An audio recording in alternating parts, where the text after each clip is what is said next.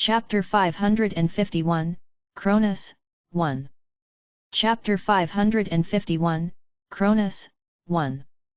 I feel terrified every time I look at that. Helios gulped as he looked at the vast mountain range that extended far into the horizon. The ridge looked like a natural boundary, but in fact, it was the great Cronus, the king of gods who had ushered in the Titans' golden era. Cronus had brought down Uranus, who had been the pinnacle god of the Protogenoi era, and after driving all the other gods away, Cronus became the supreme god feared by many beings in the heavenly world. Even the demonic societies of Malak and El Infernal had been reluctant to clash with Cronus because, as the apostle of the Black King, he represented the will of that great being.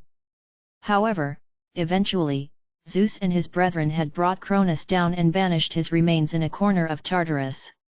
At the time, the event shocked many gods and demons. It was impossible not to be surprised that the being who ruled over death would succumb to death, as well. Thus, many thought that the following era would be virtually untouchable. Just as the rules of Uranus and Cronus ended, so would that of Zeus. Like the higher gods and creator gods, Zeus suffered from the heavenly demon disease that caused everyone to fall into slumber. Even if Zeus woke up now, there was nothing he could do to turn back the tide, especially with all his allies in Olympus gone. Everyone might think it's Typhon's era now, but Typhon might just be a blip during a transitional period. Helios licked his dry lips. He slowly started walking towards Cronus' head. Typhon took Cronus' power in order to make up for what he had lost after Zeus defeated him. Then, he gave the leftovers to the Titans as though it were some kind of generous gift. After absorbing Cronus' power, Typhon had increased his power beyond his previous peak. However, even with just the dregs, the rest of us managed to gain enough strength to turn the tide and drive Hades out. If we extract Cronus' power properly, we will obtain an infinite amount of power. However, Typhon had never shared the method of extracting Cronus' power with the Titans. Using the power of Cronus was the same as using the power of the Black King, and no god dared even covet the Black King's power without being recognized as a successor first. Otherwise, the Black King would devour them whole. This was why so many of those who chased after the Black King's powers disappeared. The Titans knew of the dangers, so they never attempted to do anything about Cronus. Instead, they had no choice but to allow Typhon to drag them around and force them to do his bidding. However, once they recaptured Olympus, the Titans had to figure out how to stay alive since they knew that they would be thrown away like old hunting dogs. At this critical moment, Gaia came up with a suggestion: if we can't have Cronus' power, why don't we just wake him up? Helios and the other Titans pondered this for a long time. Unlike ordinary mortals, who were part of a cycle of reincarnation, immortals had escaped from the cycle of reincarnation by achieving transcendence, which meant that death was permanent for them. Cronus' situation is a bit different. His power collapsed and consumed itself after Zeus defeated him. He may have technically died, but he wasn't annihilated, right? Cronus had been consumed by his own domain of death. In other words, he could not withstand his own domain and had succumbed to it fully. This was why his divine body did not decay or disappear even after death. What if we activate his other domain? Cronus' domains were death and time, and the folklore that defined his existence was death through time. Gaia and the other Titans thought of this carefully. A considerable amount of time had already passed since Cronus' death. Crops were harvested in the fall, slumbered through winter, and resown in spring. Hadn't Cronus also passed the winter season, which represented death? Couldn't he enter spring, the season that symbolized resurrection? Perhaps the question was too philosophical. However, the gods themselves are embodiments of philosophical ideas. Gaia and the Titans hoped to awaken Cronus' domain of time to overcome his other domain of death, and perhaps, Cronus might be resurrected. They knew it wouldn't be easy to force something that had already stopped to begin moving again. However, Helios wasn't too concerned. We just have to reproduce Cronus' legend. Helios recalled what Cronus had done to Zeus and his brethren. Cronus had heard a prophecy that his offspring would dislodge him from the throne in the same manner he had ousted his own father. In order to prevent this from coming to pass, Cronus devoured all of his children. However, his wife, Rhea, hid their youngest son, Zeus. In the end, all of Cronus' precautions were in vain. Helios intended to recreate that legend. I will sacrifice myself to awaken the legend of Cronus. Cronus' domain would activate, and his holy power would spring forth. With only this thought in mind, Helios slowly approached Cronus' face. Fortunately, the cavern of Cronus' mouth was wide and easy to enter. Gulp! He swallowed hard. Even though he was determined to make the sacrifice for his people, Helios could not help trembling as he stood in front of Cronus. He steeled his heart. He had to pave the way for his mother, Gaia, to stop the destruction of their people and create a world where his sisters Selene and Eos could live peacefully.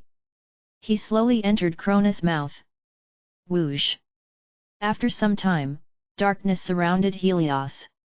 He couldn't sense anything at all, not even his own body. If he weren't careful, his ego would disappear without a trace. This was clearly darkness. What the hell did Typhon do in a place like this? Helios felt that needed to sense something first before making an attempt to extract any power. He had no idea how Typhon managed to pull it off. Also, since he couldn't sense anything, he also couldn't trigger Cronus' domain. Helios had been expanding his holy power out ever since he entered, but the holy power didn't react to anything.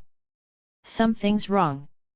If he could feel it, Helios thought that cold sweat would be running down his back, although in truth, he had no idea if it was happening at all. Everything had become a jumbled mess. I have to go back. What Helios feared most was pointless sacrifice, and the possibility of that was too great at the moment. He had been trying to ignore this fear, but it crept up bit by bit. He was also instinctively repulsed by the endless darkness, and he wanted to leave. All of his emotions blended together, his heart fluttering. In the end, he ran away towards the direction where he thought he'd come from. He couldn't even tell if he was really running, but he kept going, hoping to escape as quickly as possible and warn his people about this place. He had to tell them to make other plans. However, no matter how far he thought he was running, the darkness didn't abate. His impatience began to grow alongside his fear. Then suddenly, a thought occurred to him. Perhaps, others had also attempted to awaken Cronus. Was it possible that they'd all disappeared in this darkness? Is this darkness the death that consumed Cronus? At this, he was only left with one thought: save me.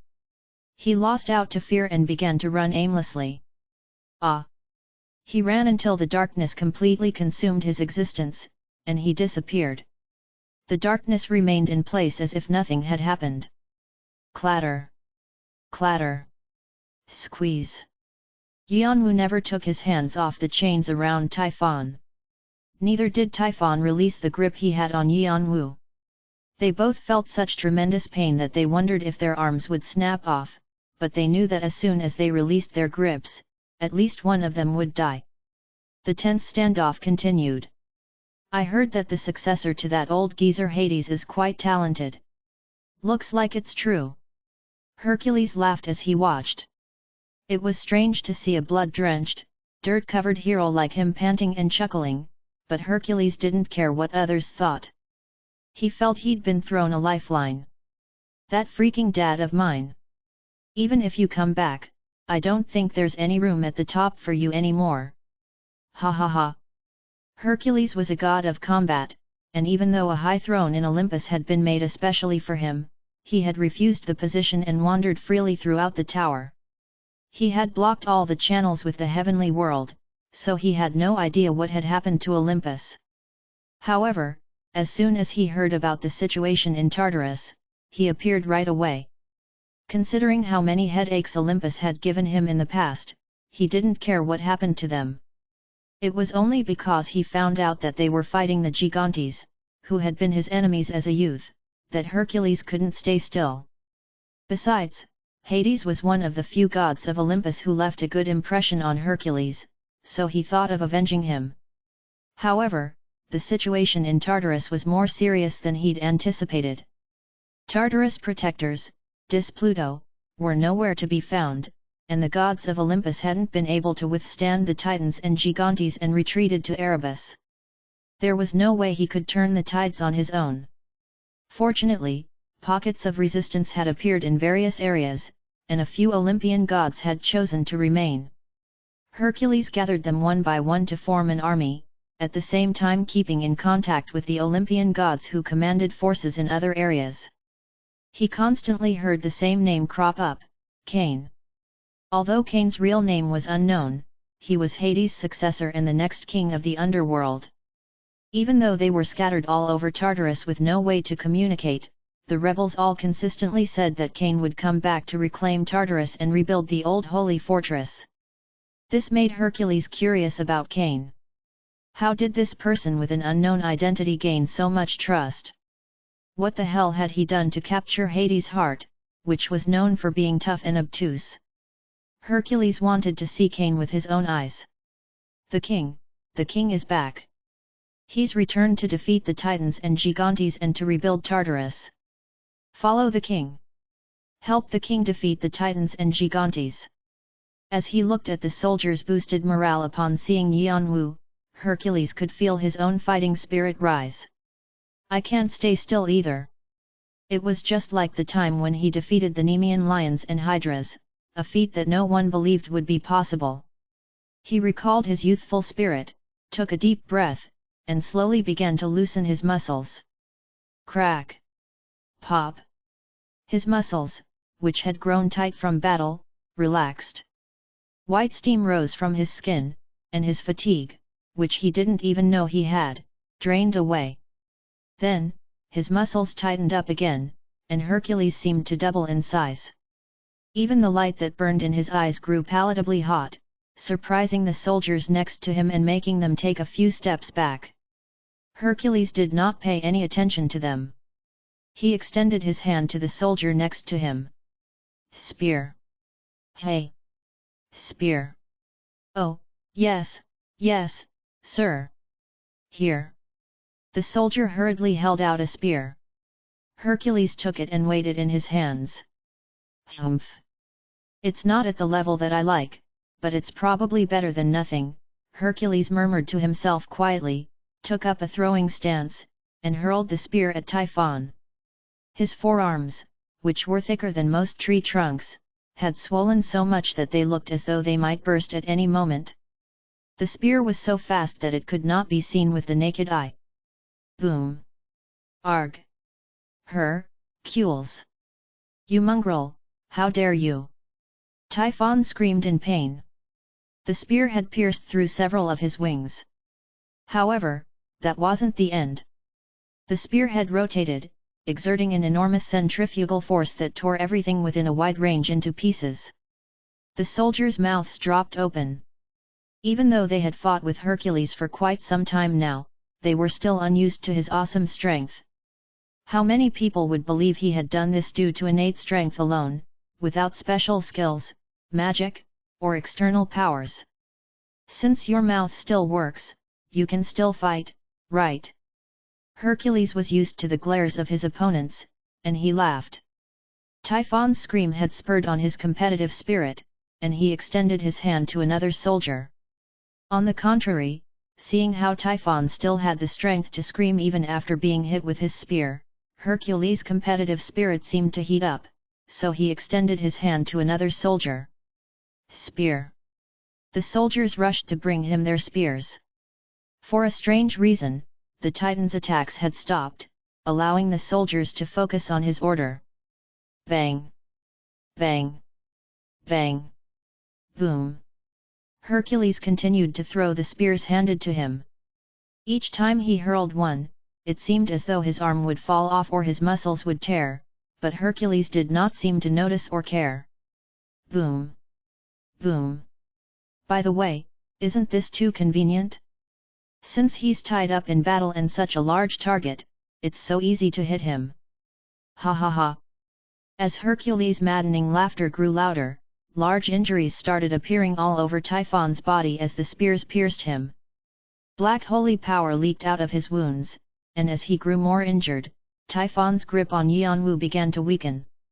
As the chains tightened around him, Typhon felt his breathing grew restricted, as if he were suffocating. Typhon concentrated all his powers on Hercules. Humph! Since Hercules used strength to deal with everything, the various curses laid on him had no effect. Even the gravity spell placed on him only slowed him slightly and didn't do much damage. Boom! Bam! Boom! Bam! No! Not like this! As his situation grew worse, Typhon began to feel that he risked death if things continued this way. It had been a miscalculation to face Yanwu and Hercules at the same time. Furthermore, the Titans, who were supposed to occupy Hercules, had suddenly retreated. Typhon was alone in the middle of the battlefield. Typhon ground his teeth in anger at the Titans' betrayal, but he had to focus on fleeing first. He could always pursue revenge later. Rumble! In the end, Typhon activated the holy power in Tartarus, and a great divine punishment fell from the sky and exploded on Yanwu. The skill's power could not be ignored, so Yanwu sighed and loosened this grip on the chain and raised Vigrid high. PSST. Typhon transformed into his regular-sized incarnation body in order to escape Yanwu's chains. Stupid dunce! Typhon heard Yanwu sneer as though Yanwu were speaking in his ear. Smack! Arg! Vigrid pierced through his body, emerging out of his chest. Typhon turned his head with tremendous effort to see Yanwu smiling at him mischievously.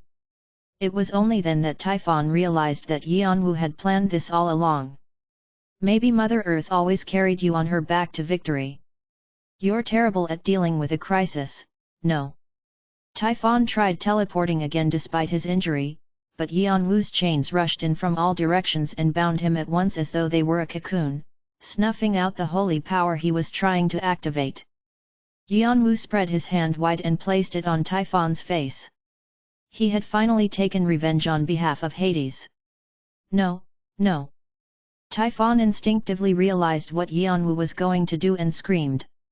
Devour!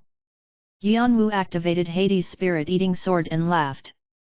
Hades' spirit-eating sword is consuming Typhon. Chapter 552, Cronus, 2. Chapter 552, Cronus, 2. Crunch! Hades' spirit-eating sword sucked in Typhon's powers at a ferocious speed. Arg! This doesn't make sense. I won't lose to you in this ridiculous game. Typhon's eyes turned red as he tried to shake Yanwu and Hades' spirit-eating sword off. After he'd ascended to Olympus' throne, Typhon had laughed at the gods and demons whose powers Yanwu had absorbed, and he especially ridiculed the envoys who had been slaughtered in the crawling chaos holy territory. Typhon could not understand how foolish these gods and demons were to fall for such an obvious trap. Nor could he understand how they could allow themselves to be consumed. If one's spirit or soul were eaten, then all the achievements that one had accumulated in order to become a transcendent being would end up belonging to someone else. It was more disgraceful than simple annihilation.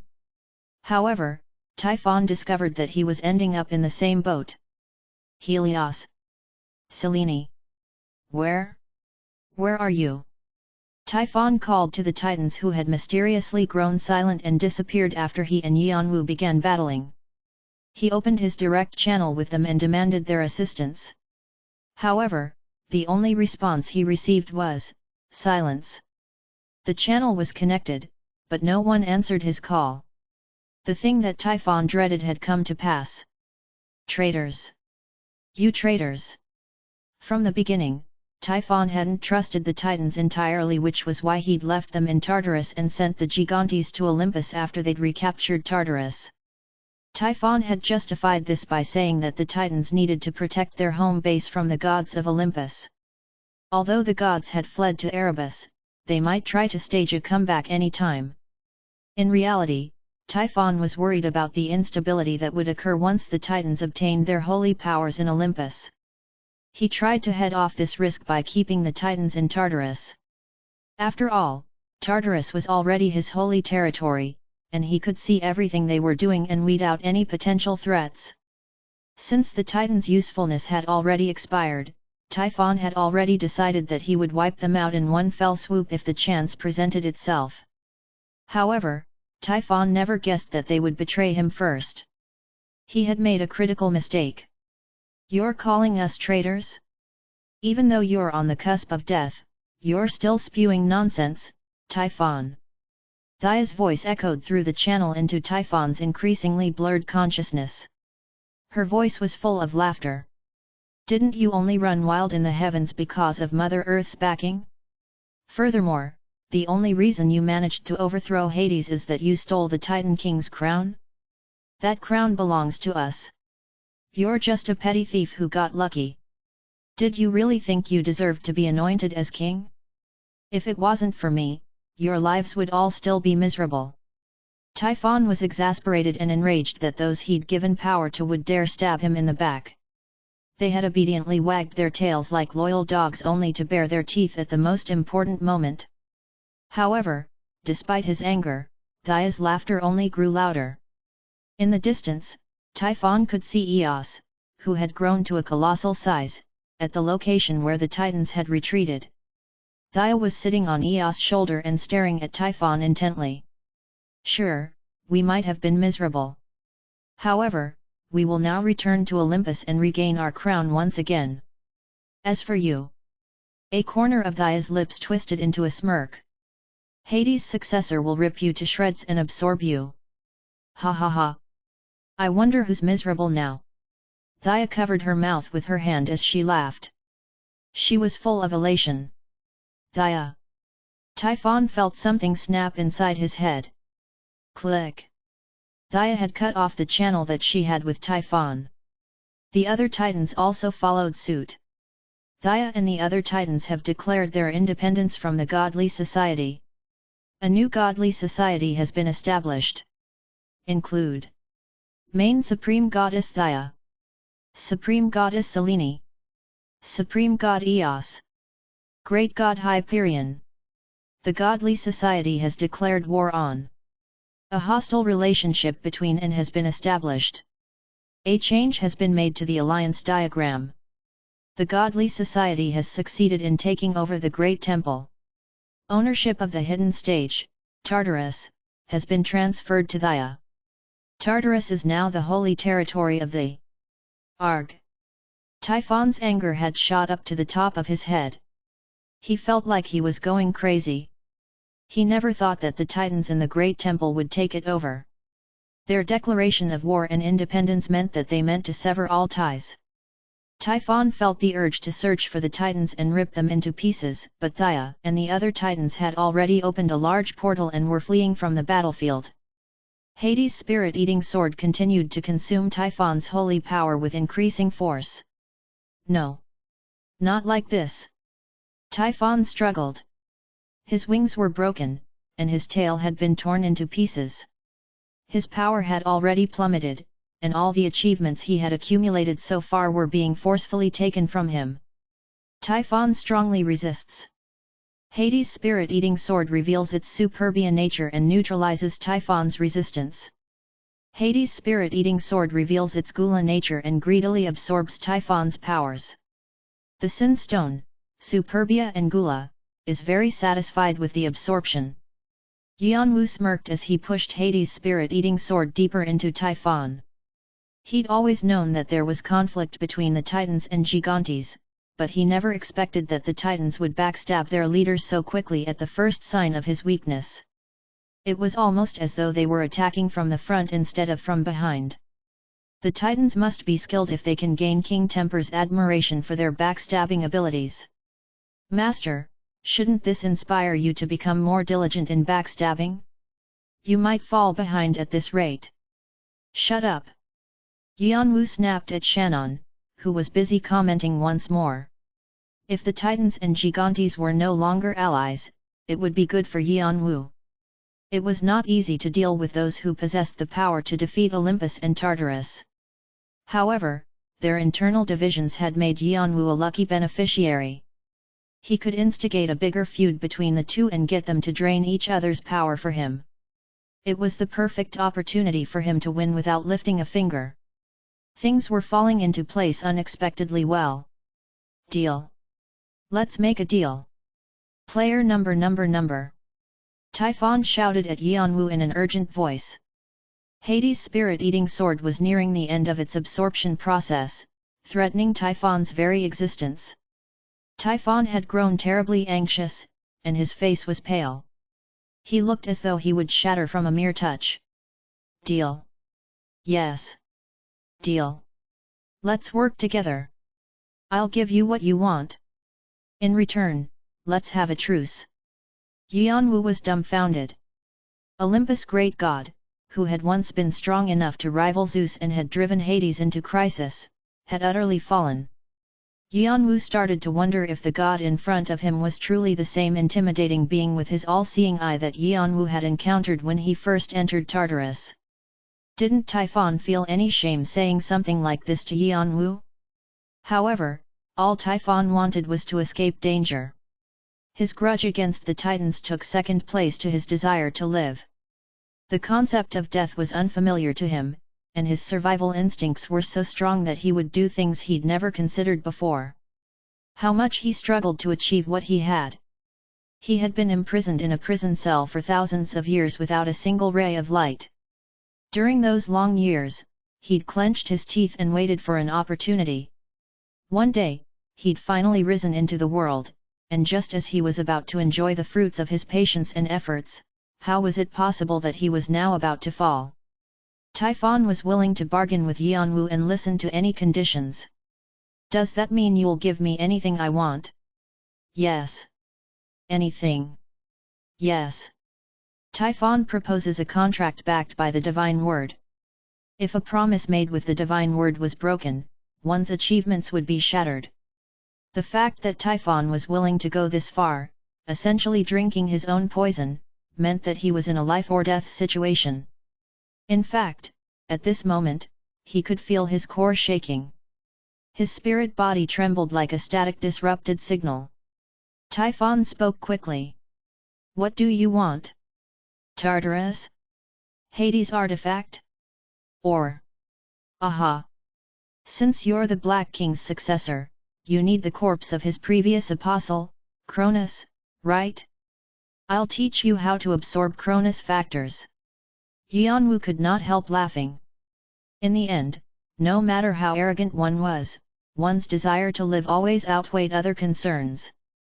It didn't matter whether one was a mortal or a transcendent being. Only those who were truly great beings could stay aloof and confident in the face of death. Like Hades. Yanwu laughed as he remembered his benefactor, Hades, once more. Have you decided?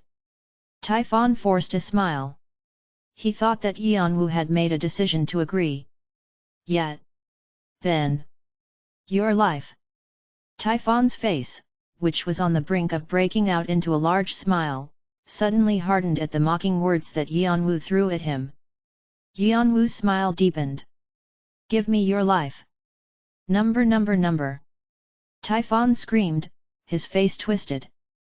The divine word has been activated. As the tower system executed the divine word, the rest of Typhon's spiritual core surged into Hades' spirit-eating sword. No. Typhon's wail faded quickly, and even though his soul maintained its form until the end, Hades' spirit-eating sword still consumed it. Hades' spirit-eating sword has succeeded in consuming a spirit. Typhon, the godly society's supreme god, has been devoured. All his achievements and legends have been transferred to you. You have made an achievement that is not easily accomplished. Additional karma will be provided. You have acquired 150,000 additional karma. You have acquired 200,000 additional karma. The process of purification has begun. The situation of the godly society has been announced to the heavenly world. Your ally cheers loudly. Your ally pays tribute to your great victory. Your ally reacts to the news as though it is expected. The allied force is in great shock. They are starting to discuss their retreat. The Allied force is in a state of panic at the defeat of their supreme god. While discussing the next supreme god, they express strong hostility to the who have declared independence. The neutral demonic society is silent. The neutral demonic society is silent. The godly society is congratulating you on your victory. The demonic society is extremely happy to see that the battle is nearing its end. Vimalasatra is very pleased with your victory. He sends his congratulations on your progress towards becoming a great warrior. Sir Nunnos quietly closes his eyes. He exhibits no other reaction. Many gods are silent regarding your victory. Many demons show surprise at your growth rate. Each society reacted in a different way, although they all seemed stunned, just like the time when Yanwu had obtained the revelations. Even though Hercules had helped Yanwu, the fact that he had killed a supreme god inevitably affected the heavenly world's beings more deeply than the death of the crawling chaos. Furthermore, during the purification process, Yanwu had sensed that Typhon had two different types of divine powers. The two divine powers were so different that Yanwu wondered whether it was even possible to absorb them both. One divine power originated from the Titans, who had evolved because of Cronus. Ring. The caste of the Black King absorbed all of Cronus' divine power, just like it had done before. The only divine power left belonged to Mother Earth. Typhon possessed Mother Earth's divine power since he worshipped her as his god. As soon as he touched Mother Earth's divine power, Yanwu felt his consciousness come into contact with a distant consciousness. Whoosh! The whole world around him changed. My things. You. Again. Taking. My things. Mother Earth was in front of Yanwu, glaring at him. Chapter 553, Cronus, 3. Chapter 553, Cronus, 3. Mother Earth's enormous size seemed to fill the entire world. She looked at Yanwu, who was as tiny as a speck of dust next to her, furiously. Yanwu laughed without knowing the exact reason why. She also seemed larger than life when I last saw her in Tartarus. But she's not. He'd had the same feeling when he encountered Typhon. When they'd first met, Yanwu thought that Typhon's presence alone was suffocating. However, this time around, Typhon seemed like a rather pitiful existence, and this was how Mother Earth seemed to Yanwu now, as well. Of course, Mother Earth's power was still great. However, Yanwu felt that he wasn't lacking next to her, especially when he combined with the demonism. She was about as powerful as the crawling chaos, possibly a bit stronger. Wasn't this a fair assessment? Yanwu felt that he could go toe-to-toe with her. However, I feel like she's hiding something. Yanwu did not hide his confidence, and as if she could read his mind, Mother Earth's face twisted. Her aura grew violent and lashed against Yanwu fiercely. A shadow appeared and made its way to Yanwu as though it were ready to swallow him whole. Rumble. Yanwu did not hide his own power and released it all. His aura spread out like a blazing wildfire, and it not only pushed away Mother Earth's aura, his aura clashed with her and made sparks larger than pillars of fire burst out. Boom! Some of the sparks grazed Mother Earth's cheek. At first, Mother Earth didn't realize what had happened. She slowly raised her gigantic hand and stroked her cheek lightly. When she saw her holy power dripping like blood on her fingertips, her eyes trembled. She's probably going to say something crazy again. Yanwu gripped Vigrid tightly. He was expecting a full-fledged fight with her. His dragon heart, which had almost been completely drained, already regained its magic power through its restorative ability. He was ready. Mother, please wait a moment. Before Mother Earth could act, a lightning bolt landed in front of her. It was Persephone. Mother Earth looked at her apostle and then quietly turned to Yanwu. Her glowing eyes exuded an intense desire. Rumble. However, as though she'd never appeared, Mother Earth slowly pulled her body back into the darkness, which quickly engulfed her. Yanwu did not dare pursue the retreating Mother Earth. For a moment, he even wondered if he should take advantage of this opportunity to come to some sort of agreement with her. Well, it wouldn't be easy either way. Yanwu realized that fighting Mother Earth at this moment would be of no use to him. He was in Typhon's illusory world based on Typhon's consciousness, which was in turn fueled by the remnants of holy power bestowed by Mother Earth. A fight would only waste his energy. Mother Earth had probably been surprised by Typhon's sudden death, and she appeared only to confirm Yanwu's power. It was clear that her true body was still in the heavenly world. Now, Persephone stood in front of Yanwu with a faint smile on her face. "Son, you have become so great in such a short period of time." Yanwu's eyebrows twitched. "Son? What kind of dog shit are you spewing about?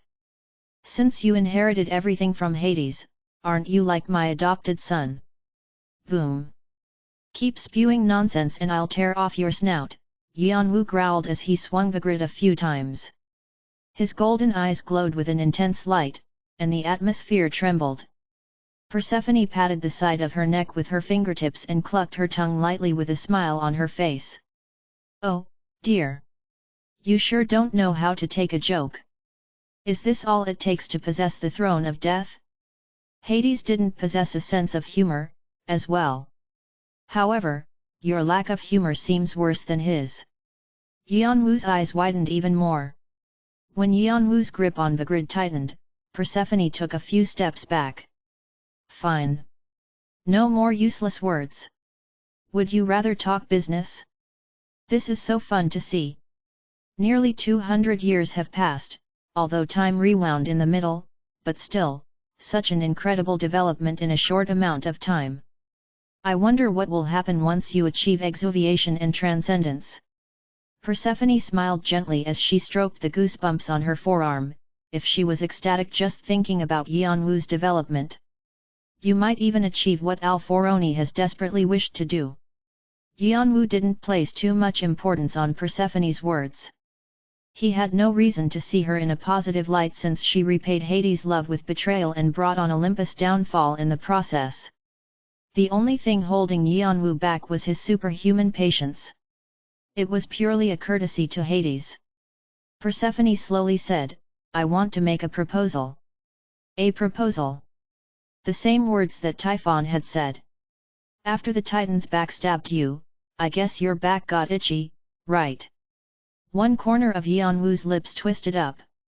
Persephone sighed in an exaggerated fashion as though she were acting on stage. "Even if I say no, it will only sound like I'm bluffing, so I have no choice but to say yes, right?" "Right. We are in a very difficult situation right now. Because you lost Tartarus." "Right." Persephone's relaxed manner faded away and she showed her emotions for the first time. She was probably grinding her teeth over the fact that she'd waited so long to take control of Tartarus, only to see it snatched away in the blink of an eye. "We're planning to launch a massive offensive against the Titans. Thus, in the meantime, you don't want any hostilities with me, even if that means working together or forming a truce, right?" Persephone smiled. "It's nice to talk to someone who understands. You know how to be flexible when necessary." Yanwu forced himself to hold back his laughter. "What bullshit!" Her words were so ridiculous that it left Yanwu speechless. Yanwu never thought that Persephone and Mother Earth would suggest a proposal like this. Were they that angry about losing Tartarus? Or were they simply lashing out at the Titans who had betrayed them? If they did not retaliate after this betrayal, the other societies in the heavenly world would probably look down on them. It was possible that they needed to make a show of force to dispel any loss of face. However, Yanwu thought he could sense another reason. What could it be? Losing Tartarus was not the only issue. Once everyone ascended to the heavenly world, Tartarus would be a useless wasteland to them. Furthermore, Tartarus was a battlefield full of rebels, and the previous gods of Olympus might show up at any time. Why did they need Tartarus so much? They had to have a reason, and Yanwu could think of only one: Cronus. Typhon had used Cronus to his advantage. If they had seen how the Titans and Gigantes used Cronus' corpse to defeat Hades and Dis Pluto, then it made sense that they would want Tartarus, and Cronus' corpse. How should Yanwu answer? It wouldn't be a bad thing to get along for now. Yanwu did not have to join hands with Persephone. He just needed to negotiate a non-aggression pact, encircle the Titans with a two-front attack, and destroy them. The Titans would be overwhelmed by two enemies attacking at the same time. Afterwards, Persephone and her group could deal with the Gigantes, which benefited Yanwu anyway. However, if they continued to battle each other, they would waste energy and resources, and in this light, it made sense to accept Persephone's proposal. However, Yanwu closed his eyes slightly. He could still recall his tearful escape from Tartarus as vividly as if it had just happened yesterday. Mother Earth had tried to devour Tartarus, and Persephone smiled coldly as things fell apart. Hades had instinctively sensed the end. Although he detested Yanwu, Poseidon told him to survive since Yanwu was the successor to the throne. There was Athena, Hermes, Apollo, and Artemis, and many others. He recalled their last desperate appearances and expressions. Boom! Yanwu swung the grid down, and a diagonal crimson line appeared on Persephone's body. Slash! Slib! The two parts of her body slid apart and shattered to pieces with a small explosion. Boom! A shadow rose over the pieces, and Persephone reappeared in another incarnation. She was now tremendously angry. Yanwu did not know if it was because the destruction of her previous incarnation caused her pain or because of Yanwu's response to her proposal. How dare you! Don't even think about spewing more nonsense! Yanwu cut Persephone off and gave her a toothy grin. You and the Titans are the same in my eyes. That goes for Mother Earth, as well. You all should make sure to pick out your burial places now. I almost forgot. You appear flexible, but you're actually as stiff as a blockhead. Let's just say that I have a strong backbone. Persephone's expression twisted even more at Yanwu's words. After taking a deep breath, she regained her composure. Phew! She put on a bright smile once more, saying, I guess it can't be helped. Since you're so confident, I have no choice but to rise above it. She was pretending to be so dignified, but her passive-aggressive words were declaring an all-out war and her intent to trample Yanwu along with the Titans. I welcome it. Oh, and since you're being so sincere, I'll accept your gift as well. What? Persephone did not know what Yanwu was talking about or what he was up to. Her smile once again faded into a frown. Cuckoo! Suddenly, the illusory world began to violently shake. Hades' spirit-eating sword is attempting to consume the illusory world. Persephone's expression crumbled when she realized what Yanwu was doing. She no longer exhibited any haughtiness. Wait, no way! Yanwu was planning to consume the illusory world? Yanwu would not only be forcibly devouring Mother Earth's factors and holy power but also some of Mother Earth and Persephone's consciousness, which they had used to project their presence in the illusory world. If part of her consciousness were taken away, it would be a huge blow even to a great god like herself. She quickly tried to withdraw her will and consciousness, but no matter what she did, she could not. Yanwu had already taken control of the illusory world. She finally realized what had happened. When Yanwu had sliced apart her first incarnation in an apparent fit of emotion, he'd set a trap. When Persephone created a second incarnation, she had been forced to project more of her will and consciousness. She had never thought that she would be slapped across the face like this. For the first time, Persephone's grip on her emotions faltered. You dog bastard! Fenrir would have been very happy to hear those words. Yanwu smiled leisurely as he devoured everything in the illusory world, which twisted as it surged into Yanwu's hand. The power of Hades' spirit-eating sword has successfully taken over the illusory world. Arg! Persephone felt a part of her will and consciousness being torn away as she was thrown back into the heavens. Hades' spirit-eating sword consumed the consciousness and will that she left behind. Boom! Boom! Boom! As the illusory world shattered completely, reality returned. As if he were prepared to intervene at any moment, Shannon stood next to Yanwu in his shadow form, his flaming blue eyes staring at Yanwu in disbelief. Yanwu smiled lightly and asked, "Why are you staring at me with such a worshipful and respectful expression?" "Forget it. It's nothing." Shannon had to shake his head at Yanwu's lack of shame. Chapter 554, Cronus, 4. Chapter 554, Cronus, 4. Ha ha ha. Everyone was shouting hero this and hero that. It's really true, you're a true hero. Ignoring Shannon's respectful gaze, Yanwu descended to the ground. At that moment, Hercules strode forward and embraced him. Unfortunately, Hercules was a head taller than Fanti and his muscles were so solid, it was as though he were covered in heavy armor. In fact, these were the same tremendous muscles that had helped poke holes in Typhon just moments ago. Breath, I'm out of breath. Yanwu thought that his body would shatter and disintegrate.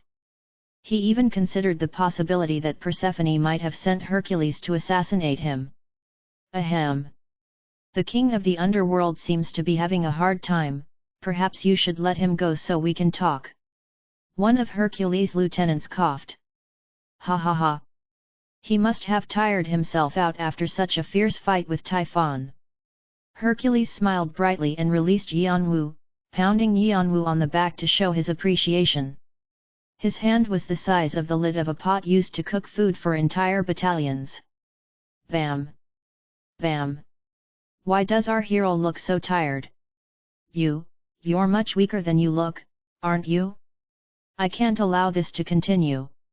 I must buy you some good medicine to strengthen your constitution. Yanwu was in his present state purely because of Hercules' brute strength, but Hercules' squeezing and beating prevented him from saying anything. He was already starting to feel motion sickness and nausea. Where the hell does his strength come from? Even if there was a legend that Hercules was the most powerful among Zeus' offspring, Yanwu was also an outstanding talent who had defeated Typhon.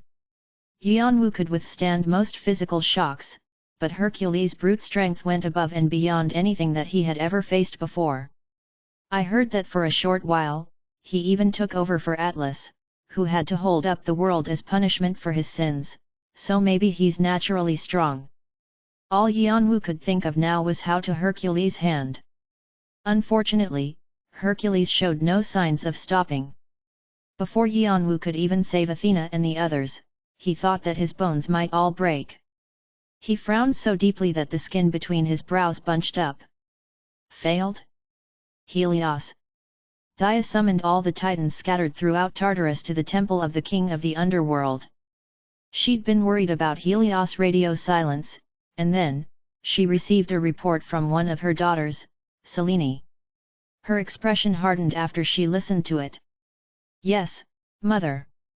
We found traces of the sacrifices that Helios had offered near Cronus' corpse, but nothing else. This doesn't make sense. Dia slammed her fist into the table. Helios was her irreplaceable son. He was a talented child that once possessed the domain of the sun before Apollo had taken it away, and Dia believed that he would one day resurrect the Titans and lead them to glory. That child had sacrificed himself to activate Cronus time and restart Cronus clock.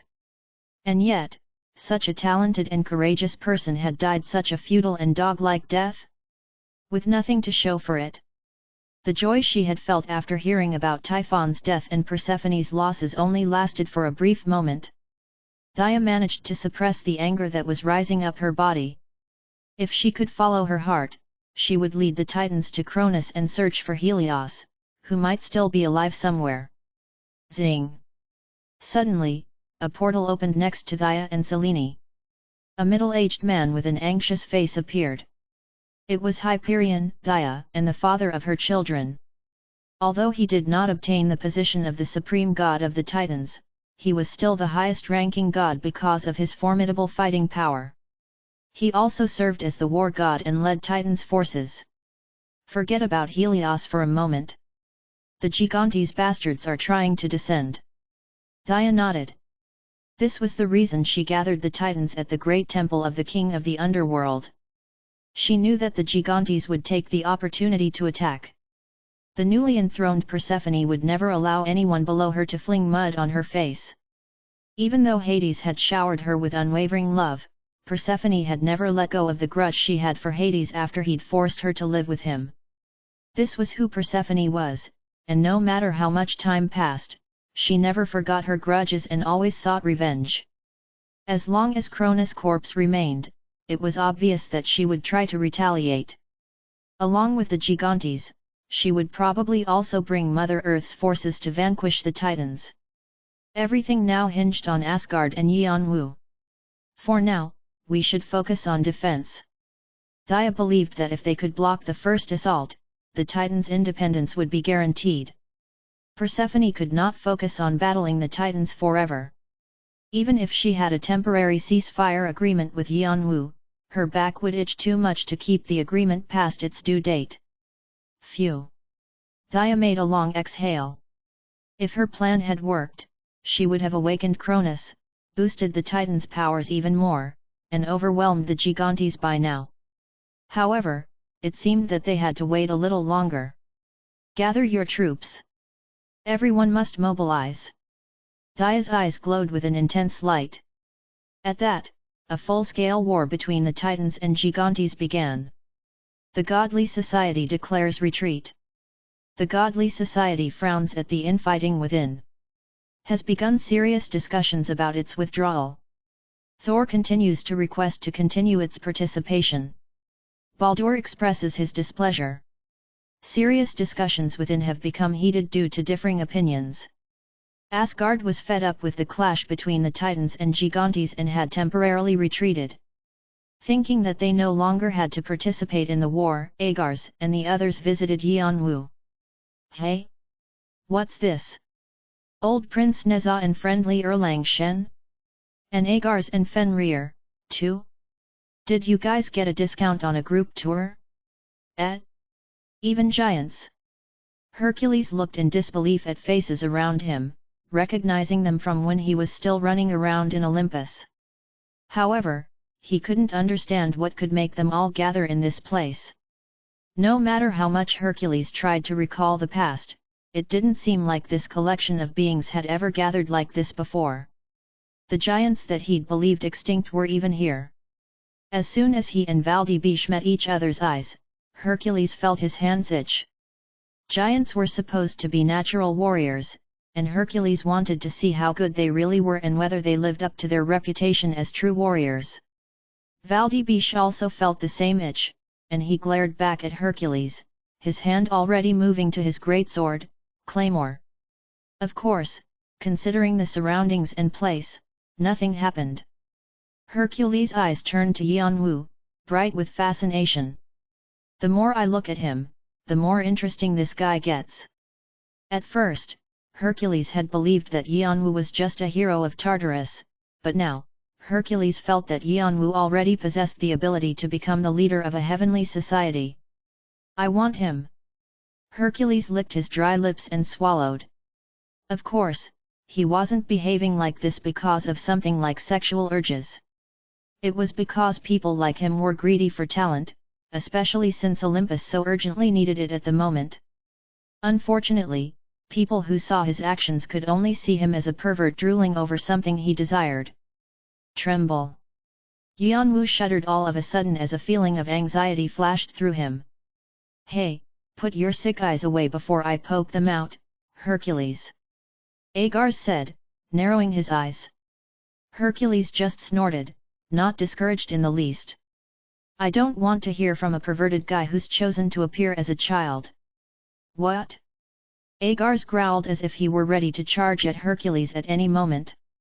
Next to him, Fenrir also started barking loudly as if he wanted to make his presence known. Woof! Woof! Woof! You're so popular, it must make you feel good. Prince Neza burst into laughter as he watched the three argue.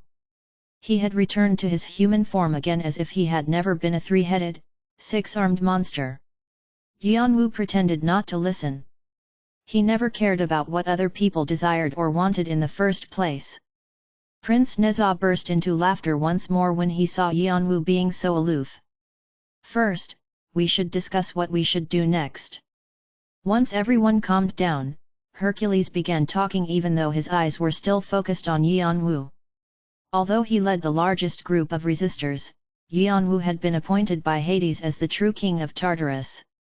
Hercules acknowledged Yanwu's authority and was ready to consolidate all systems under Yanwu. That way, once the various resistance forces gathered together, they would be forced to bow to Yanwu even if they didn't like it. Hercules wasn't the only one. Pluto, the resistors, and even the representatives of the alliance all focused on Yanwu. Since he was in charge now, they all wondered what plan he had in mind. After thanking Hercules with a brief glance, Yanwu returned their glances and began speaking as he ignored the way Hercules made his muscles bulge out as he returned Yanwu's look. We have a lot of work to do in Tartarus. We need to gather the scattered resistance forces and recapture the temple of the king of the underworld. We must also defeat the Titans and Gigantes and restore Olympus. However, there is something more urgent than that. Hercules anticipated what Yanwu was about to say and nodded in agreement with his arms crossed. We must rescue the great gods of Olympus. Imbued with magic power, Yanwu's words were distinct in everyone's ears. Everyone, including Pluto, clenched their fists. At last, the moment that they had been longing for had finally arrived. However, Hercules' lieutenant raised his hand to speak up. The king of the underworld is right, but there's one problem. What is it? We do not know where the high-ranking gods of Olympus are or how to find them. The rebels nodded with glum expressions. They'd thought of rescuing their gods many times, and if they'd only known where the gods were, they would have already made their way there already. Hercules agreed and turned to Yanwu to see if he had any solutions. They're in Erebus. When Yanwu answered without hesitation, everyone's eyes widened in surprise. Erebus was at the bottom of the world, a place farther down than Tartarus. It was known to devour all beings, and there was a folklore that said even elements couldn't form there. Erebus was a fragment that had fallen out of the Great Chasm, which was also referred to as the Darkness. The fact that they had willingly entered such a dangerous place meant that the high-ranking gods were in dire straits, and it was even possible their existences were already gone. If Yanwu was right, they had to head to Erebus right away. Perhaps they might be able to save at least one god. Hercules' eyes were wide. Is that true? That's right. However, I don't know where they are in Erebus. Do you have any evidence? The Chonggong Library. Have you ever been there? It was impossible to gain access to the Chonggong Library unless one was at the level of a supreme god. Hercules was so startled at Yanwu's achievements that all he could do was laugh. He could not even guess Yanwu's limits anymore, and his desire to obtain such a talent increased even more. By coincidence, Yanwu said curtly as if it were nothing special. He looked around. Fortunately, the conflict between the Titans and Gigantes has reached a climax, and Asgard has decided to retreat. There's no better time than the present. I want to open the door to Erebus right away. Does anyone know how? No one answered Yanwu's question since they were all busy exchanging looks. Hercules groaned as he covered his face with his hand. As far as I know, Erebus has always been a top-secret area even in Olympus, so only the three supreme gods would know. Didn't that old geezer Hades ever tell you? Yanwu shook his head. When he had succeeded to Hades' throne, he was being chased and there hadn't been any time to learn anything from Hades. There were still many things that Yanwu did not know. A deep crease formed on Hercules' forehead. I'm pretty sure that geezer, Poseidon, must have opened the door to Erebus. That means there's only one other way left. We'll have to wake Zeus up. Wait, no. That's impossible. Even I, the great Hercules, don't even know where that geezer is. If I had to take a guess, he's probably somewhere in the heavenly world, and it's not like we can go there now, right? As long as Persephone and Mother Earth were blocking their way to the heavens, accessing the heavenly world would be difficult. Also, Yanwu had yet to obtain the qualifications to go up to the 98th floor. In the end, there was only one option left. Then we either take over the temple of the king of the underworld or sneak in and look at the records related to Erebus. Hercules frowned as if he was not satisfied with this option either. However, without any warning, a bright red light flashed in front of Yanwu. Whoosh! At the request of the original owner, a transfer of ownership has begun. Shannon and Han Ryong appeared from the shadows in front of Yanwu to protect him. Hercules and the others also readied their weapons, wondering if it was a sneak attack. Stop! Yanwu sensed something and quickly shouted at his companions, running towards the red light. The others might not have recognized it, but Yanwu was familiar with the energy source. As soon as the pale red glow disappeared, a broken, 9-layer shield fell from the sky. Yanwu quickly caught it before it could hit the ground. It was Aegis, Athena's weapon, and it had been returned to Yanwu. There was a fragment of a word on Aegis' surface, LP. Yanwu instantly recognized that it was a request for help. Chapter 555, Cronus, 5. Chapter 555, Cronus, 5. That's... Hercules looked at the 9-layer shield in astonishment. Yanwu nodded. It's Aegis. Hercules' expression hardened for a moment. Why did it go to you? I don't know, but Athena is in danger. Yanwu's eyes narrowed. Aegis could withstand and block anything and represented the war goddess Athena. The fact that it was damaged so severely meant she must have lost a lot of her divine powers. She's in serious danger. Yanwu had once owned Aegis, and the shield had likely sought him out because of this. Yanwu looked closely to see if there were any other marks, but he couldn't find anything else. Boo! SSS! Boo oozed out as a black mist from the shadows. The Archlich was already several meters in height, and he emanated so much power that it overwhelmed and dominated his surroundings whenever he materialized. As you command. Boo's bony finger touched Aegis lightly. A magic field rolled out like a wave along Aegis' surface. Checking for traces. Searching for thoughts. Restoring memories. Boo moved his hand in the air as though he were flipping through a book before he moved his jaw slowly to speak. ENA, currently, Erebus, not, there, she, is, Tartarus, is, here. Danger, she, is, in. What? Here. Everyone was astonished. Yanwu asked with a stiff expression, where? Do you know where she is? Whoosh! Aegis began to glow once more. Boo raised his hand and stared into empty space. Bam! Aegis began to change its shape and turned into a wounded owl, the animal that represented Athena's eyes. Flap! The owl stared at Yanwu, flapped its wings, and flew into the sky. It was definitely heading to Athena. Yanwu spread his sky wings and followed the owl. The rest of the party followed behind him. Boom! Boom! Boom! The shield has been poisoned by the Hydra, so it couldn't have gone too far. We need to find it, no matter what. Persephone commanded us to capture Athena alive. We can't let her escape.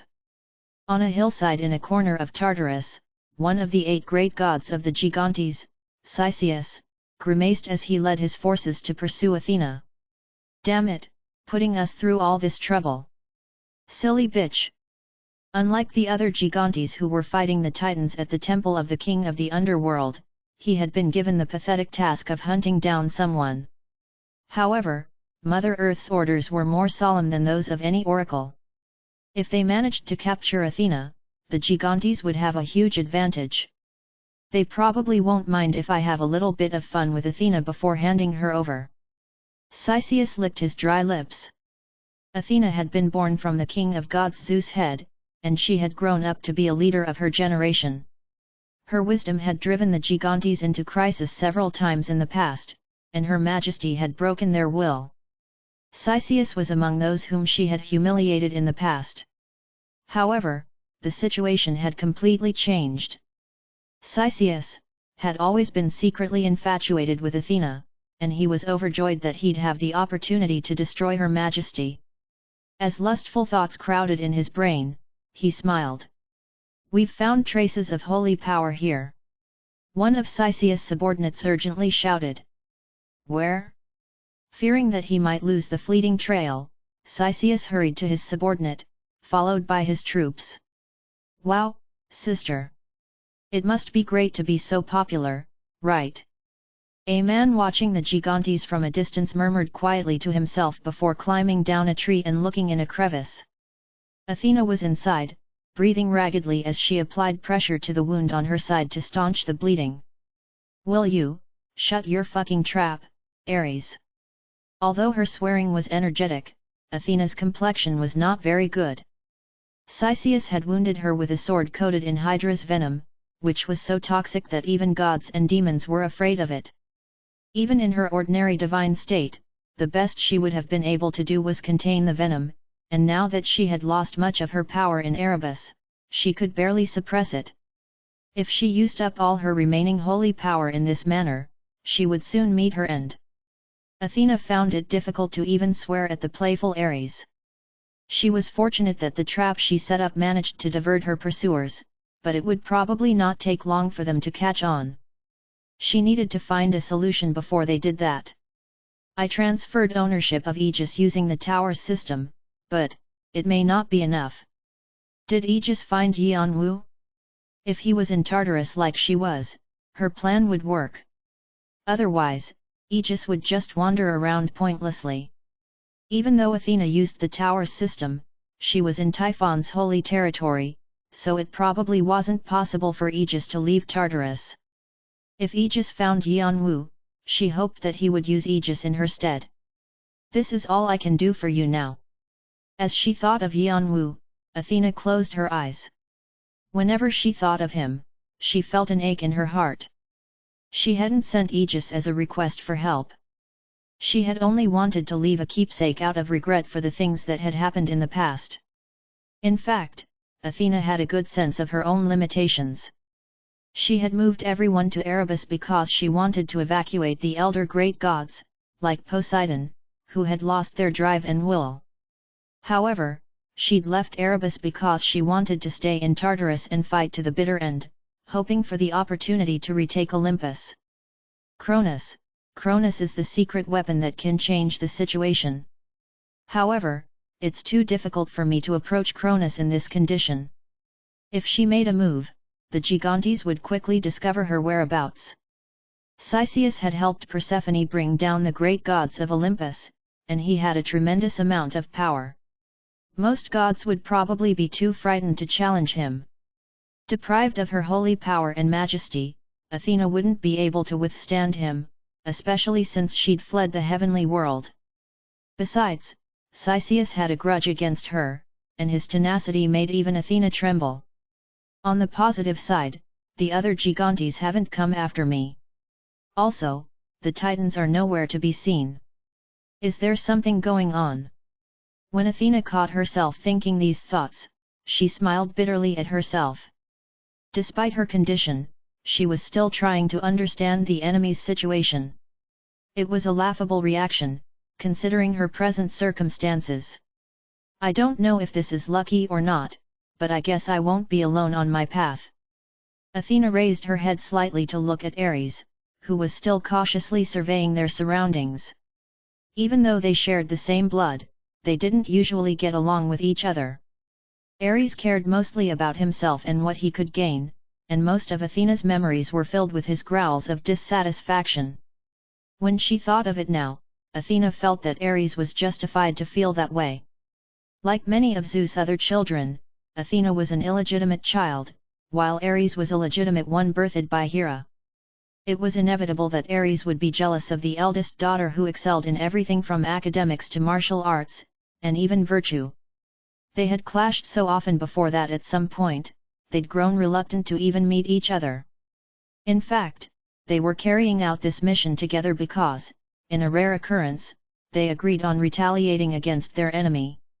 When she thought of the past now, Athena felt that they had wasted precious time bickering and clashing with each other. Athena had ignored Ares because of his mercurial personality, but now that she'd spent a few days alone with him, she came to realize that he had a good side, too. What she'd seen as moodiness was simply his desire to win all the time, and his obstinance came from his ability to make fast decisions about what had to be done. She often got tired of his smugness, but if she considered his point of view, his actions made sense. He was fairly loyal, too. "How are you feeling? Can you move?" Ares asked Athena after confirming that Cisseus and his troops had left the area. Athena smiled bitterly and shook her head. "No. If I move, it'll be even more dangerous for me." Thus, for a moment, the color in Athena's face came back as she slowly stood, using her spear for support. "I'm going to take Cisseus' idiotic head with me." Athena also never forgot a grudge. She had always been a proud goddess, and the heavenly world still talked about the time she'd clashed with her uncle, Poseidon. She could never forgive Cisseus, that babbling fool. Even if she died, she would take him with her. Also, if she used herself as bait, Ares might be able to reach Cronus' corpse. However, with a stiff expression, Ares took Athena's spear and forced her to sit on the ground. Athena was about to get angry when he shouted, "What are you planning to do in that shitty condition? Stay here. You won't have to get your hands dirty, sister. I'll rip that guy's face off." "What?" She hadn't been expecting those words. Athena's eyes widened. However, Ares just snorted. "How dare such a lowly being say blasphemous words about my sister? It's not even enough just to kill him. Stay here, and I'll find a way to get his attention. In the meantime, find a way to heal yourself, then go to Cronus' corpse." "Why are you doing this? Since I'm injured, I should be the one. It's unfortunate, but Sis is smarter than I am, right? In fact, I couldn't understand any of the things that you all discussed in Erebus. I only came here because I wanted to smash their faces one last time," Ares said, a corner of his lips rising. "And you know, I'm muscular, unlike you. Meatheads like me have to do meathead things. Besides, what kind of bait can you be in that state?" "No." Ares was already heading toward Cisseus. Athena tried to chase after him with a shout when Ares suddenly froze. Bam! A large blade protruded from his back. "What did you say you were going to do to me?" Cisseus appeared out of nowhere in front of Ares, sneering. Athena also froze. Drib! Ares looked down at the sword that had pierced his heart as blood gushed from his mouth. Hydra's venom spread quickly throughout his body, just as it had with Athena. Anger swelled in his eyes, and his face twisted from pain. "Why you? Didn't your sister just tell you? Shut your trap!" Cisseus yanked his sword out of Ares and was about to swing for his throat. At that moment, Athena released all of her remaining power. SSS. Boom! An intense tornado spread around her, shaking the stage. Even if she lost her dignity, she would go down as a warrior strong enough to compete with the great gods of Olympus. Her powers pushed Cisseus away. "PSH. Ha ha ha. You've finally revealed yourself." "Yes. This is it. Athena. My Athena. You're at your most beautiful when you're being stubborn. Stay like that. That will give me the greatest feeling when I take you down.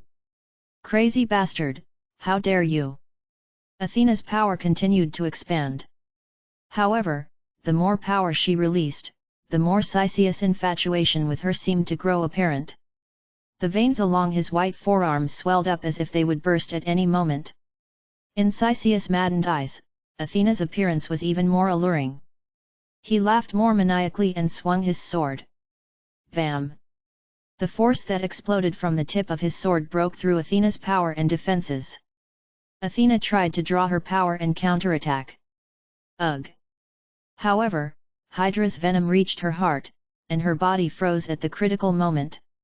Her magic power stopped functioning, and her divine power was cut off. Her power quickly drained from her body. At a time like this, Athena shut her eyes at Cisseus' approaching blade, but not before something twinkled in the corner of her eye. It was the image of a smiling Yanwu. Boom! There was a loud explosion, and a hot breeze swept through Athena's hair. She opened her eyes and saw Yanwu standing in front of her with outstretched wings, just like the way he'd appeared before she shut her eyes. "Are you okay, Athena?" "Yet." He was back. Athena's emotions rose irrepressibly as she nodded. A single tear fell from the corner of her eye. Chapter 556, Cronus, 6. Chapter 556, Cronus, 6. Yanwu fumed as he looked at the poisoned Athena, who was barely holding on as she breathed raggedly, and at Ares, who had a terrible wound in his chest. Ares' eyes were dimming, and Yanwu seemed to see the image of another person overlap the scene before his eyes. It was another person who was leaving his side in a heartbreaking manner. Yanwu hated the feeling of being left behind by someone close to him and of nursing his sadness and loneliness alone. His heart ached when he saw the relief in Athena's eyes, and a strong emotion rose up in his chest. What the hell are you?" Cisseus had been pushed away after he blocked Yanwu's sudden attack. His sword, which represented him, was cracked, and it shook as if it would shatter at any moment. If his reflexes had been only a moment too late, Cisseus wouldn't have survived. Cisseus wanted to know what Yanwu was and not who, because Yanwu didn't seem like another god, nor did he seem like a demon or a dragon, beings that possessed abundant magic power. The closest thing he could think of was a giant, but Cisseus could not sense the distinctive giant aura or unique characteristics. Since he'd spent most of his time in Tartarus and didn't care what happened outside the heavenly world, Cisseus did not know much about Yanwu. Although his associates had mentioned Yanwu before, once he discovered that Yanwu was just a mortal player, Cisseus lost interest. However, it was clear that he had made a mistake by overlooking a powerful existence. When he saw Yanwu focusing solely on Athena and Ares without giving him a second glance, Cisseus' anger overwhelmed him. "You dare!" Cisseus started gathering his power to crush Yanwu. However, Yanwu turned to Cisseus and said, "Stay right there." Zap! Cisseus froze as an electric shock ran through his body. "Why has my body? I can't move." He could not understand what was happening. Yanwu had used divine speech words imbued with holy power to move the laws of nature. With divine speech, one could imprison or disable someone else with one word. However, this only worked if one's power was overwhelmingly superior. As a great god, Cisseus could not understand why the newcomer's speech managed to affect him. His hands and feet had been bound by divine speech, which meant only one thing: the being in front of him, whether he was a god, demon, dragon, giant, or whatever, this entity possessed a power beyond his wildest imagination. What the hell is this guy? He could not understand. Fear of the unknown was obviously something that affected the gods more severely. Even after he'd defeated Typhon, Yanwu hadn't separated from the demonism, and now that he'd already defeated a supreme god, there was no reason to even acknowledge a great god. Boo! I await your orders. Boo appeared from the shadows, spreading his hand to raise his shadows around Ares. The shadows entered Ares' wound, mending his heart and stopping the holy power from flowing out. As though he were strumming a harp, Boo's left hand moved constantly, and the shadows flowed out like water into Athena, devouring the Hydra's venom. It didn't matter how powerful it was, it could not withstand Yanwu's. Through the shadows which were connected to Yanwu, Boo collected the venom and incinerated it with holy fire.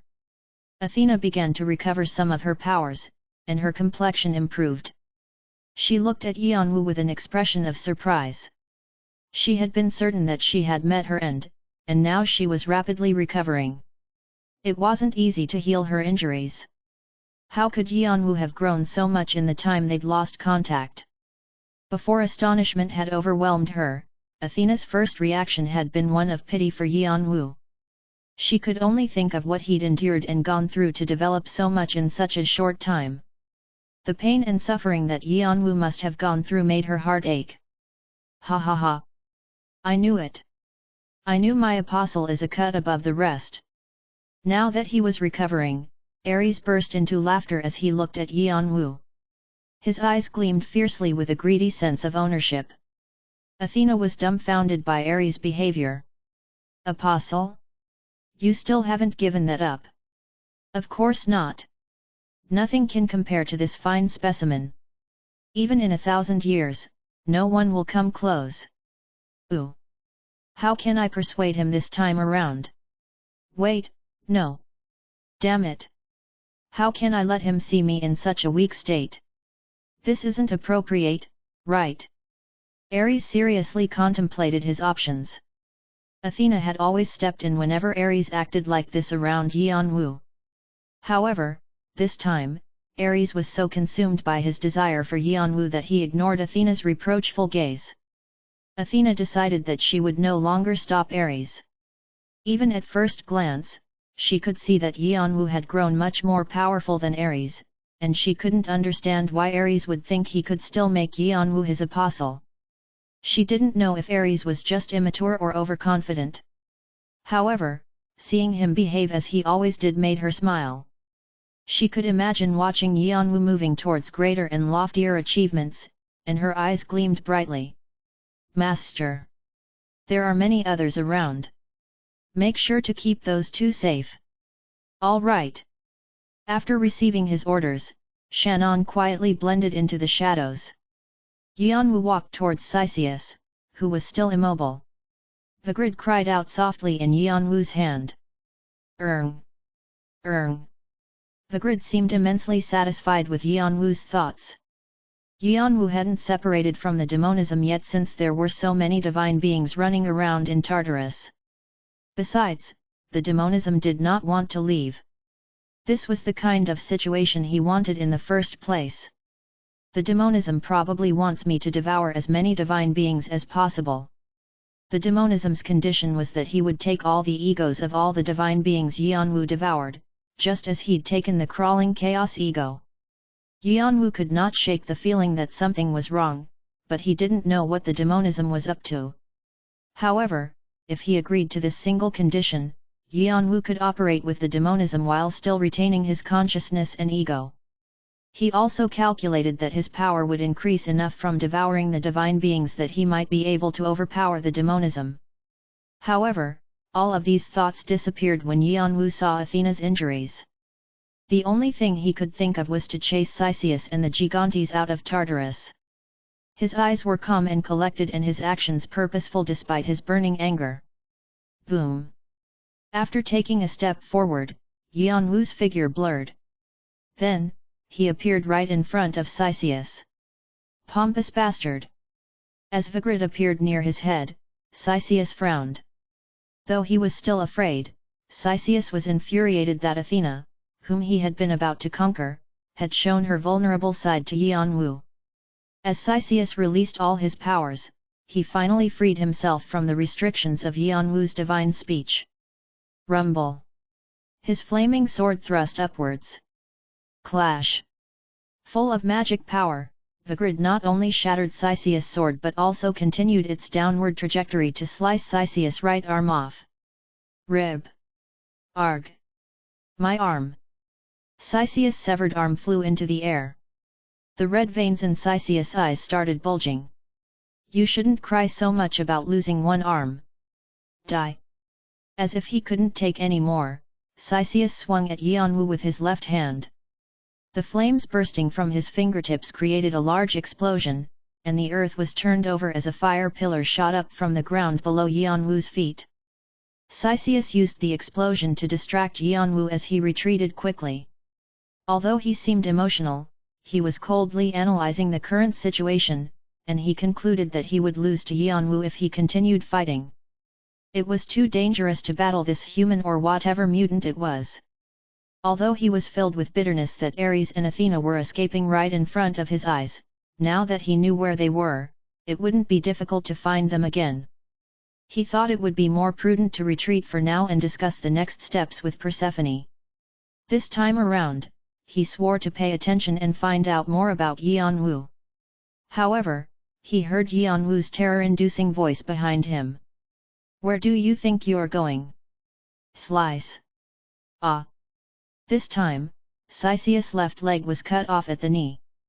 As it flew in the air, Sisius didn't even have time to cry out further as Vigrid struck again and again. Swish! Swish! Swish! Bam! Jianwu made quick work of Sisius' remaining limbs.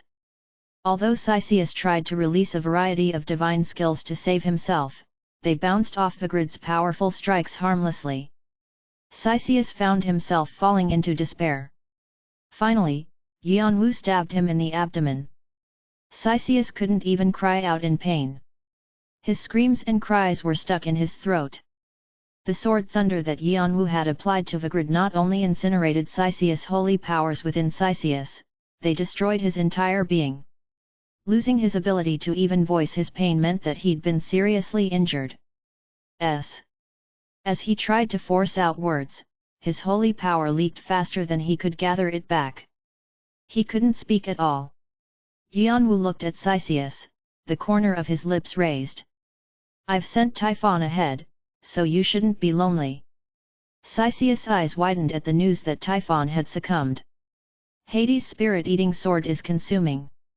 Jianwu gripped Sisius' head firmly. Arg! Hades' spirit-eating sword consumed the screaming Sisius quickly. Once Jianwu confirmed that Sisius had been completely devoured, he got to his feet, supporting himself with Vigrid.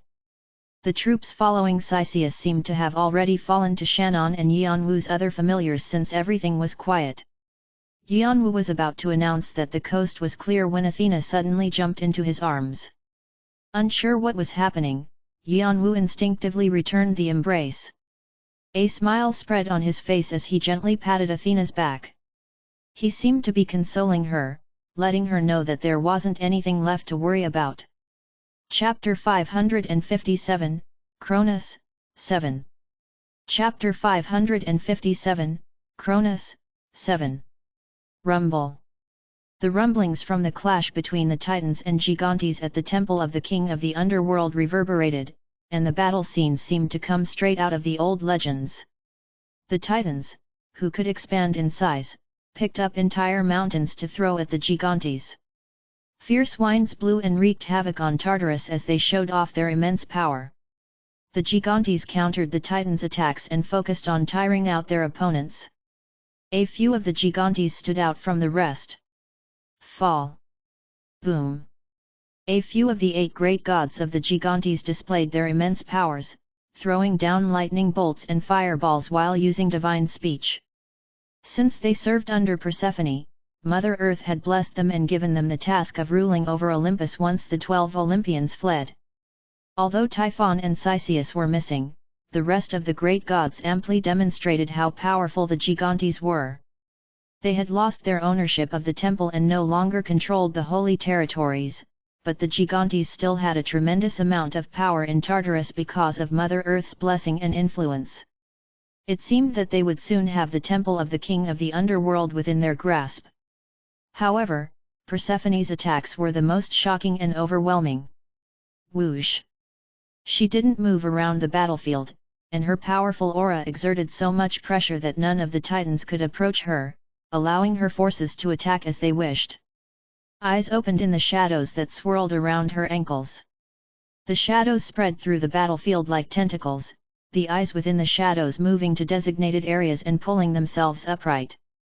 The shadows formed hundreds of blackthorns and began attacking the Titans. Ah!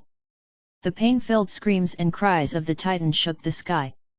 The Blackthorns relentlessly attacked the Titans and inflicted incredible damage. Although the Titans tried to clear the Blackthorns, they couldn't withstand the poison that had seeped inside their bodies, and they found it increasingly difficult to move. Hydra's venom, how did they? A single drop of Hydra's venom could disable and even kill lower-level gods. How did the Gigantes and their forces manage to obtain and utilize this poison? They could only make guesses. The Hydra was one of Typhon's monstrous offspring, and perhaps Typhon had provided the poison. However, Hercules had already killed the Hydra eons ago. The Blackthorn's poison also included more than just Hydra's venom. It also mixed in Nemean lion's fangs, Chimera's flame, and other substances. Mother Earth's divine power combined all these elements together and infused the Blackthorns with them. Nothing is impossible for our great Mother Earth. Persephone laughed out loud. SSS. The Titans' bodies were ravaged from the inside as the various divine powers rapidly spread. So it is, Mother Earth is finally using the World Tree. A Titan managed to say a few words before becoming dust and scattering in the wind. How dare you try to read our Mother Earth's thoughts? Such an unworthy being. That is why unbelievers like you cannot be saved even after death. Humph. Persephone looked at the dead Titan with contemptuous eyes. She clucked her tongue and moved the shadow to its next target. She continued to direct the shadows on the battlefield, making it easier for the Gigantes to hunt down the Titans. She could change the tide of battle just with her presence, and she also controlled the channel with the other hard-working great gods, guiding the Gigantes to an advantageous position in the war. However, Persephone's frown did not let up. Their overwhelming amount of combat power allowed the Gigantes to gain the advantage, but they still made little progress in capturing the temple of the king of the underworld because of their enemy's strong defense. It was a huge loss to lose control over the center of Tartarus. That child, Athena, is the answer to regaining the upper hand. Mother Earth had always struggled to break free from the limitations of being a conceptual god. A concept was an embodiment of a natural law, which could be said to be truth itself. All transcendental beings longed for the seat of a conceptual god, but to Mother Earth, it was simply a shackle. She had birthed the entire world, and she had no desire to be locked up behind a concept. She desired power commensurate with her hard work, which meant power over all dimensions and the universe. However, many gods and demons suppressed Mother Earth since they would not tolerate an absolutely powerful being. Mother Earth believed that she'd been suppressed and defeated because she was a conceptual god. Since she dealt with concepts, there was a limit to her ability to exert physical power and reason logically. So, after much deliberation, Mother Earth decided to take special countermeasures. The first was to transcend the limits of her reasoning by possessing and acting through an alter ego. Thus, after a long search, Mother Earth chose someone compatible with her, Viera-Dune. When Viera-Dune invaded her using a soul stone, Mother Earth allowed it to happen. Therefore, Mother Earth, who wanted an alter ego, and Viera-Dune, who longed to reach higher places of power, made a contract with each other. Together, Mother Earth and Viera-Dune could have a clearer will based on reason. It was around this time that Mother Earth began to reappear in the world in earnest and reveal her ambitions. She strengthened Persephone and captured Olympus, and under the pretext of bringing Alphorone down, she interacted more frequently with the godly societies. In addition, she broke the first pact and tried to partner with the crawling chaos, an attempt that ended in failure. However, despite this misstep, she continued to progress smoothly. Unfortunately, to fully manifest, she had to acquire a vessel or a physical body. Even though she possessed an ego, she would remain restricted as a conceptual god. What Mother Earth wanted the most was complete freedom from the constraints of the law of causality and the law of nature.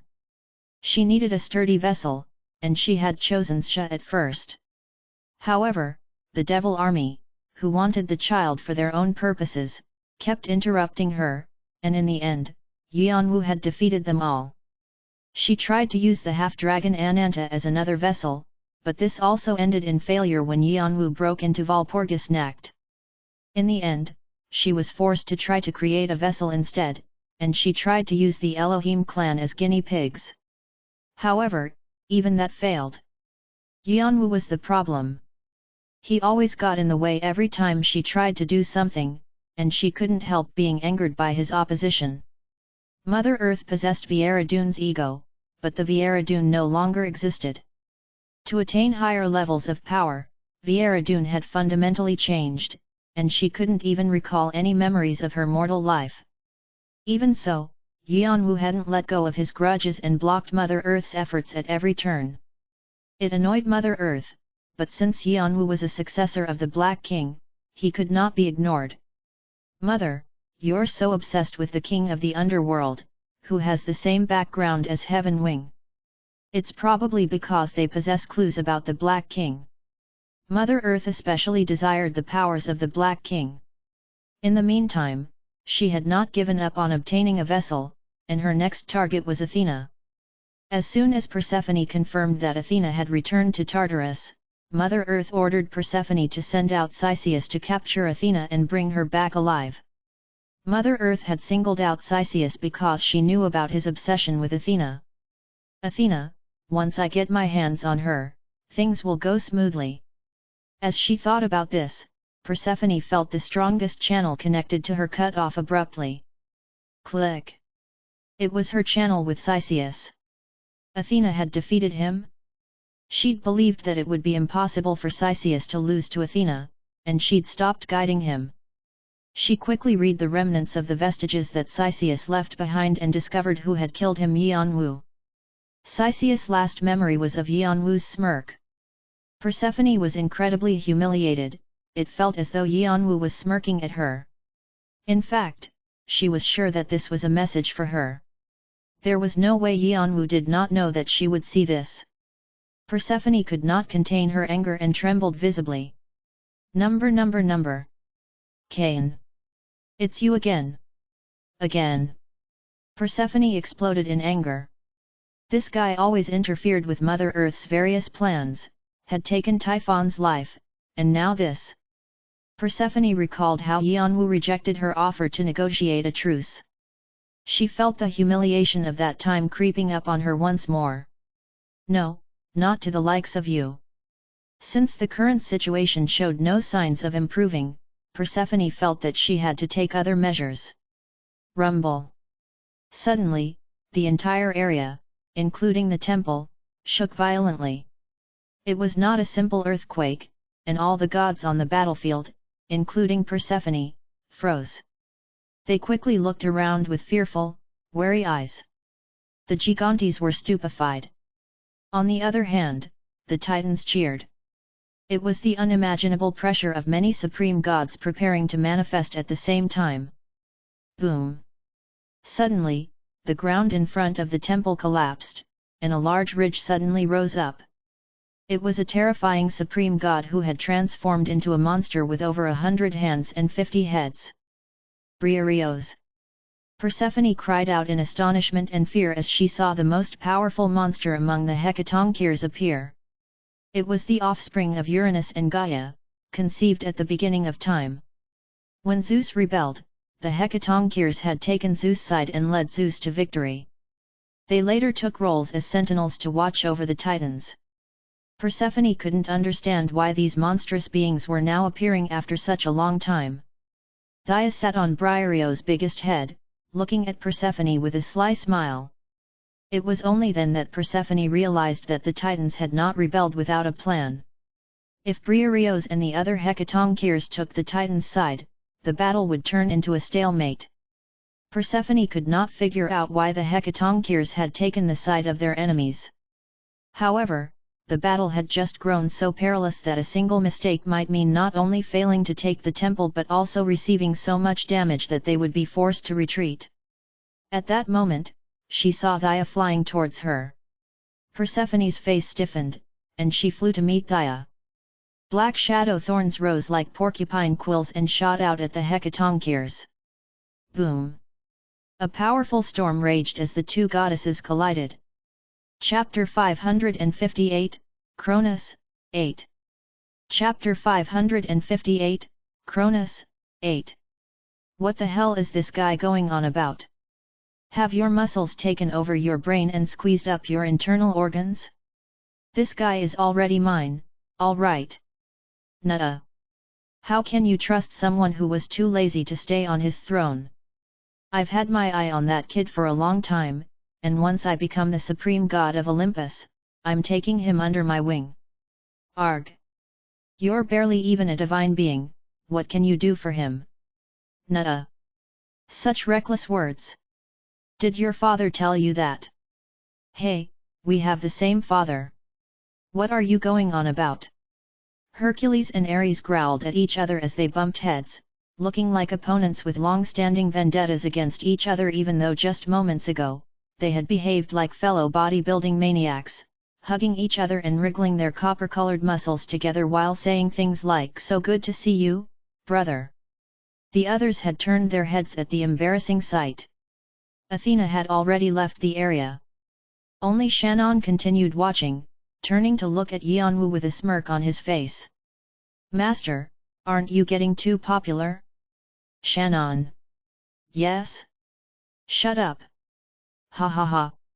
In the past, Shannon would keep his mouth shut and try to read Yeonwoo's mood whenever Yeonwoo told him off. However, by now, Shannon didn't care about hiding his thoughts. He stood with a bright smile, completely unconcerned. Yeonwoo felt annoyance and anger rising inside him. He grew even more irritated watching Hercules and Ares point and yell at each other as they debated which of them was more handsome or uglier or some such nonsense. Should I just blow them all away? For a moment, Yeonwoo considered using the grid to get rid of them. However, he only sighed heavily, and like Athena, decided to just ignore them. Yeonwoo had taken Athena and Ares to Hercules' resistance army base. The resistance forces and Pluto hadn't seen each other in a long time, and they'd hugged each other and wept as they shared a happy moment. It was against this background that Ares and Hercules, who had just confirmed their close friendship by agreeing to defeat the Titans and Gigantes together, fell into a disagreement over a very trivial matter. To them, the matter was simple. They wanted to determine which of them would obtain Yeonwoo. Hercules yelled that he'd chosen to make Yeonwoo his successor. Ares jumped up and down animatedly as he declared his plans to make Yeonwoo his apostle. Despite being the cause of the dispute, Yeonwoo was not interested in either one of the gods. However, this didn't matter to the two, who were at each other's throats. If the gods and demons of the other societies had not been present, the two would have started fighting in earnest. However, the matter didn't stop there. I tried to let things go as long as I could, but this is my limit. Ever since we were still in the heavenly world, I've always stated that he's mine. I chose him a long time ago, so don't even think about getting close to him. Are you all hoping to get punished? Woof. Woof. Woof. Agars and Fenrir injected themselves into Hercules and Ares' shouting match, forcefully staking their claims over Yeonwoo. It did not seem like the argument would end any time soon. He seems to be getting more and more popular with the guys by the minute. Ha ha ha. Should I participate as well? Prince Nezal laughed as he watched the commotion. The longer the argument went on, the deeper the wrinkles in Yeonwoo's forehead grew. In the end, Yeonwoo decided there was no point in intervening, and ignored the four gods to devise a new plan with the others. Athena was not just the goddess of war but also a divine being who possessed vast wisdom and experience in building civilizations. Also, since she'd recently fought the Titans and Gigantes, she knew their internal situation the best. Yeonwoo asked for her advice on how to proceed. I'm against the idea of immediately opening a road to Erebus. As soon as Athena was presented with an opportunity to speak, she immediately uttered these words. The eyes of the meeting participants widened in surprise. Since Athena had just told them that many of the supreme and great gods of Olympus had fled to Erebus, her suggestion seemed odd to them. Yeonwoo's eyes narrowed. May I ask why? He didn't look at Athena but stared at Aegis, which she held in her arms like a precious item. Yeonwoo had asked the three Cyclops brothers to repair Aegis, but Athena didn't put it away even though it was almost fully repaired. Instead, she held it in her arms, and each time her fingertips brushed Aegis' surface, Yanwu felt his gaze automatically drawn to the shield. Shannon started giggling and teasing Yanwu about openly lusting over someone else just because Eudora was not around. In fact, Yanwu's feelings for Athena weren't the same as those he felt for Eudora. Yanwu didn't really see Athena as someone of the opposite sex, and instead, he felt a sense of concern for Athena's well-being, as though they were comrades. She had sympathized the most with his younger brother, and ever since Yanwu entered the tower, she had taken care of him like a mother. Yanwu couldn't help feeling close to her. Athena looked at Yanwu with caring eyes and smiled warmly. However, as she thought of the situation in Erebus, her warm smile turned into a bitter one. We can't open the way to Erebus right now. Even if we find a way, without the appropriate preparation, we'll put the gods on the other side in danger. What does that mean? Hermes opened the way to Erebus.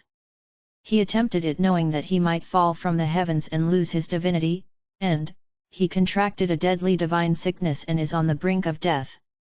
Everyone's expression became serious, including Yanwu's. Hermes' fall from grace, the loss of his divinity, and a divine sickness weren't things they could just gloss over. Yanwu was particularly shocked since Hermes was the first god who had established a relationship with him. When the Olympian gods of Poseidon's generation were causing problems for Yanwu, Hermes was the one who stood up to protect and defend him.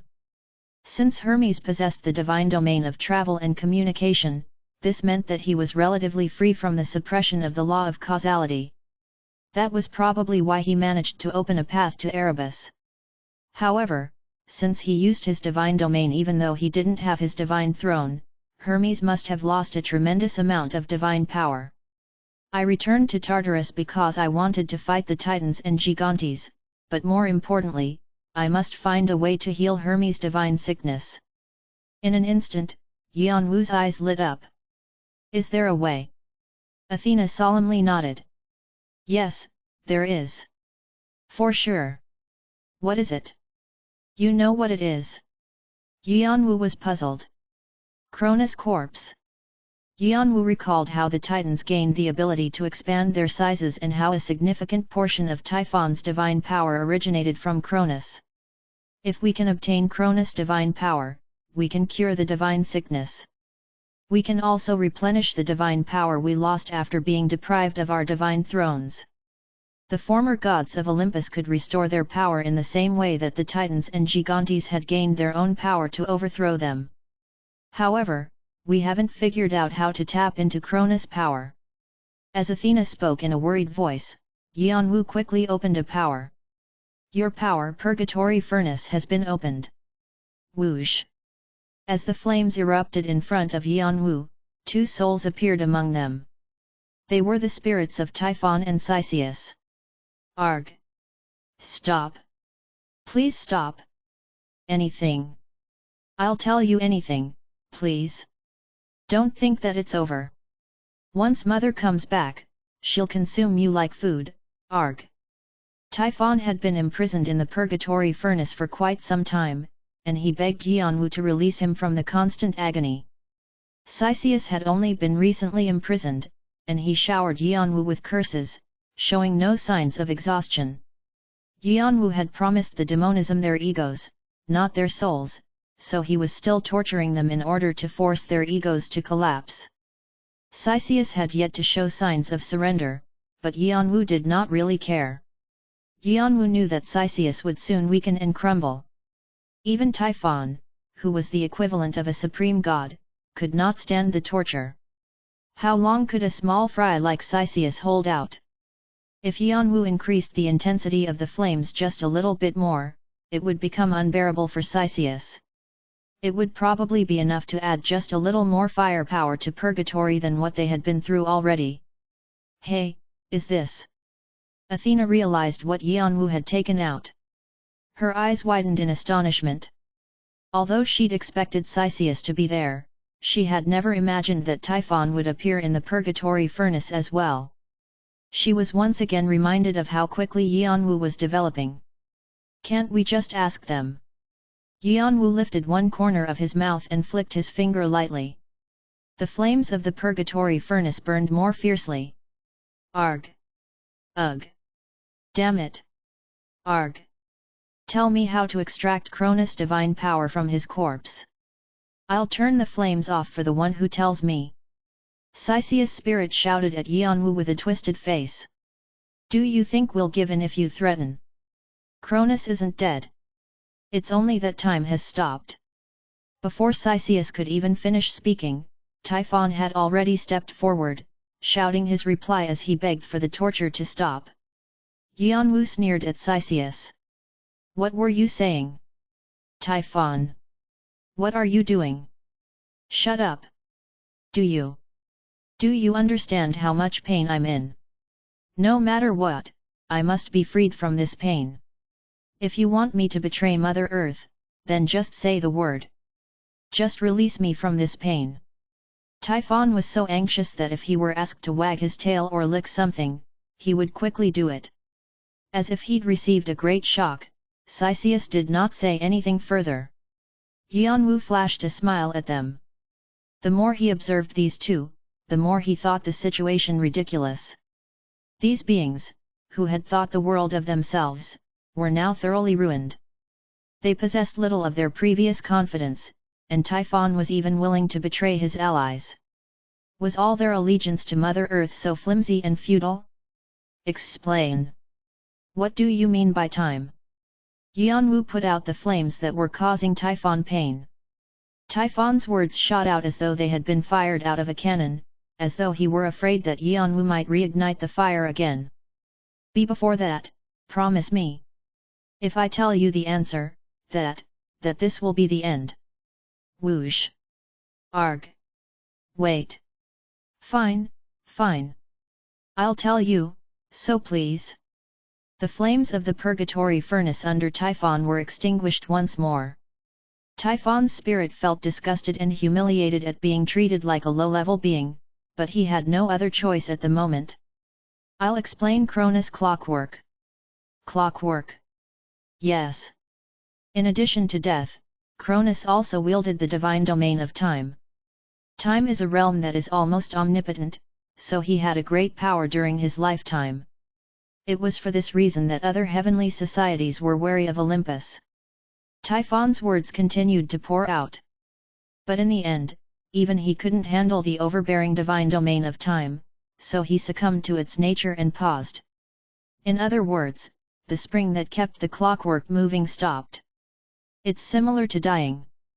Did that clockwork have anything to do with your sudden awakening? Yes. My great mother, Mother Earth, knew how to rewind the spring to operate the clockwork. I managed to collect Cronus' divine power when she rewound it. Yanwu's eyes glittered. If he could rewind the clockwork, Yanwu just might be able to cure Hermes' divine sickness and help Athena and the other gods regain divine thrones. Athena's gaze was still fixed on Typhon. What is the method? That's. Typhon's words trailed away. Whoosh. Yanwu thought Typhon was thinking of proposing another deal, so he reignited the purgatory furnace. Typhon screamed out urgently. And no. I'm not trying to hide anything. Only Mother Earth and Persephone know how to rewind Cronus' clockwork. The purgatory furnace's fire flickered and grew hot again. It's true. Trust me. Why would I hide something after telling you so much? Since Cronus is in a paused state, everything related to him has also fallen into a similar state. This is why anyone who tries to enter Cronus' area is paused and exterminated. Trying to find the clockwork is a fool's errand. Whoosh. I am telling the truth. Arg. Ah. Please. Please believe me. Typhon's spirit wriggled in the flames as he appealed to Yanwu repeatedly. However, as if it weren't any of his concern, Yanwu put the purgatory furnace back inside his storage space. Typhon's pain-filled screams and curses disappeared. Athena and others looked at Yanwu with their mouths open. It was surprising that Typhon, who had been synonymous with the concept of fear itself, could have fallen so much, but they were even more surprised that Yanwu could torment and crush Typhons so casually. As divine beings, they'd never even imagined this would be possible. However, Yanwu got up, lightly brushing his behind as if nothing unusual had happened. First off, we need to go to Cronus and find out more about this clockwork. We need to understand what it is. All right. Yet. Athena quickly regained her color and nodded. Pluto and the resistance forces also began preparing to move out. The location of Cronus' corpse was known to everyone, and there wasn't any need to explain. As he looked at everyone moving around busily, Yanwu had a sudden thought about the clockwork that Typhon spoke about. Was it just a coincidence that Yanwu had immediately thought of the pocket watch that his younger brother had left behind? Or was there something relevant there? Chapter 559, Cronus, 9. Chapter 559, Cronus, 9. One after the other, black and red lightning bolts fell from the sky near Cronus' corpse.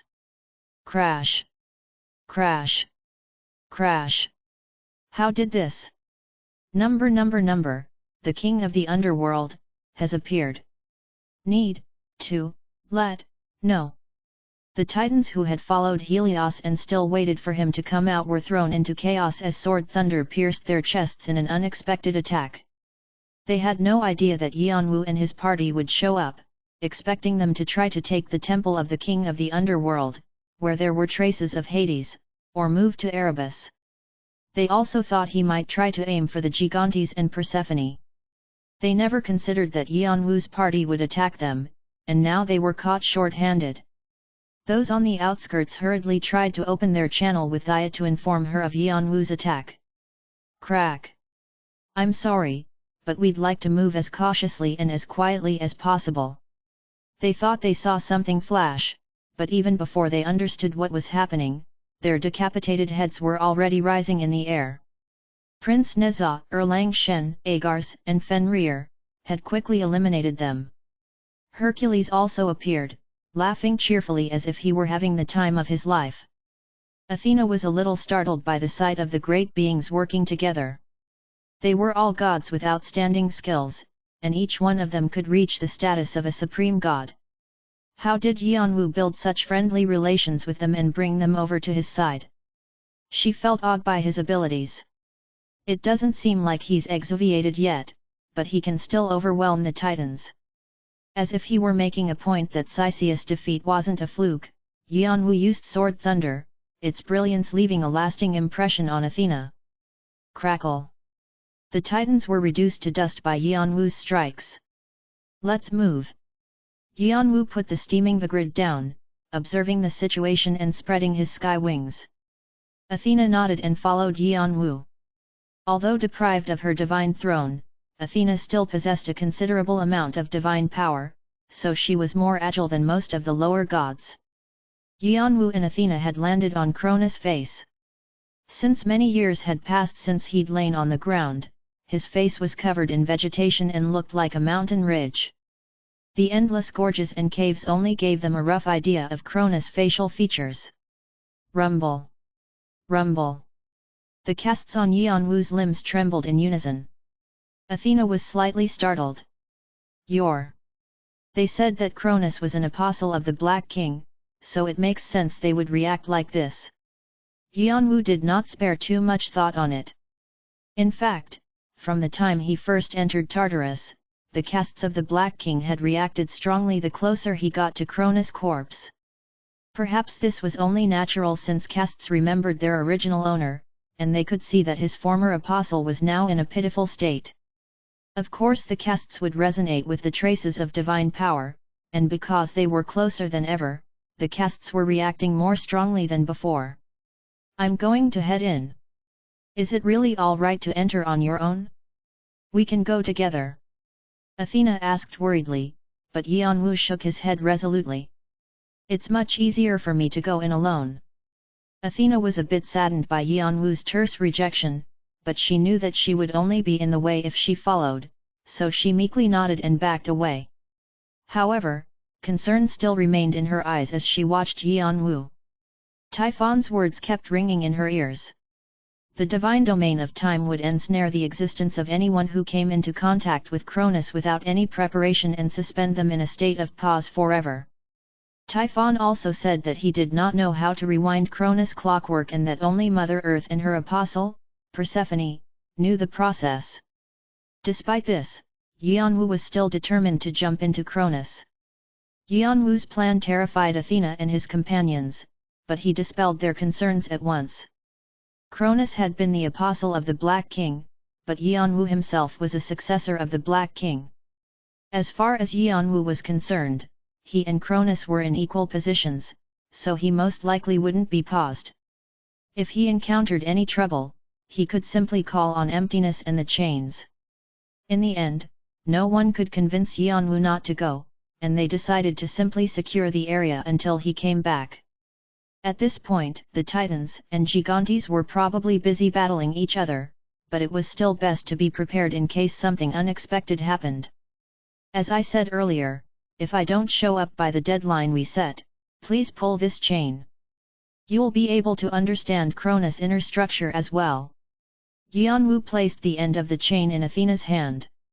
It would be as complicated as a maze inside Cronus' corpse, and in order to find his way back, Yanwu had decided to follow the example of Theseus using Ariadne's string in the legends. He left the end of the chain with Athena so she could pull him out. It would help him find his way back, and in the worst case, Athena would be able to retrieve his paused body if he was afflicted with a divine disease. If that happened, Athena and the others would still be able to understand the workings of Cronus's corpse by reading the vestiges of his paused self, and it wouldn't be a total loss. All right. But don't overdo it. Okay. Yanwu nodded and threw himself into the cave which they believed was Cronus' mouth. Please be safe. Athena quietly prayed as she stared at the darkness that swallowed up Yanwu. It's deep. This was all Yanwu could think about as soon as he entered the darkness. He fell without end until he didn't even know if he was still falling. All his senses were sealed off, and only his consciousness remained. Or rather, it was more accurate to say that his senses had been paused. My consciousness is fairly strong, so it shouldn't succumb too easily, but it's probably just a matter of time before it gets paused as well. The senses of transcendent beings weren't limited to the usual 5 that mortals possessed. They could also sense the law of natural order and understand what was happening with the world. They could tap into the metaphysical realm and sense the flow of time and space, as well as the various causalities that existed within. If a being possessed an awareness that could contemplate the entire universe, what would they feel if they were suddenly thrown into a place that made that impossible? They would probably collapse very quickly. Regardless of one's mental strength, it was difficult to withstand the loss of something that one had enjoyed throughout one's entire life. The Transcendents would probably consider a place like this hell. How would a being who possessed an absolute awareness system that overlooked the entire universe feel if suddenly thrown into a place like this, where everything comes to a complete standstill? However, Yanwu had gone through the 5 mountains of penances, and he'd already experienced extended time through time difference. It wouldn't be too hard for him. It seems like the abyss. He had already grown accustomed to the abyss, which would make any ordinary person go insane. Of course, that did not mean that this was a good place. Just because it wasn't surprising or unfamiliar didn't mean he liked it. He still wanted to recover the senses that had been paused by this place. At first, he'd planned on using the castes of the Black King to do so. Instead of that, I think this may also be possible. Yanwu was thinking of using the same method as the one he used to find his way through the abyss. Yanwu focused and controlled his thoughts, sending all his mental energy towards a single point. Once he'd fully captured it with his will, he twisted it to create the image he had in mind and began his illusory change. Yanwu suddenly felt his paused senses opening up. Whoosh! He could now s. What is this? Yanwu's expression grew stiff from shock. The world was not growing brighter. The darkness around him was still absolute. However, there were things moving in the darkness. I thought then that I would take the throne. Drag that crazy bastard down. Another son was born. A son. Why? Look. Become like this. A spirit. Letters swam around like fish, combining and separating. Some formed a single line of text like ones found in a diary, and others combined into mysterious sentences. It was a familiar scene for Yanwu. It looks like the inside of Zhongwu's pocket watch. However, that world where Zhongwu's vestige body slept and dreamt the same dream over and over was completely white, while this place was completely black. Why did the inside of Cronus look the same? For a moment, the side of Yanwu's chest itched. He could tell that he was missing a very large piece of the puzzle, but he had no idea what it was. Frustration choked him.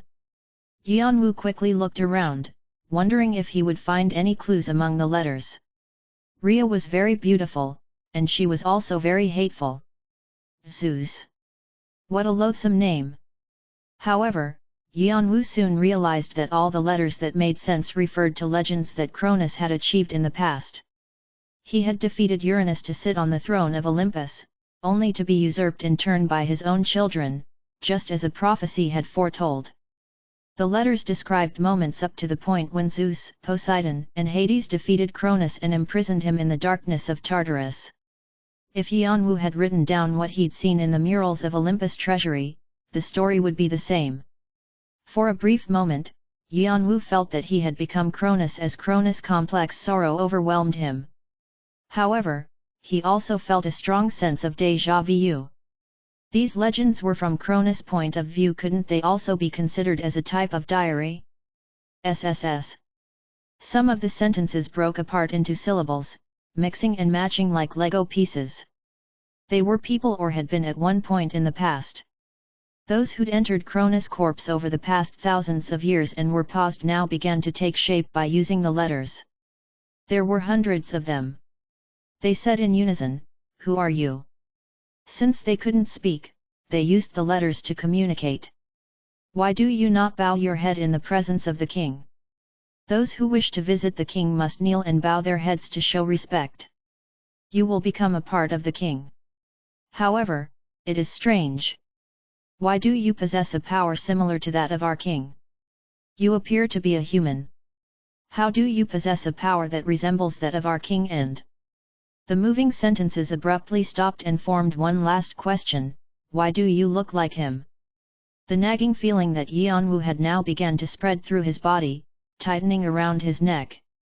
Those beings reassembled the letters to create a gigantic throne dozens of meters in height. It was ornately decorated and looked like something only a king could sit on.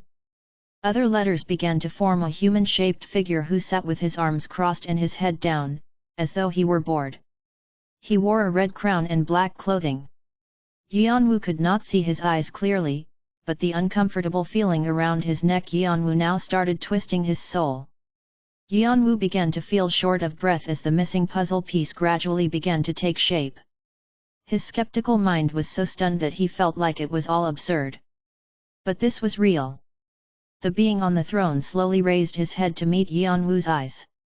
Yanwu felt as though his world were tinged in red, and he shouted as though he were trying to shake off the weight on his soul. His voice was filled with despair. "Father." Chapter 560, Qualification Test, 1. Chapter 560, Qualification Test, 1. Yanwu didn't know what to make of the sight in front of him. Father? Yanwu had believed his father had died after leaving their family when Yanwu was still young. Eventually, Yanwu forgot about him. Love? Hatred? He didn't have any attachments like that. There was no reason for him to be interested in someone he didn't even think about. Yanwu had even pretended not to know that Zhongwu had occasionally contacted their father. It wasn't worth getting angry at Zhongwu over it. He didn't want to become involved with their father in any way, so he simply turned away. It was only after Zhongwu disappeared that Yanwu began to search for their father, hoping to find clues. He had stopped at nothing to look for his father, but he couldn't find a single trace of him, as if he had disappeared from the face of the earth. This enraged Yanwu even more, and he resolved never to think of their father again. But why was their father here? Why did he look so weary? Did that being just happen to have his father's face? That's impossible. Yanwu ground his teeth because he knew that there was no such thing as coincidence. The identity of the being who looked like his father angered him the most. The creatures that Cronus had swallowed said that the being was their king, and the being seemed to be in his element as he looked down at his son coldly from his throne. Did that mean, the being was Cronus? But that didn't make sense. If Cronus really was their father, how could he have traveled to Earth in his paused state and fathered children?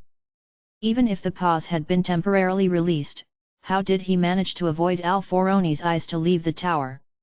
Even progenitor gods and conceptual gods couldn't do, it was impossible Cronus would succeed. It was all too mysterious. The being continued to look at Yanwu with red eyes, not reacting at all to Yanwu's shout. The letters that formed his body clacked against each other, as though he were an elaborate doll. There were no emotions in his eyes as he seemed to stare through Yanwu to a space beyond. Since he's paused, is his consciousness paused as well? Just as Zhongwu dreamt constantly in his slumber, did Cronus endlessly repeat the old legends in his paused consciousness? Even this was a puzzle. Giggle, giggle. Yanwu gripped Vigrid, ignoring the demonism's laughter rising from somewhere. Puzzles were meant to be solved. Sixth step Dragon Body Awakening. All powers have been released. Crack. Yanwu spread his sky wings wide and awakened all the powers and divine authorities inside him. Black-red waves of heat whooshed around him. As they were struck, the letters and sentences circling him fell to the floor in tiny pieces. You dare sully the space of the king? The king's servants were infuriated. Blasphemy! A blasphemous being! You will pay for your sins with your death. You will become the king's servant. The servants spewed out sentences in a hostile manner. However, this didn't seem to originate from loyalty but from a desire to drag Yanwu into the same pathetic situation that they were suffering. Helios, who was at the forefront, seemed to emanate this desire the most. Come with me, number. I've been so wronged. Swoosh. Before he died, Helios' domain had been over the sun. When he released his strength, there was a wave of intense heat and blinding light that was so bright that it illuminated even the darkness of Cronus' world. Ding! The Scenario Quest Qualification Test has been created. Scenario Quest/Qualification Test I, searching for clockwork springs. Description: Long ago, the king of gods, Cronus, led Olympus into a golden age. He inspired fear and respect in all societies, but when he collapsed from the madness of darkness, his children Zeus and the other took over his throne. Death has currently overtaken Cronus in Tartarus, and all of his clockwork has been frozen, rusting, and breaking from the long period of time. Even if the clockwork is rewound, it will not work properly. However, it remains in deep sleep, waiting to be awakened. Restore the clockwork so Cronus can awake from death. Depending on your level of accomplishment, Cronus will reward you appropriately for waking him from his slumber. Qualifications: Successor of the Black King. Time limit. Conditions for success: 1. Find and collect the scattered springs of Cronus. 2. Uncover the true identity of the springs. Rewards: 1. Cronus Holy Power. 2 pieces of the clockwork. 3. Yanwu frowned at the quest window. It was similar to the quest that had appeared after he defeated Crawling Chaos and rescued the giants. It displeased him. Unlike the other quests given by the system, he felt that the scenario quests were impositions and that he had no other choice but to complete them. However, since they were in line with Yanwu's own goals, he ignored the quest. He didn't want any of the information to influence and possibly limit him. Swish! Boom! When he brandished Vigrid, bolts of sword thunder sparked down the blade. The power Helios was about to activate could recreate a version of the sun chariot he rode in the legends. Do-do-do. The sun chariot tried to overwhelm Yanwu with extreme light and heat, but the bolts of sword thunder twisted at various angles, piercing through the white light towards Helios. Helios swung his left hand to activate another power. The white holy power in his hand attempted to counteract the sword thunder, but the bolts of sword thunder split apart as they hit the ground. The holy power slashed through empty space, and the bolts of sword thunder trapped Helios as though they were a cage. Boom, boom. Explosions blew Helios and the sun chariot away. The sparks from the aftermath flashed into more bolts of sword thunder and spread out. It seemed as though the sword thunder was destroying Cronus' world, scattering the letters and reaching Cronus' throne. However, a protective force suddenly used tiny pieces of letters to create a barrier around Cronus and deflected sword thunder. Swish! Yanwu immediately dashed between the bolts towards Cronus. Since he'd already Helios and the rest of Cronus' servants, nothing stood in his way. Boom! The grid clashed against the barrier, leaving sparks in its wake. The space around the two endlessly twisted and caved in. Yanwu pushed his left hand inside the broken barrier, and with his magic power, he began to pull Cronus towards his hand. It was the technique from the one-horned tribe called void absorption. For the first time, Cronus made a move, his bored expression still fixed on his face. He waved his hand in the air, as if he were shooing away a bothersome fly. Boom! The sound of explosions filled the air, obliterating void absorption. The impact sent Yanwu back, his face twisting at the realization that Cronus had the power to push him back. This was more than Typhon could manage, and there was a chance that Cronus was on a higher level than the crawling chaos.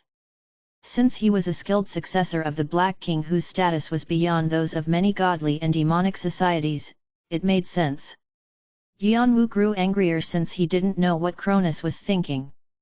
Cronus was supposed to be in a paused state at the moment, so what was going on? Questions flooded his mind, one after the other. Was the man with that damned face his father? If so, why was he as silent as a doll? How was this related to Zhongwu? However, Yanwu had to put these questions aside when Cronus folded space and appeared right in front of him, his expression as weary as ever. Boom! The grid's blade collided with Cronus' hand, sending shockwaves vibrating throughout the world. The broken letters disintegrated into dirt, and Yanwu grew certain of one thing: nothing would change no matter how many questions he asked. The being was Cronus and wasn't Cronus at the same time. Although the being moved with the legends of Cronus, he was only an empty shell without any emotions, thoughts, or even a proper ego. Devour. The power Hades' spirit-eating sword is attempting to swallow Cronus. Yanwu gripped Cronus' neck and activated Hades' spirit-eating sword with the intent to completely swallow Cronus. He wouldn't be able to contain his anger otherwise. Crash! The world shook turbulently as Cronus was taken apart letter by letter and sucked into Hades' spirit-eating sword. Although he was losing power, Cronus only struggled to push Yanwu away. He didn't seem to be trying to shake Hades' spirit-eating sword off.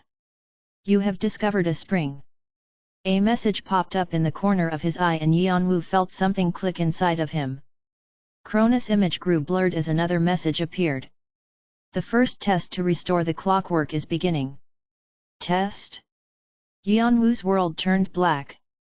The letters that Hades' spirit-eating sword had consumed and the long-forgotten legends combined with the achievements that Yanwu had accumulated. His body began to fade. Spark! Yanwu's body slowly fell apart and trembled dangerously, as though it were on the verge of breaking. Asterisk asterisk asterisk.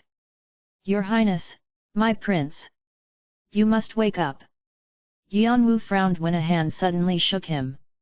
He had a splitting headache. Prince? Where was this? He was sure that he had just been fighting with Cronus. He forced his eyes open, not sure what was going on. Opposite him was a middle-aged woman wearing a strange outfit.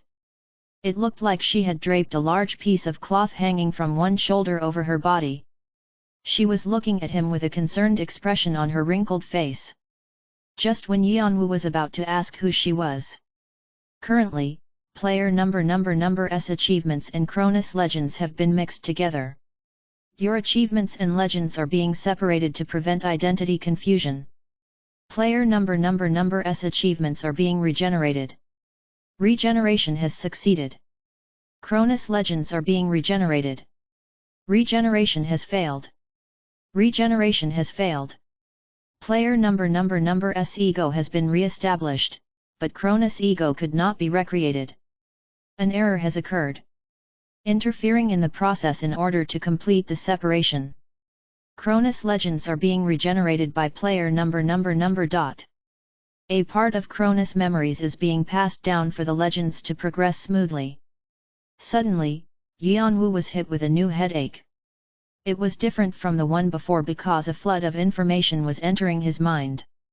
Yeonwoo learned that he had entered Cronus dreams of his youth. It was a time before Cronus had taken the throne and before Olympus had been trapped inside the tower. It was the era of the Heavenly Father, Uranus, just after the creation of the universe. Uranus is urgently searching for your highness. You must hurry. You must not make him angry again. Ding! The scenario quest, qualification test I, searching for clockwork springs, has been updated. Scenario quest / qualification test I, searching for clockwork springs. Description: clockwork springs are hiding in the legends of Cronus, the god of time and agriculture. Search for the springs and play back the legends. Yeonwoo's expression stiffened. To find the springs, he would have to dig through the past of the being that might be his father. Chapter 561, Qualification Test, 2. Chapter 561, Qualification Test, 2. The hallway leading to the place where Uranus waited was quite long. Is this what Olympus looks like? The marble columns were intricate and elegant, but Yeonwoo didn't care too much about them. For a while now, something beyond the hallway had been making his skin tingle. He knew who was responsible: Uranus, the first supreme god who established Olympus and ruled the heavens before Cronus had pulled him down from the throne, according to the legends. Is he more powerful than the crawling chaos? It's said he even fought Mother Earth. Yeonwoo only now understood the strength of progenitor and conceptual gods. Unlike other progenitor gods who had incomplete egos and couldn't maintain their existences, the fact that Uranus had a strong hold on his existence meant that he could express his thoughts. Yeonwoo was curious about his appearance, but there was also another, more compelling reason he wanted to see Uranus. There must be something significant about this moment since it's the one I've awakened in. It's possible that Uranus is at the core of the matter. Yeonwoo still didn't know what the springs were, but he was certain it was something important to Cronus' existence. His eyes darkened. He had already settled his mind. He still didn't know if Cronus was his father, and if that were the case, he had many questions to ask. However, at the moment, he ignored this issue to focus on figuring out what the springs were and taking them for himself. Then, the power that had once dominated the societies of the heavenly world would be his. In addition, he'd be able to gain the power of the Black King that Cronus had possessed. I don't care what kind of backstory Cronus has, but I might as well take his strength while I'm already here. Yeonwoo focused on his main goal. To do that, I need to know what kind of being Uranus is. As he organized his thoughts, he soon reached a gigantic, marble door that was so huge that he had to crane his neck to look at its entire length. The murals on the wall seemed to be depicting Uranus legends, his heavenly rule over the ignorant mortals and their worship of him. Did he like glorifying himself that much? It was true being worshipped and venerated was important for divine beings, but Yeonwoo couldn't help smirking at how petty it seemed. He stretched his hand to the door. Thump! Creak! Before he could even touch it, the marble door opened on its own, revealing a blue sky instead of a room. Countless stars shone in the dark blue sky. There were constellations Yeonwoo had never seen before. It was truly beautiful. Below was a middle-aged man with a white beard who seemed to be indifferent to the beauty of the constellations as he moved his hands unsympathetically. Some stars detached from the constellations and turned into nebulae while others turned into large and magnificent planets. As Yanwu watched, his body shuddered instinctively. He realized that the middle-aged man's casual gestures were responsible for the beginnings of a universe. Yanwu had only ever broken things and had never really thought of creating anything. He was dumbfounded by the majesty and beauty of it. It was too magnificent. However, he also felt a little out of place, perhaps because creation was too different from the darkness that he'd grown accustomed to.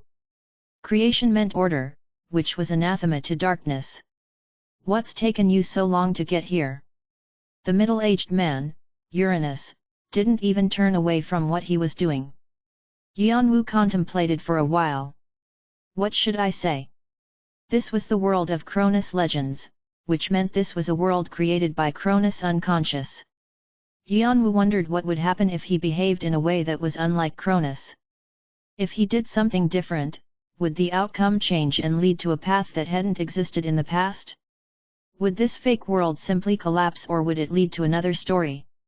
If this world were destroyed, would the springs disappear as well? What would happen to him? Would he disappear? Or would the legend simply restart? If it resulted in another story, would it help him find the springs? Was Cronus expecting him to tie up loose ends or find another solution? What did the springs have to do with this? There were too many things to think about since the possibilities were infinite. Since I don't know anything, I should act in a way that doesn't affect the story too much. But that brought up another problem.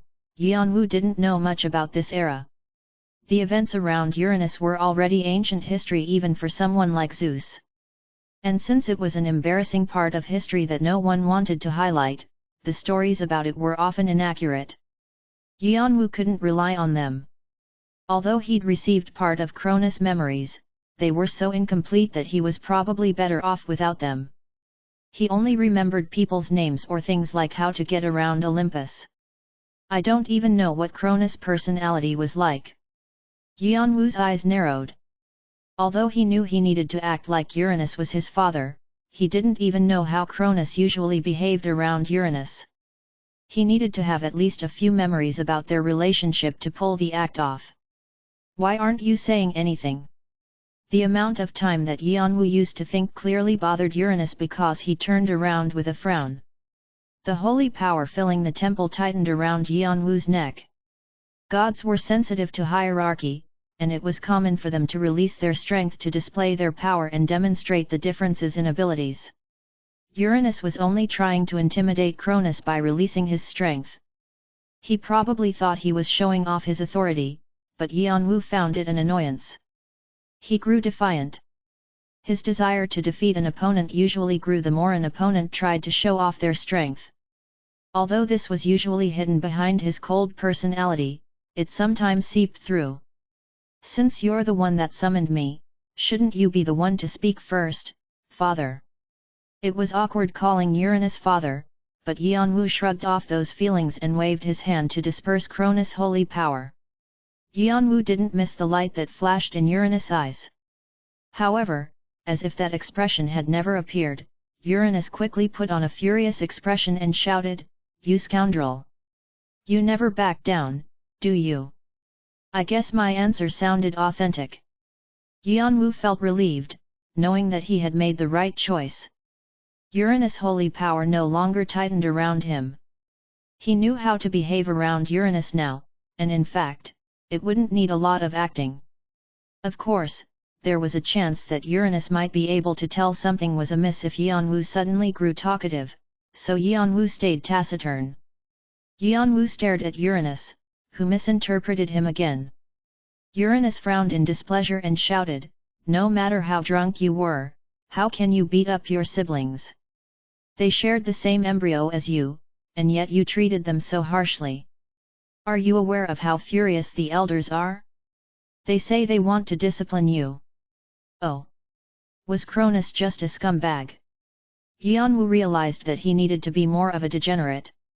How could Cronus hit his own siblings? From Uranus' anger, it seemed like Cronus was a real dirtbag. But wasn't Cronus the youngest of Uranus' children? Yuanwu wanted to see how pathetic Uranus' siblings were to be beaten up by the youngest. Uranus' shouting grew louder. You know better than anyone the situation we're in. Gaia, that brazen Mother Earth who birthed you, is sending monstrous creatures to take over our positions. And that isn't the end of it. Those suspicious demons are trying to play all sides to defeat us, and the dirty dragons are just looking on even though we gave them so many things. Uranus clenched his fists. The constellations he'd created all dropped powerlessly to the ground. Now that the heavenly demon is done using us, he's acting like a rabid dog. He's threatening to lock us up. We only have each other to trust and rely on, but how can you just create more enmity and even get your siblings to turn their backs on you? Yuanwu thought it better to stay quiet as he pieced together what had happened from the information that Uranus had revealed. The gods of Olympus had freely roamed the universes and dimensions during Uranus' era. They hadn't been bound to the heavenly world, but it had also been an age of conflict and uncertainty. It seemed that this had reached a boiling point. Did the heavenly demon act during this time? Olympus was already trapped in the heavenly world during Zeus' era, so it seemed the heavenly demon had been around before then. Uranus shouted more loudly, thinking Yuanwu was being defiant. Hey! Uranus sighed. Wrinkles filled his face as if their conversation suddenly aged him. Son. His words had no more strength. As you already know, I don't have much time left. I'm already overwhelmed by living like this. Please, don't argue needlessly among yourselves. My only wish is that you all get through this situation together. Yuanwu continued to stay silent, and Uranus looked at him in concern. You don't have anything to say? No, father. Fine. I suppose it won't matter what I say to you now. Uranus didn't pursue the matter any longer, thinking that his words were falling on deaf ears. Instead, he switched to a different topic, his face weary. What about the Swamp of Darkness? What's your progress on that? Swamp of Darkness. Yuanwu had never heard of it before, but he could tell it was an important key to solving this quest, especially since it referred to darkness. It was definitely something he couldn't ignore. You know what kind of place it is, don't you, father? Yuanwu kept his answer ambiguous in order to tease more information about the Swamp of Darkness. However, Uranus simply assumed that his degenerate youngest child hadn't performed the task he was responsible for. You damned bastard! Are you saying you didn't do anything because you were too busy drinking with your subordinates? Enraged, Uranus threw some nearby furniture at Yuanwu. Crack! Chapter 562, Qualification Test, 3. Chapter 562, Qualification Test, 3. Yuanwu left Uranus' temple with a surly expression, two black eyes decorating his face. I can't believe this happened to me as soon as the quest started. Why did he have to be punished for something that someone else did? His first mistake was dodging the furniture Uranus had thrown at him. Since Cronus' body was about the same as his own and was even more comfortable in some ways, he managed to dodge the furniture with ease. However, it only infuriated Uranus even more, and Uranus said that he would see the end of his youngest son that day. It hadn't been easy for Yuanwu to defend himself since Uranus was not an easy foe. It had taken Yuanwu a while to escape him. That dirty-tempered geezer. Yuanwu clucked his tongue thinking of the way Uranus had shot holy power out like lightning. I can see why the godly societies place Olympus in a different category from themselves. Anyone with that personality is bound to be surrounded by enemies. Uranus, Olympus' first supreme god, had a horrible temper, and based on Uranus' words, the next ruler, Cronus, was a good-for-nothing. Yuanwu began to worry about the quest. Who knew how long he would have to deal with the consequences of Uranus and Cronus battles?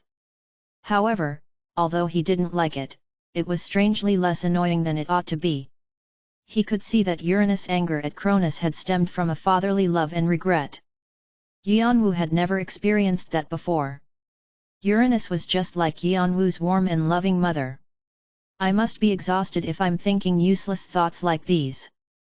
Yanwu shook off his melancholy thoughts and told himself to get a grip. Fortunately, his meeting with Uranus had produced some useful information. You have gained a clue about the swamp from Uranus. It is likely the clockwork springs are in this location. You are advised to explore and examine this site. Looks like the system messages will tell me which direction to take. Yanwu realized then how he would have to progress with the quest. First, I'll keep myself to actions that don't affect Cronus legends too much. I think I've figured out Cronus' personality, so I'll just react accordingly to any events that might come up during this quest. His priority was to find the Swamp of Darkness. But I have an idea where it might be. It's probably something like a hidden card or secret weapon Olympus has to deal with the current danger they're facing. Olympus likely desired more strength for the battle with Mother Earth, not to mention their other troubles, such as dealing with the heavenly demon. They had probably created the Swamp of Darkness to help them gain more power. If Uranus asked Cronus about it, that means he's expecting something from Cronus. Yanwu wondered what it might be and quickly arrived at an answer. Apostle of the Black King. Yanwu's eyes darkened. It's hard to say whether this was Uranus' intention all along or it was a coincidence that Cronus was chosen, but this is probably around the time that Cronus became the Black King's apostle. However, there was something that Yanwu didn't understand. Uranus had said he didn't have much time left. What did that mean? Yanwu was still thinking this over when he abruptly halted, feeling someone glaring at him from behind a column. Pause. There's nothing more pathetic than spying on someone, is there? Yanwu tried to imitate Cronus' personality, his lips twisting in a smile. He found it strangely easy to act the part. Even he could sense how irritating his smirk looked, and he was sure it was enough to get on the other person's nerves. You damned bastard! The person spying on him walked out with gritted teeth. Although he had immense holy power, he was even more injured than Yanwu was. Yanwu recognized him right away. Iapetos. Yanwu had fought him when he first arrived in Tartarus. So that's the pathetic guy that Cronus beat up. Yanwu scoffed to himself. People said one's true colors always showed. It turned out that Iapetos had always been a pathetic loser. Anyone else would hide in embarrassment from being beaten up by their youngest sibling, but Iapetos was truly an idiot. Iapetos saw Yanwu's judgmental expression. You! Clenching his fists, Iapetos glared at Yanwu, but he didn't try to attack. His confidence had drastically dropped after his beating. This only confirmed Yanwu's poor impression of Iapetos, and he decided that it would be a wate of time to deal with him any longer. If you don't have anything to say, I'll be off. Yanwu smirked again as he passed Iapetos.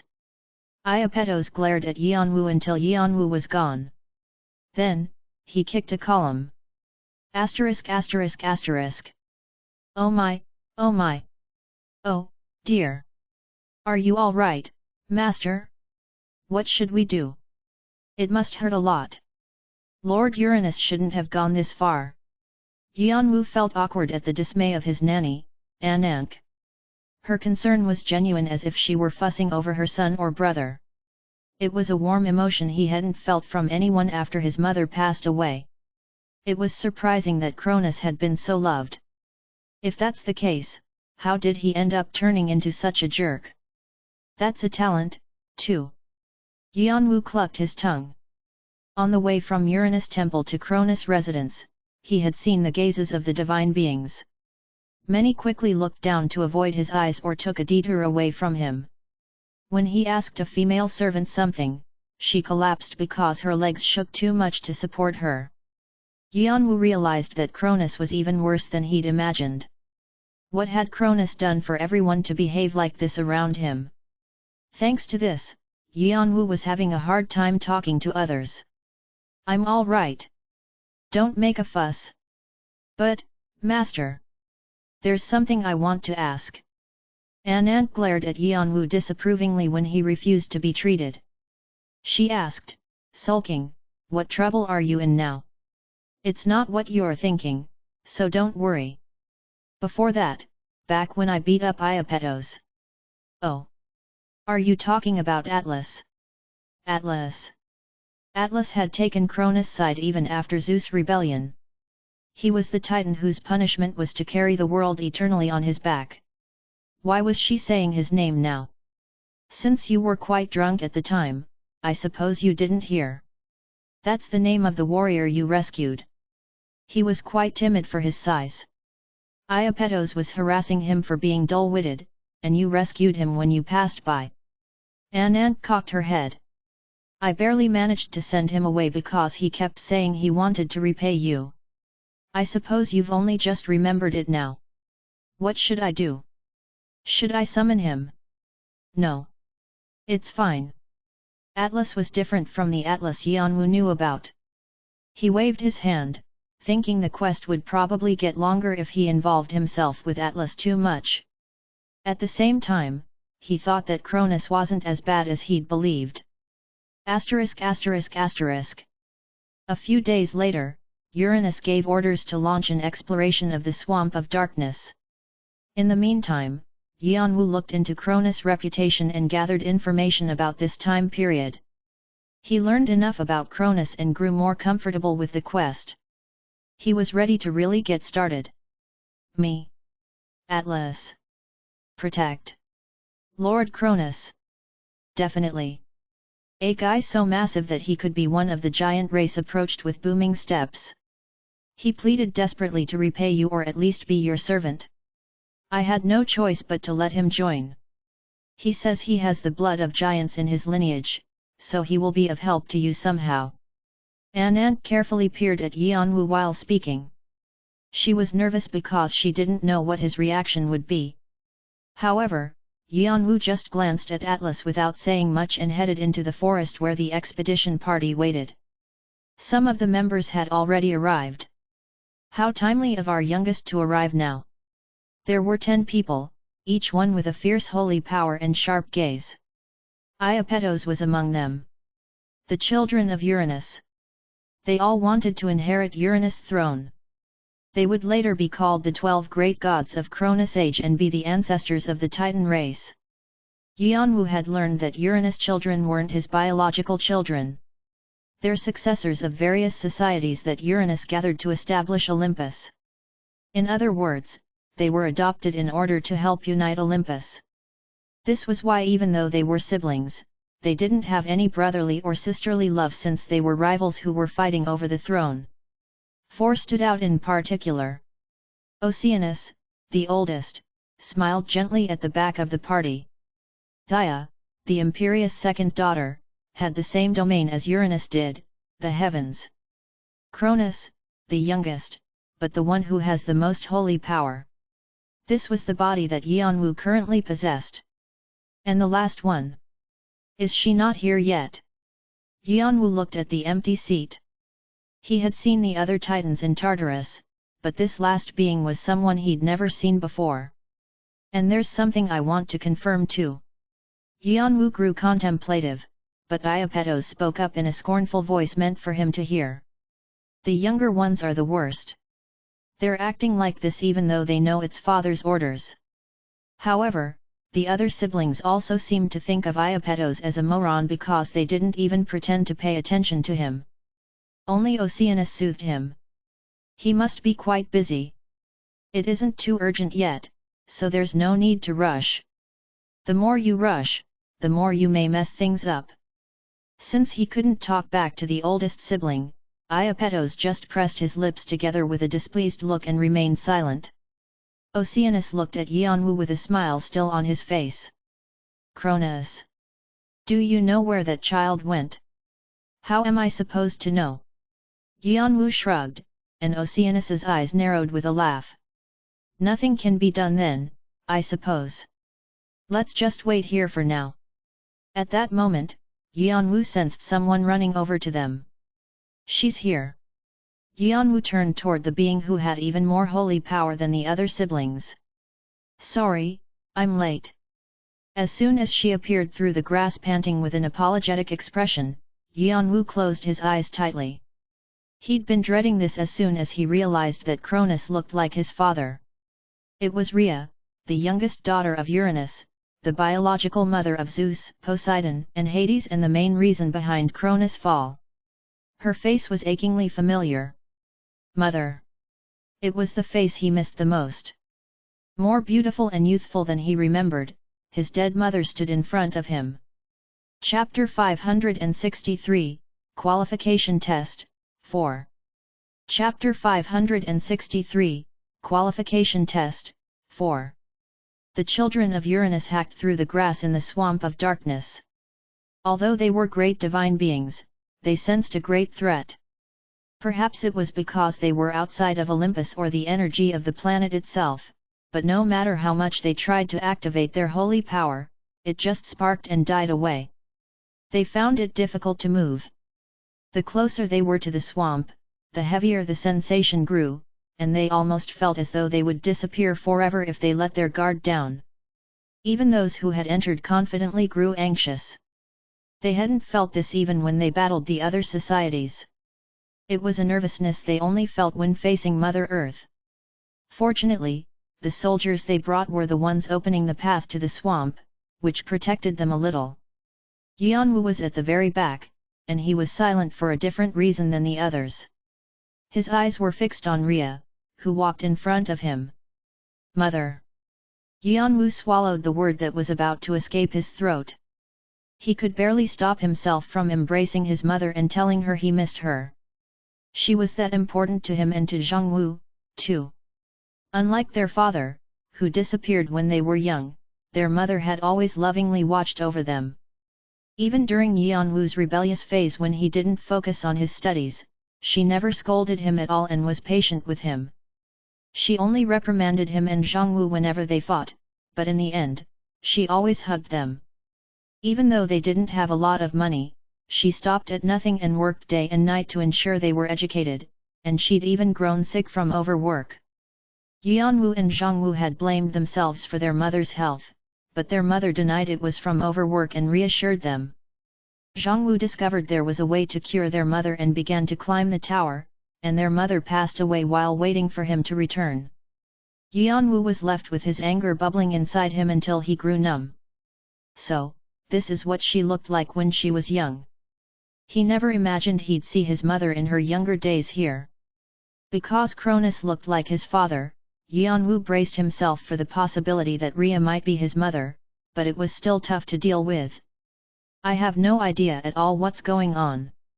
Yanwu tried to contain his longing for his mother while attempting to make sense of the situation. From the legends that he knew, Rhea despised Cronus. Not only did Cronus lock the Cyclopes and Hecatoncheires, who were like family, in Tartarus, but he was also a tyrant who swallowed all of his children. This was why Rhea had been one of the instigators of Cronus' fall. She secretly hid their youngest child, Zeus, and awakened the Cyclopes and Hecatoncheires to help her overthrow Cronus. Although Cronus and Rhea were married, they were enemies. However, Yanwu remembered his mother saying until the end that he shouldn't resent his father. Her mother's love for his father had been genuine. That wasn't the only thing he didn't understand. Aside from the mystery of his mother's escape from the tower, if he and Zhongwu were truly the children of Cronus and Rhea, that meant they were Zeus' siblings. Why didn't they have any holy power? And if their mother was a great divine being, why couldn't she overcome her sickness? Why did she weaken so much and die? He suspected that his mother's sickness, which couldn't be cured by modern medicine, was actually the heavenly demon disease. Yanwu had difficulty keeping his calm. Even though the level of his soul was greater and he had the cold-blooded trait, he struggled to keep his composure. "Ha, you're funny." He suddenly heard an unfamiliar voice from behind. Yanwu turned and frowned to see Thea. She was the mother of Helios, Selene, and Eos, and in his time, she had stabbed Typhon in the back to become the Titan's new leader. However, Thea only looked mischievous now. But it's hard to say if it's just an act. Yanwu spoke up. "What is it? What do you mean what? You keep denying it. Ah. You guys fight at the drop of a hat, but I've always known. Yanwu's forehead wrinkled as he wondered what kind of nonsense she was talking about. When he finally understood, he scoffed. Thea misunderstood the reason he was staring at Rhea. However, talking with Thea helped him understand what kind of being his mother had been when she was younger. Do we fight that much? Oh my, what are you saying? You don't just fight, you're always growling at each other like enemies. You guys said you would reconcile over your dead bodies, but now you guys have grown fonder of each other, eh? Or, were you trying to get on Rhea's nerves to grab her attention? Hum. When Yanwu didn't respond, Thea babbled in Yanwu's ear as she whirled around him. She's so loud. It was annoying, but at the same time, he was happy to learn more about his mother. It seemed like this quest wasn't all that bad, after all. Say something, kid. Are you mute? When did the chatterbox suddenly get so quiet? So frustrating. Hey? Rhea's looking this way. Is she jealous because I'm here with you? Did my strategy work? Ha, you're pretty good at this. And here I was, thinking you're just a bad-tempered oaf. You've got a sly side to you, eh? He felt like he would go deaf from listening to Thea. However, just as he was about to say something, Oceanus, who was leading them, suddenly raised his hand. Stop! He used his true voice, which boomed with holy power. Yanwu and Thea turned. The grass that seemed like it would go on forever had disappeared, and they could see an ocean-like swamp ahead of them. Their faces stiffened at the intense energy they sensed. Thea realized that things had grown serious, and she returned to her forces and prepared for what was ahead. Yanwu looked at the swamp of darkness with a grim expression. This place was familiar to him, even though it wasn't for the others. Ding! You have discovered the swamp. Begin your investigation of the swamp. Is this the abyss? No, the demonic sea. The swamp of darkness had various energies, and Yanwu shook his head. No, that's not it. It's a more primordial place than either of those. Yanwu guessed the abyss and the demonic sea had originated from this swamp because of their similar nature. This was something else, emptiness. Yanwu was certain this was the true emptiness that existed before the beginning of time. Since he was the successor of the Black King, Yanwu was familiar with it, but the gods of Uranus era didn't know darkness, and they couldn't muster up the courage to get closer to it. They said this was present even before the beginning of time. Is this the reason why the elders call it the Great Chasm and Chaos? As the group murmured uncertainly, even Oceanus, who was nearly at Uranus level, looked at the swamp of darkness with a fearful expression. Then, with a look of determination, he gritted his teeth and began to walk forward. His soldiers tried to persuade him not to do it, but he didn't listen to them. Oceanus was the commander of the party and the oldest of the siblings. He thought he needed to lead by example. Yanwu tried to follow since examining the swamp of darkness was a part of the quest. He thought he might be able to obtain clues regarding the springs. Master! At that moment, Anang stepped in front of Yanwu. What is it? Yanwu was about to tell her to move aside, thinking she was trying to stop him from doing something dangerous. But that wasn't the reason why she blocked him. Was Lady Thea speaking the truth? What? Please tell me. Her voice was firm. Yanwu's face hardened since he hadn't seen this side of her before. She seemed unhappy about Thea trying to play matchmaker between Cronus and Rhea. It is impossible for the two of you to be together. More than anyone else, you know your family and Lady Rhea's family cannot mix or even work together. Since your ancestors, it has already been. Was there a secret about Cronus and Rhea that the legends didn't reveal? Yanwu wanted to ask what it was, but this wasn't the right time. Let me take care of my business. Master! Move aside. I need to examine the swamp. Anant bit her lip at Yanwu's determined attitude and nodded vigorously. Yanwu moved past Anank and the rest of the party. Thaya and the other gods were surprised to see Yanwu so unaffected by the aura of the swamp, but he ignored them and reached the swamp. Oceanus, who was already there, turned back to Yanwu in surprise. Cronus, you. Yanwu ignored Cronus and looked down at the bubbling swamp. Steam rose over the popping bubbles, creating a sinister atmosphere. The surface of the swamp was as shiny as a polished glass bead, reflecting Yanwu's face, or rather, the face of his father, Cronus. It grows more fearsome the more I look at it. How can father think we can gain strength from here? This is neither order nor chaos, and it's too difficult for us to handle since we are seekers of creation. I don't understand him. Cronus, do you know something? Oceanus didn't hide his skepticism of the swamp of darkness. Showing this side to a rival would only make him vulnerable, so did that mean that Oceanus didn't see Cronus as a rival? Or was he just that righteous? Whatever it was, Yanwu didn't think it had any relation to him, so he stayed silent and extended his hand to the swamp. Cronus, it's dangerous. Oceanus was aware of his youngest sibling's temperament, and he didn't scold him. However, he didn't want Yanwu to be endangered. Then, his eyes widened when he saw what happened next. As soon as Yanwu's hand and his reflection's hand met, the surface of the swamp rippled. Yanwu's reflection smiled, or rather, it smirked at Yanwu. The reflection began to speak. You've come a long way back to this place. How foolish of you to return. Letters spun around the reflection to create a sentence. Come a long way. What did that mean? Suddenly, something flashed through Yanwu's head. You again?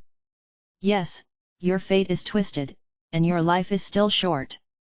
Nothing has changed at all. Your fate is to fail over and over, and you will continue failing in the future. Is this your fourth time here? The time, yes. You're closer than before. But that's all. Nothing has changed. I supposed the fate engraved into your soul won't change? Child, you're dreaming of nightmares over and over, trapped inside a cycle. I hope you can escape the nightmares and understand your path someday. Yanwu didn't know why the words Alforoni had told Zhongwu in his pocket watch dreams suddenly floated to his mind. He had the strange feeling that the reflection wasn't looking at Cronus but at himself. Let me ask you this. The letters spun and spun to write out another sentence. Which version of me are you? Chapter 564, Qualification Test, 5. Chapter 564, Qualification Test, 5. Yanwu's eyes widened. Which version? What did that mean? He didn't know if the reflection was Cronus or himself, but he was sure that it was speaking to him. Before he could speak, the reflection smirked. Well, I suppose it doesn't matter. As soon as the words appeared, the reflection faded and muck of the swamp began to climb up Yanwu's hand towards his shoulder. Whoosh! Hub! The muck sank through his skin and tried to enter his veins. Yanwu instinctively tried to pull his arm back, but the swamp tightened around him. Cronus! Oceanus frantically stretched out his hand. Using his holy power, he froze the steam in the air to create a blade of ice and cut off the muck attached to Yanwu. However, his skin and veins had already absorbed it. Are you all right? Oceanus' voice was full of desperation as he caught the falling Yanwu, but Yanwu couldn't answer him. Thump! Thump! Yanwu's heart pounded like crazy. His veins pulsed like they were going to explode, and his blood circulated so fast that his breathing grew rapid. It felt as if something were tightening around his body, as though he were a towel being wrung dry. He found it difficult to regain his composure when it felt as though his soul were being shredded. Thump! Thump! Which version of me are you? How many times have I spun through the cycle? Well, no matter. I can just do it again until it works. Countless letters whirled in his head. They combined and fell apart, creating multiple sentences. The reflection seemed to be laughing at him, and Yanwu could feel his consciousness expanding infinitely. The cells and factors in his body tore apart and merged over and over. Divine factors broke into pieces and reformed with even greater strength. Holy power swelled up inside him like a balloon, and the level of his soul was refined. A horrific divine fever tormented his mind and body. Even as he panted, Yanwu managed to recognize the sensation. Demonism. It was like the feeling he experienced whenever he held Vigrid to combine with the demonism. However, it was more painful now, most likely due to the fact that the power of darkness was being forced on him. So, this guy is the Black King's. He couldn't think lucidly anymore as the fever grew worse. This won't do. Oceanus decided that Yanwu was in danger and tried to carry him away on his back. Despite his terrible state, Yanwu was surprised to see that Oceanus was genuinely trying to help instead of taking the opportunity to eliminate a rival. However, Oceanus' attempt was futile. The fever made Yanwu's body so hot that it was impossible to touch him, and another strange phenomenon occurred. Large bubbles formed on the surface of the swamp, and peculiar monsters began to appear. Fish? Amphibians?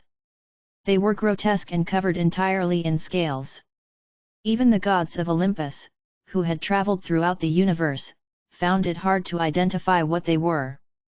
Keek! The bizarre creatures each held different weapons. As soon as they met Oceanus' eyes, they dashed towards him. There were easily 100 of them. Good gracious! Where had these creatures come from? Oceanus didn't have time to think as he swiftly created a wall of ice to block the monsters from approaching. Thud! Thud! However, each of the monsters had the strength of a divine being, and after ramming the wall of ice a few times, the wall looked like it was on the verge of cracking. Brother! Are you all right, brother? What is that? The rest of the party rushed over to protect Yanwu and Oceanus, activating their powers. There were bursts of light as an intense heat rose and wind lashed around. The party was clearly afraid. The monsters weren't only unnerving, there was another strength emanating from somewhere beyond the swamp that made their hair stand on end. They had fought all sorts of enemies, including Mother Earth, but it was their first time to face such a being, something stronger than Uranus, who dominated everything. Soon, the ice wall broke, and the unexpected battle between the strange monsters and the siblings of Olympus began. Asterisk asterisk asterisk. What is the meaning of this? Cronus is hurt. After the standoff at the swamp, the gods of Olympus quickly retreated at Oceanus' orders. Fortunately, the farther they were from the swamp, the weaker the strange monsters grew. In the end, it was easy to defeat them. The news of Yanwu's injury made Uranus hastily appear through a portal. Father! What about Mother Earth? Oceanus was directing the battle, and he was surprised to see Uranus appear. Uranus and the supreme gods of other societies had been working on putting Mother Earth to sleep, and Oceanus didn't understand why Uranus would show up. However, his voice trailed off when he saw that Uranus' left arm was missing. Your arm? That is not important right now. This can easily be healed with holy power. What about our youngest? How is Cronus? Your injury isn't an insignificant matter either. Oceanus swallowed the words at the tip of his tongue. For a supreme divine being like Uranus, it wasn't that simple to restore an arm with holy power. It would be a huge problem if one's divinity were damaged. However, Uranus didn't seem to care, he was only worried about Cronus. Oceanus knew Uranus was devoted to his youngest child, but he thought it was a bit extreme. He sighed, but there was nothing he could do. A parent's love for their child was unstoppable. He led Uranus to Cronus, but he wasn't able to hide his downcast expression. Don't you think father is too fond of the youngest? Oceanus tried to hide his feelings, but Iapetos suddenly sidled up to him. Oceanus' face stiffened. What are you saying? I'm saying father's love for Cronus is too extreme. Be careful of what you say. I mean, aren't you angry, too? You're going to lose your spot to that douchebag. You know father doesn't have too much time left. Oceanus' face twisted. Iapetos realized he had gone too far and shut his mouth, but it was too late. Father is insightful. He must have his plans. Refrain from unnecessary comments. Oceanus firmly reprimanded Iapetos and turned away. He trusted Uranus and was wholly loyal to him. Iapetos's eyes narrowed as Oceanus walked away. He grumbled to Thea, who appeared next to him, "Looks like we'll have to do it on our own. I told you, Big Brother is too indecisive. He has the makings of a king, but only in times of peace. He isn't fit for an age of uncertainty like now." Thea's eyes darkened. "We must take the throne of Olympus for ourselves." Asterisk asterisk asterisk. How tenacious! Yes. That's a good quality to have. Although a long time had passed since Yanwu left the swamp, his body and soul were in agony from the blazing fever, and the whispers of the demonism left him confused. The demonism was waiting for an opportunity to take over Yanwu's body. But even in this situation, Yanwu was becoming stronger. What in the world are the springs? How important could they be if they're this hard to find? Yanwu struggled from the pain. The strange monsters of the swamp of darkness were clear in his mind. They looked just like the ones in the demonic sea, and he was certain they were otherworld gods or beings of that level. However, Yanwu set those thoughts aside to focus on getting rid of the divine fever endangering his soul. Otherwise, he'd be destroyed before he could progress with the quest. "I didn't think something like this would happen. I sent you because you have the gift. I thought you might be able to receive his blessing. But this is a curse, not a blessing. I put you in danger for my own ends. I'm truly sorry. Please forgive me." Yanwu thought he could hear Uranus' voice through the fog of his consciousness. "Fortunately, I still have some strength left, so even if it's not enough to rid you of the curse, it'll keep it at bay." Whoosh! Uranus tenderly stroked Yanwu's head. Yanwu absorbed something and the intense pain and fever died away. Yanwu fell into a deep sleep. Asterisk asterisk asterisk. When Yanwu woke up, he felt a weight on his lap and discovered an old man bent over it, asleep. It took him some time to realize that the old man was Uranus. It was only then that Yanwu realized what had happened the night before. Did he give me all his holy power? Two opposing energies were swirling inside his body. One was calm and warm. It circulated inside him, caressing his body and soul and supporting his new strength. The other energy was ferocious and thrashed about destructively. It was hot and cold at the same time, and it was similar to darkness. If not for the calm energy, the ferocious one would have already torn his body to pieces. He felt as if his power had been amplified several times because of it.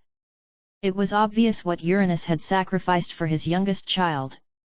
Although Yanwu wasn't really Cronus, he felt moved. It was an unfamiliar emotion. He didn't know what to do. He didn't even know if the emotions belonged to him or to Cronus. When he looked at the wrinkles and age spots on Uranus' face, he felt as if someone had knocked the wind out of him. Just then, Uranus opened his eyes, and Yanwu could see Cronus' worried face reflected in them. Uranus chuckled. He found his youngest son's expression endearing. It was such a huge contrast to the time when Uranus had beaten Yanwu up. Uranus said in a raspy voice, "You look fine, considering you went around doing scumbag things." Even though Uranus wasn't feeling too good himself, he had put his child's health first. Yanwu realized this was what fatherly love was. It was a protective love for one's children. The synchronization percentage has vastly increased. 0%? 3%? You have successfully found a very small spring out of the lost springs. Chapter 565, Qualification Test, 6. Chapter 565, Qualification Test, 6. Click. Click. Something broken inside of Yanwu was reassembling, the sound of its movement reminding him of turning cogs. He exclaimed in astonishment over how his body was undergoing this process without any interference or direction. Are the springs pieces of divinity? Yanwu didn't know what the very small spring was since he hadn't seen it yet. All he had seen was a system message, but he could already feel that it had changed his body. His level had increased, and his divine positions were being created. There were two domains. One was something Yanwu was familiar with, death. As a result of combining with the demonism, the domain the demonism possessed was being introduced to Cronus, which meant Cronus was awakening as an apostle of the Black King. Yanwu was taken by surprise. I thought I'd be able to hear the Black King's voice since Cronus is the Black King's apostle. I guess not. Yanwu laughed at himself for thinking it would be that easy. Although it was true being an apostle could get you closer to the god you served, if speaking with the Black King were that easy, he wouldn't have had to go through all this trouble. He even thought it might even feel a bit dispiriting if he learned about the Black King like this. No. If the demonism's identity is what I think it is, becoming the Black King's apostle as a result of combining with him isn't too unexpected. If he could see Cronus' status window, it would probably say Apostle of the Black King under the title section. After combing with the demonism, Yanwu felt a powerful gaze looking at him from high above. No, it wasn't quite accurate to say it was from high above. It could be from below him or even right next to him. It was a gaze that watched him from beyond space or several dimensions away. He didn't know if it was the Black King himself. However, it was clear the owner of the gaze was so superior that mortals couldn't even imagine his strength, especially since the gaze could even focus on Cronus, a divine being who had conquered countless universes and dimensions. In contrast, the other domain created along with death was very unfamiliar, time. I thought this domain, like death, was from the Black King, but it's from Uranus. The holy power Uranus had given Cronus to put the demonism to sleep went through new changes after mixing with darkness. Its nature changed. Uranus symbolizes the sky, which means he rules over space, but did the power change to being able to move space itself through contact with darkness? Yanwu extended his hand. Wavy patterns appeared in space, and everything in the room suddenly stopped, the curtains shifting in the breeze, the flowers inside the vase that were about to fall, and even the air. However, this only lasted for a little while, and the world returned to its usual movement. Air flowed, and the curtains moved again. The range of this domain's power is too small and only works for a short while. How am I supposed to use it? Yanwu couldn't grasp how he was supposed to use this domain. If only I could identify the mechanisms to use the power, I might be able to use the domain even when the quest is over. Even if he failed the quest, he thought he'd be able to activate Cronus' power if he learned the structure of this power. He had a strong feeling that the method Mother Earth and Persephone used to steal holy power from the paused Cronus was related to this. Ding! Your understanding of the domain of death is profoundly high. Your understanding of time has dramatically increased. Your abilities to sense the springs have improved. The synchronization percentage has increased. 10%? 12%? This again. His forehead wrinkled when he saw the message that popped up. It was true, the synchronization percentage that began to appear after finding the very small spring was helpful. The more Cronus' synchronization percentage increased, the greater its effect on Yanwu's soul. In other words, Yanwu was stealing Cronus' legends, which meant his level and divine positions were growing as well. If Cronus became a supreme god as he had in the past, Yanwu's soul would grow significantly. Right now, Yanwu could barely reach that level after combining with the demonism. After this, he wouldn't have to use tricks like that anymore. But of course, this wasn't without its troubles. Why do you look so dumbfounded? When your father makes time to talk with you, you should at least try to pay attention to the conversation. Tisk. Yanwu swallowed his emotions and turned. You're up. Humph. I'm sure a vile son like you would hope I stay asleep forever, but that won't be happening. Uranus looked like an ordinary neighborhood old man. Yanwu felt like his heart was being squeezed when he looked at Uranus. After giving Yanwu all his holy power, Uranus looked visibly weaker. More wrinkles appeared on his face, his skin became drier, and more age spots appeared. The vigorous Uranus who had enthusiastically beat Yanwu up was no more. Olympus was filled with uneasiness at the rumors that their king might fall. The tensions between the potential successors of the throne became worse, and a civil war seemed to be brewing. However, Yanwu didn't pay attention to any of it and focused on caring for Uranus. He had no plans to get involved in a battle of power for the throne in a world that wasn't his. This was the only way he could think of to rid himself of his strange emotions around Uranus. The more his synchronization with Cronus progressed, the more intense his emotions became. Yanwu was concerned that his ego might get lost in the legends at this rate. At the same time, he was taken aback that Cronus loved Uranus so much. "I never wished for you to sleep eternally." "Then, do you think I'd go that far? I only hoped you had a nice, restful sleep." "What? You know, they say you start sleeping more when it's time to rest in peace." "What?" Uranus' eyebrow twitched. He contemplated slapping the brazen face that was spewing bullshit. Just as he considered using the last of his holy power to summon a bolt of lightning, the door suddenly burst open. Thud. Yanwu instinctively stood in front of Uranus and activated his holy power. "What is the meaning of this?" Uranus' voice was genuinely furious, completely different from when he was bickering with Yanwu. Soldiers marched in through the door and surrounded Yanwu and Uranus. There was fear on their faces, but they still looked determined. It was impossible to think of such a thing happening in such a hierarchical godly society. There could only be one reason behind it. A coup. Stomp. Stomp. Familiar faces walked through the sea of soldiers, and Yanwu summoned more strength to protect Uranus. Dia, Iapetos, Hyperion, Phoebe, Crius, Koios. Uranus seemed shocked that the adopted children he'd raised lovingly had incited a coup. "How could you?" The leader of the coup, Dia, spoke with a slight bow of her head. "Father, you are responsible for this. A position like yours comes with responsibilities, but you weren't able to fulfill them." Dia glanced at Yanwu with cold eyes and turned back to Uranus. "You should have designated your successor clearly, but this is all a result of you spoiling our unsuitable youngest. You wicked! Do not worry. We'll take Olympus to greater heights.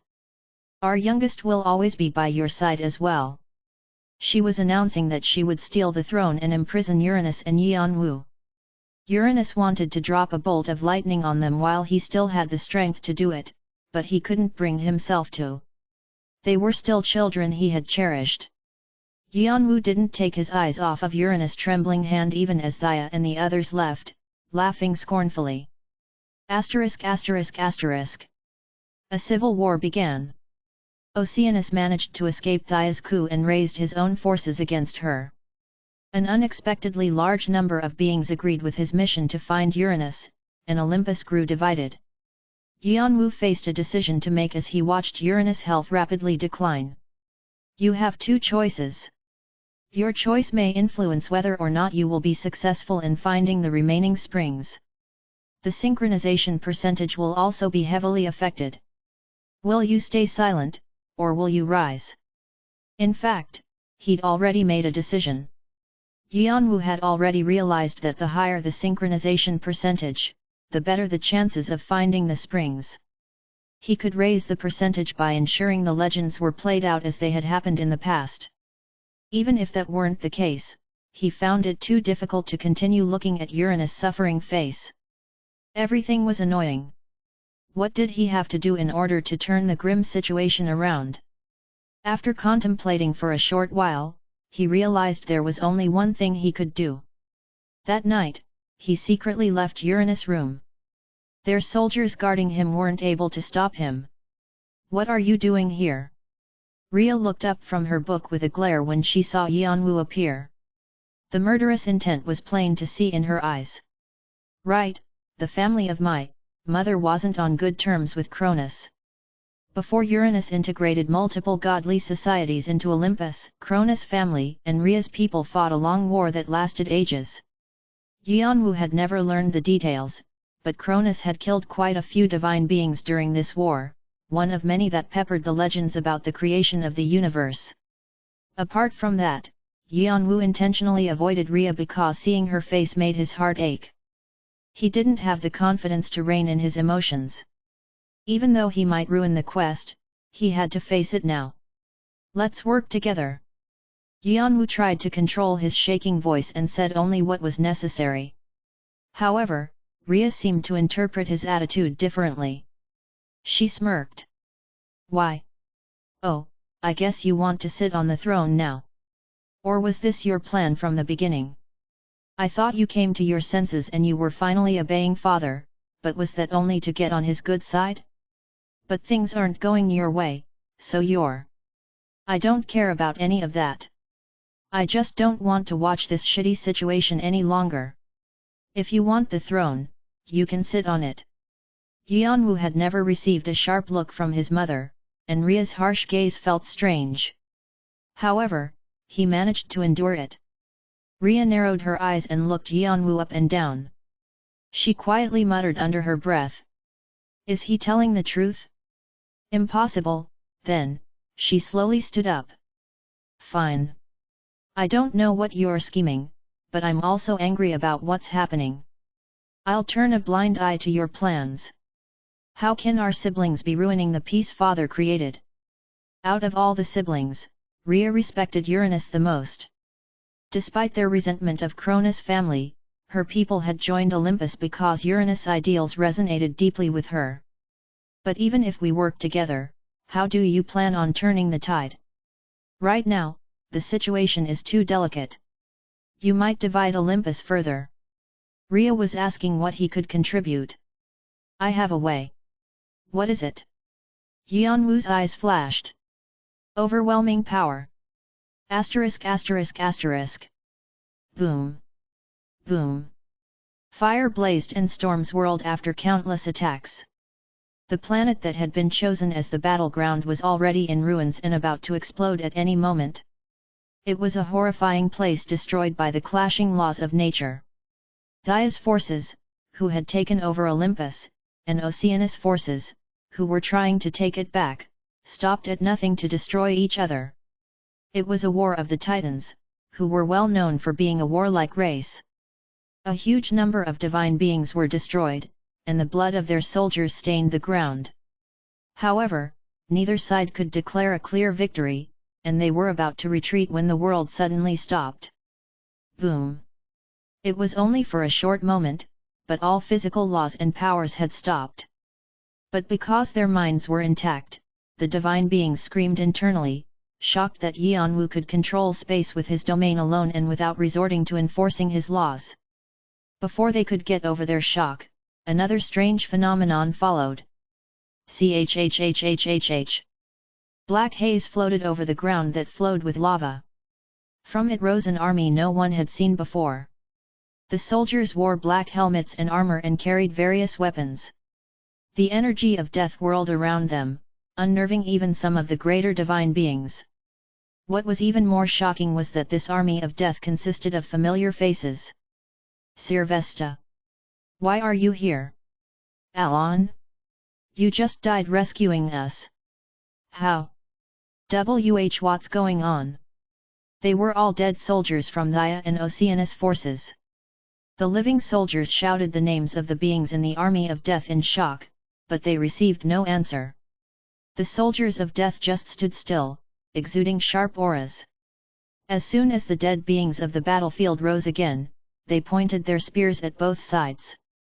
The two sides froze. How could they defeat an enemy who stopped time and ruled over death?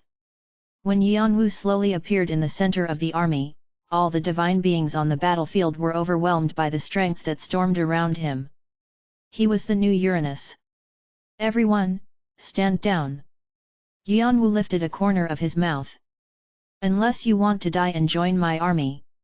Chapter 566, Qualification Test, 7.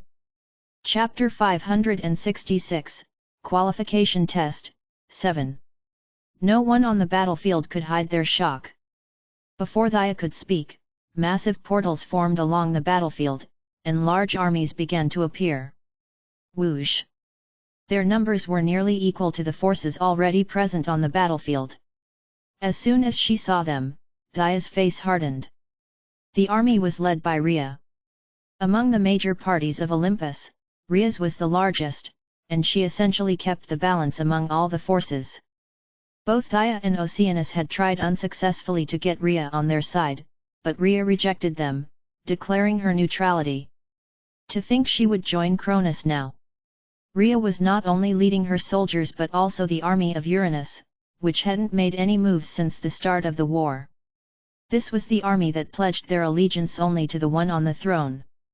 One had to prove one's qualifications to receive their support. It was clear where Uranus, who had remained silent until now, stood. Clang! Just then, Oceanus had suddenly dropped his weapon. Everyone turned to see the bright smile that suddenly replaced the frown that had been on his face ever since Thaya had rebelled. It was as if he had been waiting for this moment. "What are you doing? Hurry and greet the new king." Oceanus quickly got down on one knee as his voice rang throughout the battlefield. All his subordinates frantically bowed to Yanwu. Thaya! Hyperion and the others instinctively turned to Thaya, silently asking what she would do. Their fighting spirit was wavering. With Thaya's surrender, everyone on the battlefield bowed to Olympus' new king. Greetings to the new king. You have discovered a very small spring. You have discovered a small spring. The synchronization percentage has drastically increased. 15%? 25%? *******. In a great hall, muses lined up next to a long carpet as they played their instruments. Yanwu walked down the carpet and slowly ascended to the throne, wearing a crown on his head. It was the coronation ceremony. After ending the civil war, Olympus had found a new king with the blessing of Uranus. Throughout the ceremony, Oceanus' face was filled with pride even though he had technically lost the throne to his youngest sibling. Thaya, Iapetos, and the other siblings continued to look displeased. However, no one objected. None of them forgot Yanwu's divine abilities. Stopping time and controlling death, these were powers beyond the laws of nature. It was impossible to pull off with ordinary divine abilities. No one wanted to get on his bad side. Most importantly, they were afraid of the way Yanwu sat emotionlessly on the throne, a position that other divine beings could only dream of. The past scoundrel who acted so impulsively and emotionally was gone, leaving behind a ruler who gazed down at the world. Everyone in the hall naturally bowed to his aura. It was the coming of a new Uranus. Meanwhile, the person in question was actually trying to hide his frustration. How long do I have to keep up this pretense? Yanwu thought everything would be over as soon as he sat on the throne, but it seemed like he'd have to continue with the legends for a while. He couldn't help feeling frustrated at the thought of how much time was passing back in reality. While he was trapped in here, Athena and the others might be in danger again. Do I have to stay here until the synchronization percentage reaches 100%? He felt chills running down his spine at the thought. The more his percentage increased, the more springs he would find. However, it also meant risking becoming one with Cronus and being lost in the legends. Even now, there were times when he couldn't separate Cronus' emotions from his.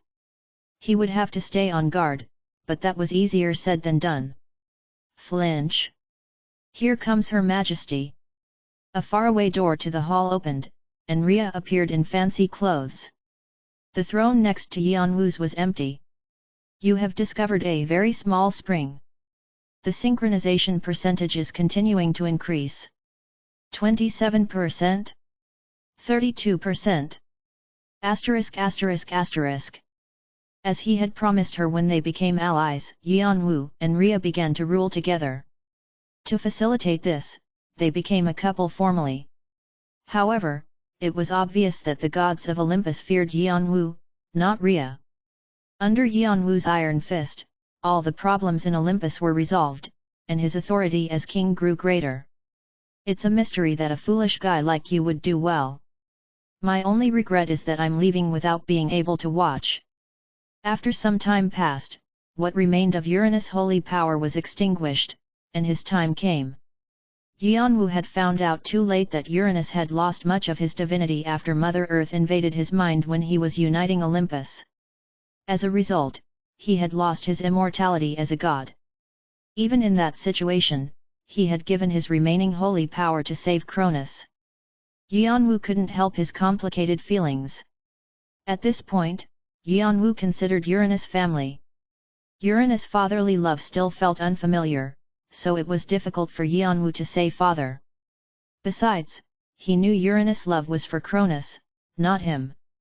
However, the increased synchronization percentage helped Yuanwu realize what love between a father and son was. Where are you leaving? You should just stay. Just last night you beat my head with your cane. Haha. You still talk the same way. What a smart mouth. Uranus' wrinkled lips smiled gently. But I like that impudence of yours. Even though you're the youngest, you've always talked back to your brothers and sisters fearlessly. Since you're all mature now, don't fight any longer. Peace, fully. Father? Father. Enough joking around and get up, father. Tears dripped down Yuanwu's face as he watched Uranus scatter into light. He felt as if something were squeezing his heart. A thought occurred to him.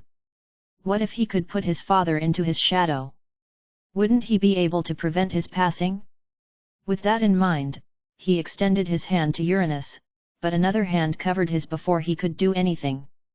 Rhea! Don't do anything unnecessary. Do you think father would want this?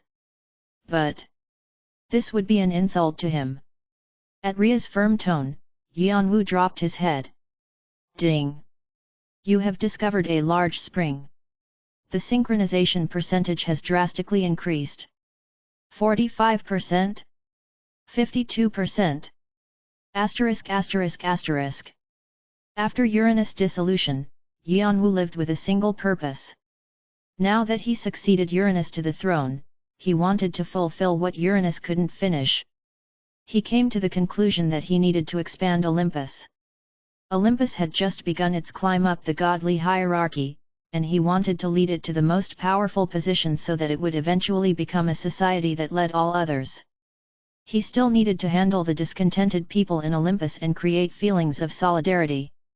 Although he didn't notice, for some time now, Yuanwu had been considering himself as Cronus more than Cha Yuanwu. With Yuanwu's mission of uniting the godly societies, Olympus began a full-fledged war of conquest. Battlefields, where death was abundant, were like an endless source of power for him. The longer the war went on, the more renowned Olympus became among the godly societies. Above all, the contributions of Uranus' adopted children shone the most brightly. Other divine beings began to call them titans. How much time passed? 1,000 years?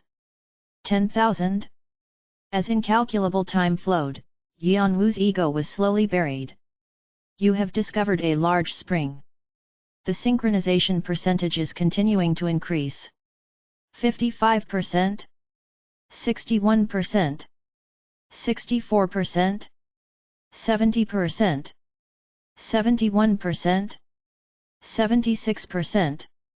The springs you already possess are being wound faster. The legends are being played at twice the speed. Asterisk asterisk asterisk. Warning! Your ego is experiencing extreme confusion. It is growing difficult to maintain your ego as number. You are falling into deep hibernation. How much? How much time had passed? An unexpected variable has occurred. Your reason is being maintained with the cold-blooded trait. Your dormant state has been released.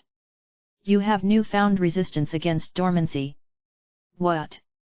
Yuanwu regained consciousness, feeling an excruciating pain from the noise in his head. He realized that he didn't possess Cronus anymore, and instead he was in Cronus' conscious mind. Below him, a being that was either him or Cronus led a large army against Mother Earth, who seemed to cover the entire universe. No, it wasn't him. It was Cronus. His own identity was buried under the legends of the gigantic being. This time, I'm going to rip at least one wing off you so that we're even, Gaia. You are cursed, like your father, with death, at the hands of your child. Whoosh! Cronus was immeasurably stronger compared to when Yanwu first sat on the throne. It was like he had almost reached the emperor level. After stopping the flow of the universe with his left hand to bind Mother Earth, he manifested death as a scythe in his right hand and swung it towards her. Even as she fell, Mother Earth used the last of her strength to curse Cronus. Then, she dispersed into small particles, her existence erased. However, all the divine beings present knew Mother Earth hadn't been destroyed and that she had only entered hibernation. A conceptual god couldn't be completely destroyed. If that were possible, the laws creating the universe would also collapse, and all universes and space itself would be crushed. All the divine beings could do was temporarily eliminate her. However, her fall surprised the gods of Olympus and other divine beings. Who else in the universe could defeat Mother Earth, whose existence was a threat to all? Since he was sleeping deeply somewhere and the heavenly demon was probably busy subjugating gods and demons in another location, it seemed that no one else could stand against Cronus in this age, not even the gods of the other societies. Cronus arrogantly accepted their gazes. Only Yanwu, who was watching from above, realized what was happening to him. The curse of Mother Earth has started to invade Cronus, just as it did with Uranus. Yanwu thought he now understood why his ego was separated from Cronus again. Did the curse cause confusion in Cronus' mind and allow me to leave? Yanwu was surprised.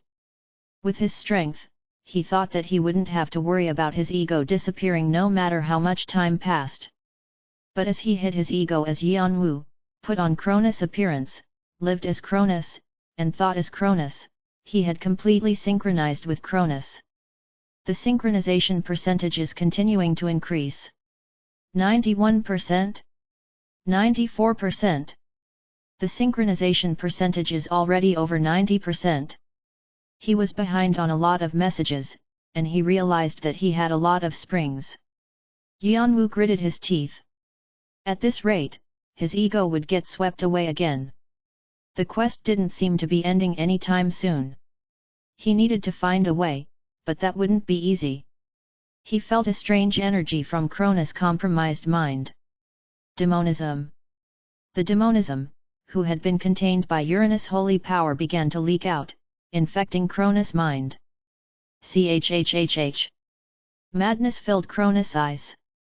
Chapter 567, Qualification Test, 8.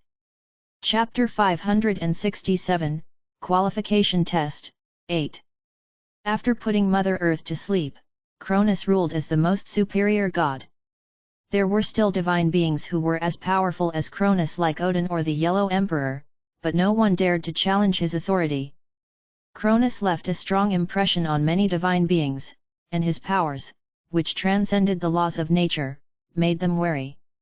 Only those like Cernunnos, who were strong enough to roam around without a society, could go toe-to-toe with him. Eventually, Cronus was considered the closest thing to an emperor besides the conceptual gods and progenitor gods. Olympus' renown only became greater. The godly societies grew to fear the titans who led Olympus. He's barely holding on with his stronger mental capacity, but the effects of the curse are becoming worse. The demonism is awakening. However, Yanwu could see that Cronus was in a precarious situation. However, Cronus himself wasn't aware of the changes, and by the time he figured it out, he only thought of overcoming the curse that had eaten away at Uranus. This is retribution that I must endure. Cronus couldn't tell anyone around after seeing what happened to Uranus when he was taken by the curse. He needed to plant fear in his enemies and behave as though he would sit on the throne forever. He had to be an impregnable fortress for his allies. It was like homework that he had to do himself. Cronus, you seem different these days. Is something the matter? Of course, Rhea, who was closest to Cronus, noticed the changes quickly. No. It's nothing. However, Cronus coldly rejected her help. He didn't want her to be involved with his issues. A long time had passed since the two had wedded. Although they had done so for political reasons, they already had a couple's affection for each other. Time flowed past, and Cronus grew harsher as a result of the curse. Eventually, he turned into a tyrant, and rebellions began to spring up here and there. Some occurred in places that didn't acknowledge Olympus' authority, and there were also forces in Olympus that were displeased by his rule as well. However, none of them could defeat Cronus. He placed them all in the abyss that even the gods of Olympus feared to see in their dreams, Tartarus. It seemed as though Cronus' rule would last forever. Cronus, are you insane? How could you put the Hecatoncheires in such a place? Bam! One day, Rhea slammed the door open and stormed into Cronus' office. She was panting heavily from running, her face twisted in fury. Cronus had just received a report from Atlas. He sent Atlas away and turned to Rhea with an indifferent face. Was it because he had sat on the throne for too long? It was difficult to see the impulsive scoundrel that he'd once been in his younger days, and the only thing left were cold eyes and an impassive face. Rhea, this is the palace. What about behaving more prudently since walls have ears? Sorry, but I don't intend to listen to the words of a tyrant. I can't let this one go. The Hecatoncheires. Why are they in Tartarus? Ah, that. Rhea became angrier at Cronus' dispassionate expression. Uranus had cherished the Hecatoncheires as much as he had the Titans. The monstrous-looking creatures were all strong enough to overwhelm the Titans, and they were also the gatekeepers of Olympus. If one looked at the bloodlines, the Hecatoncheires shared more blood with Uranus than Uranus did with either Cronus or Rhea. In fact, that was why there had been talk at the start about the Hecatoncheires inheriting the throne instead. Unlike the other Titans, who distanced themselves from the Hecatoncheires because they didn't want more rivals, Rhea maintained a special relationship with them. She had been on her way to meet them, only to learn that they had been incarcerated. Of course, she couldn't help being enraged. Because they've sinned. What? We suppressed Thea some time ago, and they've been charged with being her accomplices. Thea was caught before she could progress with her plans, and the Hecatoncheires only went to talk with her. They didn't know what it was going to be about. If they haven't sinned, it will be revealed during the investigation. Cronus. Rhea realized that Thea was just an excuse, and Cronus wasn't planning to release the Hecatoncheires. He only wanted to strengthen his authority and didn't plan on leaving anyone who shared Uranus blood alone. Rhea grew even more frustrated. Who would challenge his power and his legitimacy as ruler now? The more time passed, the more distant Cronus grew. Unlike the first years of his rule, he no longer cared about his siblings' woes or encouraged the gods. He was now a tyrant who suppressed and eliminated anyone who argued with him. Rhea felt pity for him. Where was the Cronus who'd boldly declared to advance Uranus' mission? Who was this monster in his place? She had started to open up to him, but that wouldn't be possible anymore. However, Cronus didn't seem to care. Rather, his gaze was focused on Rhea's stomach. Rhea, you. I don't want to speak with you. Are you pregnant? Cronus' cold eyes shook for the first time, but Rhea covered her stomach and turned away. I said, I don't want to speak with you anymore. How can you say that with my child in your belly? Cronus quickly stood and grabbed Rhea's arm. Rhea raised her arm to slap her husband, but when he went down on one knee and stared at her stomach, she flinched. Cronus carefully stroked Rhea's stomach. My child. Although the two had been married for a long time, they didn't have a child yet since they had only recently shared romantic feelings with each other. Also, they found it difficult to conceive a child. However, for the first time, their efforts were successful. A smile appeared on Cronus' face. You have the warmth of your mother. I will call you Hestia so you can cherish that warmth forever. Rhea couldn't do anything other than look at Cronus wordlessly. After Hestia was born, the couple had 2 more daughters, Demeter and Hera. Then, they had sons named Hades and Poseidon. The gods of Olympus who had been worried about the line of succession breathed in relief. For some time, Cronus focused more on his family than anything else. Rhea regained her laughter as Cronus seemed to return to his old self. However, the curse of Mother Earth still lingered in a part of his heart. You are cursed, like your father, with death at the hands of your child. Cronus, what is the meaning of this? What? Don't worry, Rhea. My children will be safe in my emptiness. Forever. No. No. Rhea shouted when she saw the madness in Cronus' eyes. Their precious children, from Hestia to Poseidon, had entered Cronus' mouth into the emptiness that could swallow everything in the world. The considerate father who had laughed and played with their children just yesterday was gone. Rhea finally realized that Cronus wasn't the same person she was looking at, something who wore Cronus' appearance. However, Cronus believed that he was only acting in a logical manner. Mother Earth's curse was too powerful to disregard since the words of a conceptual god were binding. Rhea gritted her teeth. At the very least, I have to protect Zeus. She had kept her pregnancy a secret in order to surprise Cronus, but now, it seemed that she had to continue doing so for the child's sake. She escaped Olympus, full of determination. Your name is Zeus, from the old god of gods, Tyus. Grow up to be as great as he was. Rhea wiped her tears as she looked at the baby in her arms. She felt painfully sorry for her youngest child, who wouldn't have his parents' love like his siblings. She won't be too far from here. Chase after her. She heard the voices of the pursuers that Cronus sent after her. I love you, my son. Rhea lightly kissed Zeus' forehead and set him afloat down the river. Then, she turned to face her pursuers. They would not find Zeus, no matter what. I've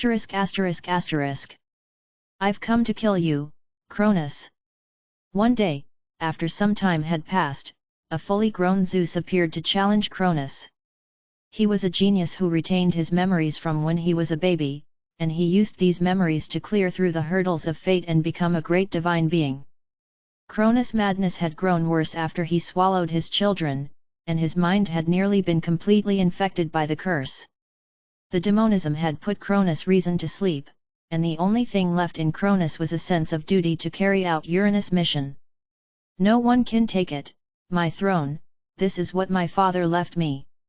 To Cronus, Zeus was only an enemy getting in the way of his mission. He didn't realize that Zeus had received Oceanus' help to force Cronus vomit out the children he'd swallowed. Father has changed so much, it pains me to see this. After waiting in the emptiness for their escape, Hades and the other siblings gripped their chests in pain when they saw their fallen father.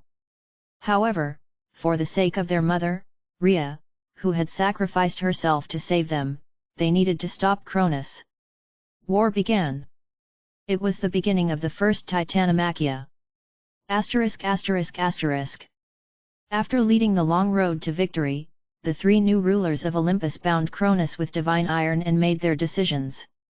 I will take Cronus' divine ability.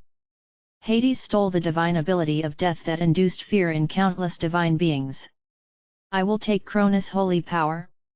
Poseidon took Uranus' holy power, which had allowed Cronus to become so powerful. I will take Cronus' faith. And finally, Zeus took over Cronus' temples throughout the universe and sat on Olympus' throne. Finally, Cronus will be incarcerated in Tartarus. At the command of the new supreme gods, Cronus was stripped of everything and locked up in Tartarus like the traitors.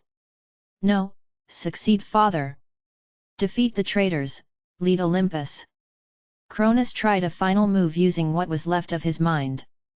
He pulled out the most important component of his existence, the clockwork.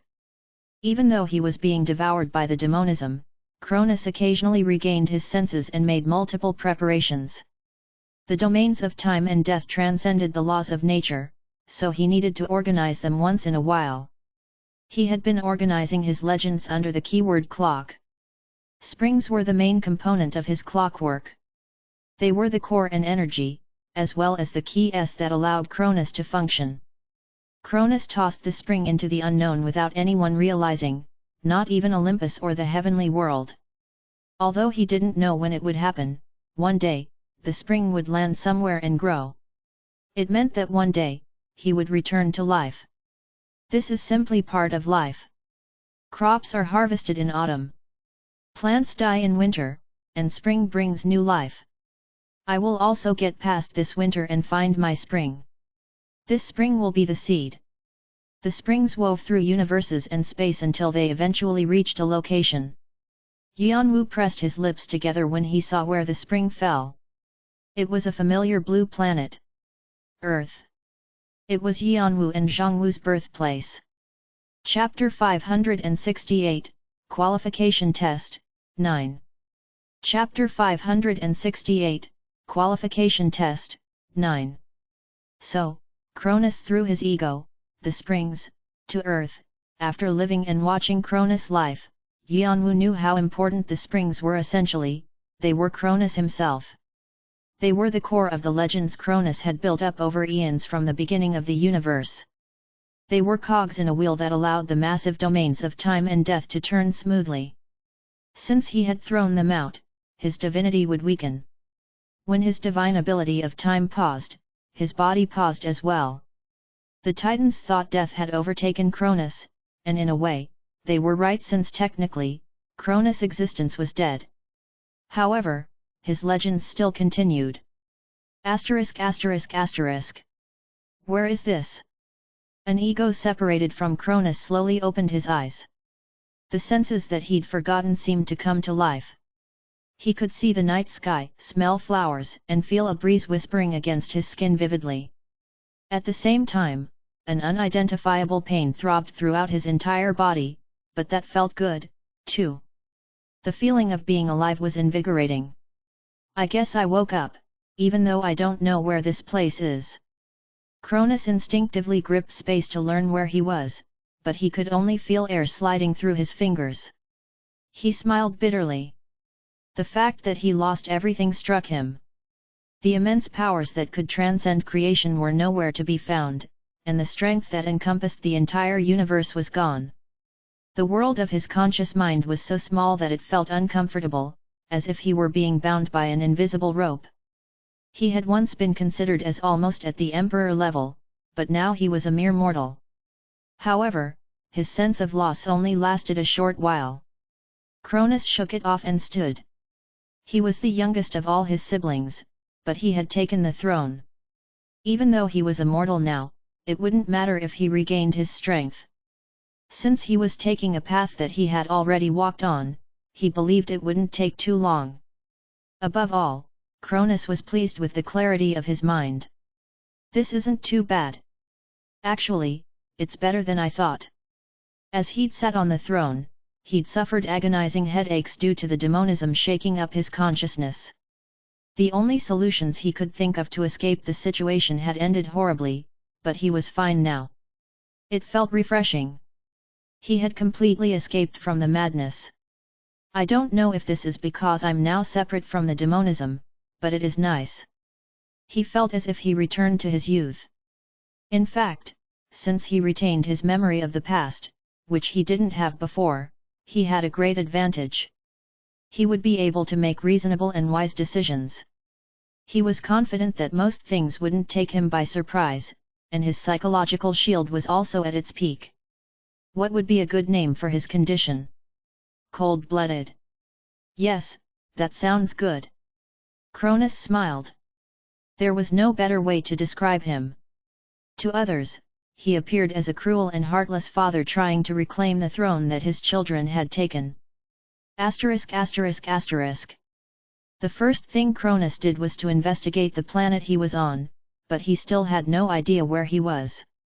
Although he had ruled over countless universes and dimensions and observed a myriad of civilizations, He had never seen or heard of a planet like this. Is this the territory of some other society? It was definitely possible. Even though Olympus had prospered and expanded during his reign, he hadn't dominated all universes. There were many godly societies, after all, and a few of them were equal to Olympus. Cronus first tried to determine whose territory this was. If it's a society that will assist me, I'll recover my strength faster, but if not, I'll have to be warier. Divine beings were extremely sensitive about their territory. They often eliminated trespassers without asking any questions, and this was the last thing Cronus wanted. No. Maybe it's better to lie low until the time comes. Realizing that it was possible a society might report him to Olympus, he changed his mind. Yesterday's allies often became today's enemies, so it was feasible that such a thing might happen. Most importantly, he didn't know how much time had passed while the springs traveled through universes. He also didn't know the hierarchy and order of the societies. What I need most is information. I don't know anything right now. As he slowly walked forward, he began to lay out his plans. I must build up strength first. Cronus learned that the beings of the planet called this place Earth. Unfortunately, Cronus had never heard of it. He racked his brain, thinking of the territories of most societies, but nothing came to mind. It might be possible that it's a territory on the outskirts and hasn't been discovered yet. The beings of the planet he lived in were young creatures who believed Earth was the only living planet in the universe. It was a civilization that had only begun to take its first steps. This is for the best. It'll be easier to create legends this way. The less advanced a civilization was, the more superstitions they were and the greater their expectations of heroes and gods.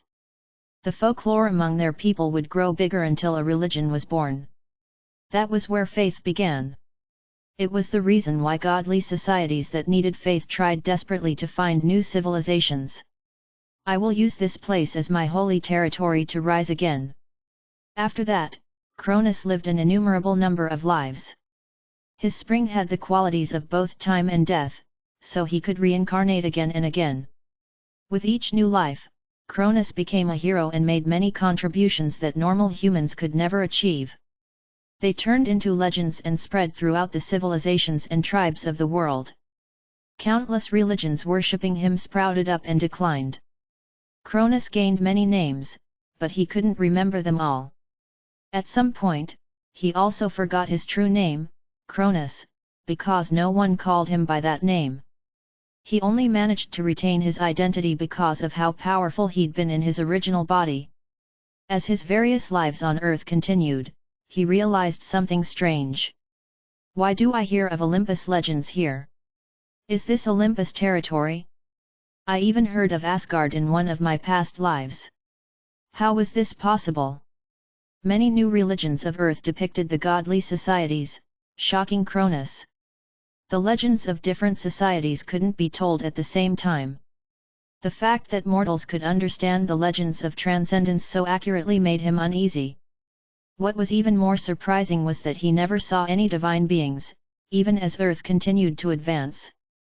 It's like something is interfering to eliminate them or seal them somewhere. Earth's civilization continued to develop, and soon, his achievements became only village tales. They were no longer legends. His progress finally met a wall. Just a little more, and I could have exuviated. Cronus was no longer suspicious of Earth. He pondered how he could clear this final wall. After exuviation, it wouldn't be that long until he transcended, but he had to get past this first. Even though his strength had been built up throughout his reincarnations, he hadn't even reached 10,000 years. It was nothing compared to the amount of time he had lived as Cronus. He found it hard to keep his composure. Most importantly, Earth wasn't progressing towards a magic-based civilization or an enchantment-based civilization. Instead, it was on the path of technology and science.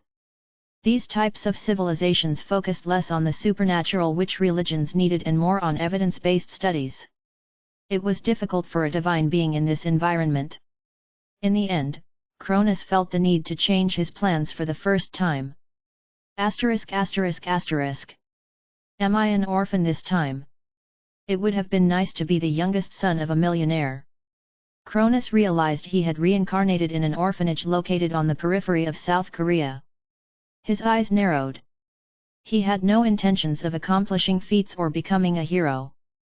Instead of creating legends for himself, those would only get him branded as a witchcraft practitioner. He was going to live easily and slowly organize his thoughts. Since he needed a change of direction if he wanted to exuviate and transcend, he would take this opportunity to come up with something. Thwack! Ow!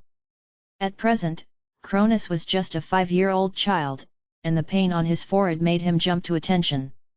Kids shouldn't frown like that from such a young age. Who said that's okay? Cronus moaned, gripping his bruised forehead, and glanced up. A girl who looked 2 years older was looking down at him with her chubby hands on her hips. Suddenly, the memories of the child appeared in Cronus' head. The girl was like the drill instructor of the orphanage. She was so mighty and assertive that even the boys older than her couldn't do anything. I'll punish you if you do that again. As he looked at the confident girl, Cronus felt like things were already going downhill. Asterisk asterisk asterisk. Cronus was correct. After that day, the girl followed Cronus everywhere and nagged him. Have you eaten? You're tiny. You'd better go to the cafeteria. I heard you ditched school today. Wanna die? So, you hit your friend again? What will you amount to when you grow up? Aren't you studying? Cronus desperately needed some time to himself, so he felt like he was going insane. And her name is Elia. The girl's name was Shin Elia. Their orphanage was managed by a church, and the children had been given baptismal names. In the Bible, Leah was the mother of Judas, who was Jesus' ancestor. There was nothing strange about it, but the pronunciation of the name pricked Cronus' heart with a needle. Although Cronus was so busy that he almost forgot his own name, he couldn't forget Rhea's name that easily. It bothered him whenever he went to sleep. He knew that he only ever hurt her, and he couldn't even apologize to her. There was always some guilt at the bottom of his heart. It was so bad that sometimes whenever Shin Elia bothered him, he felt like she was the real Rhea, who was watching from above. After some time, the nagging felt like warm interest, and Cronus began to see Rhea in Shin Elia. For the first time in thousands of years, he felt love. Ugh, idiot! What took you so long? Took you long enough. I gave you so many hints, gosh! You made it so difficult. When he nervously confessed to her, Elia's scolding was all he got back. However, Cronus learned what an ordinary life was like for the first time after marrying Shin Elia. Working a job, going on dates, and returning home hand in hand. After exhausting lives spent building up legends, it was a heartwarming lifestyle. He wanted to live like this forever. Cronus' thoughts of creating legends fell away. He no longer wanted to grow stronger. What was so important about a future that might never happen? It was a future that was now a mere illusion. His reality with Shin Elia was much more important than that. These are my children. Cronus' eyes shook when he looked at the ultrasound Shin Elia showed him. Shin Elia carefully stroked her stomach, and her eyes narrowed. Idiot, I told you to be careful. You came home like a beast after getting drunk that time and, I have to go to graduate school, but look at this. I'll kill you if you say you don't remember. Haha. Of course not. My child. Our child. And 2 of them. We have 2 at once. Shin Elia couldn't help grinning at the sight of Cronus jumping in excitement. The pregnancy was a surprise, but she was happy. However, since they would have 2 more members to add to their already financially strapped household, they would have to rack their brains to find a way to meet their expenses. Cronus stopped jumping and looked a bit melancholy. Elia cocked her head. What's with the gloomy face? Huh? And nothing. I'm fine. Cronus couldn't say that the ultrasound made him think of the children he'd had with Rhea in the past. Hestia, Demeter, Hera, Hades, Poseidon, and the poor child he'd never been able to love, Zeus. Once upon a time, he resented them, but now he felt like he knew the despair and frustration they must have felt. He felt remorseful and apologetic towards his children and Rhea. Is it because of Zeus and the others? When SLR suddenly said those words, Cronus' head whipped around towards her. She was smiling at him. Don't worry too much. They're doing fine, tearing away at each other. Elia. Why you? Idiot. I gave you all those hints but you still didn't catch on. Cronus was speechless. Do you really have to make me say it, hey? What's with you? Cronus pulled SLR to him tearfully. He stroked her head again and again. There was only one thing he could say to her. I love you. I really love you, Rhea. Chapter 569, Qualification Test, 10. Chapter 569, Qualification Test, 10. Obelisk? Everyone's trapped in a place called the Tower. Cronus asked with an incredulous expression. SLR just nodded firmly. Yet. It's the truth. We also feel wronged at this situation, so I can only imagine how shocked you are. No way. Cronus plopped down on a sofa and laughed in disbelief. The heavenly demon had been active even around the time Uranus united Olympus and Cronus defeated Mother Earth. There wasn't much known about him, but despite his name as a demon from the heavens, he was a being of light and existed wherever light reached. It was said that he represented the emergence of mortals from the dark to learn the laws of the world. Unlike divine beings, who needed mortals' faith, hardly any civilizations knew of the heavenly demon's existence, which was why many godly societies considered the heavenly demon a nuisance. It was difficult to come up with countermeasures against him when they didn't know what his intentions were. However, the heavenly demon had trapped godly societies like Olympus, and even demons, dragons, and giants in the world of the Tower. When Cronus first heard about it from SLR, he asked if it was really possible. Should I tell you something funnier? There's more. Of course. Gods and demons are trapped on the same floor. They're friendly neighbors now. Cronus was speechless. Well, the floor is larger than most universes, but problems inevitably occur with all those guys stuck in one place. So, they're all busy tussling with each other every day. Cronus still couldn't say anything. I left because I hated that. Cronus was so surprised that he found it hard to breathe. The cold-blooded trait he was so proud of didn't seem to be working. He was too perturbed. Gods were beings who traveled and roamed various universes and dimensions. The same went for the demons, who didn't have much contact with the gods, despite their wariness of each other. The gods were also aware that dragons and giants were powerful beings who could threaten them. But now, everyone was stuffed in the same place? It was like trapping a free-spirited human traveler in a 50-square-meter space filled with dozens of roommates. It was natural for trapped beings to become sensitive now that they lacked freedom to move around. There would be endless conflicts and arguments. And if beings with multiple powers and achievements who freely traveled the many universes and dimensions were trapped? Cronus couldn't even begin to imagine what would happen. SLR called this God sealing. The heavenly demon had really succeeded in making this possible, even managing to trap Olympus with Zeus and the others as well. I guess this makes sense, in a way. Cronus felt as though some of the questions he'd nursed for a long time were being answered.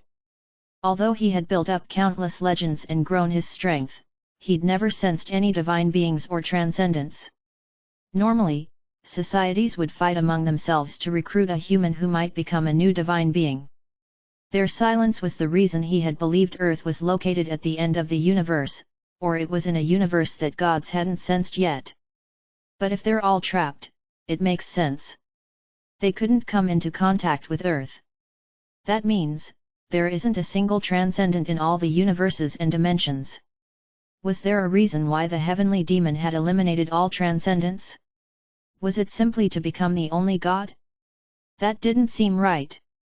If that were his goal, he would have destroyed all the transcendents instead of just sealing them. Besides, the heavenly demon that Cronus remembered had no interest in power like that. The heavenly demon could be politely described as a free spirit, but in less flattering terms, he was a bully.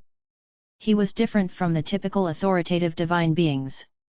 The heavenly demon had left such a strong impression on Cronus when they first met that Cronus had tried to copy him, and a lot of his early days as a scoundrel were a result of this influence.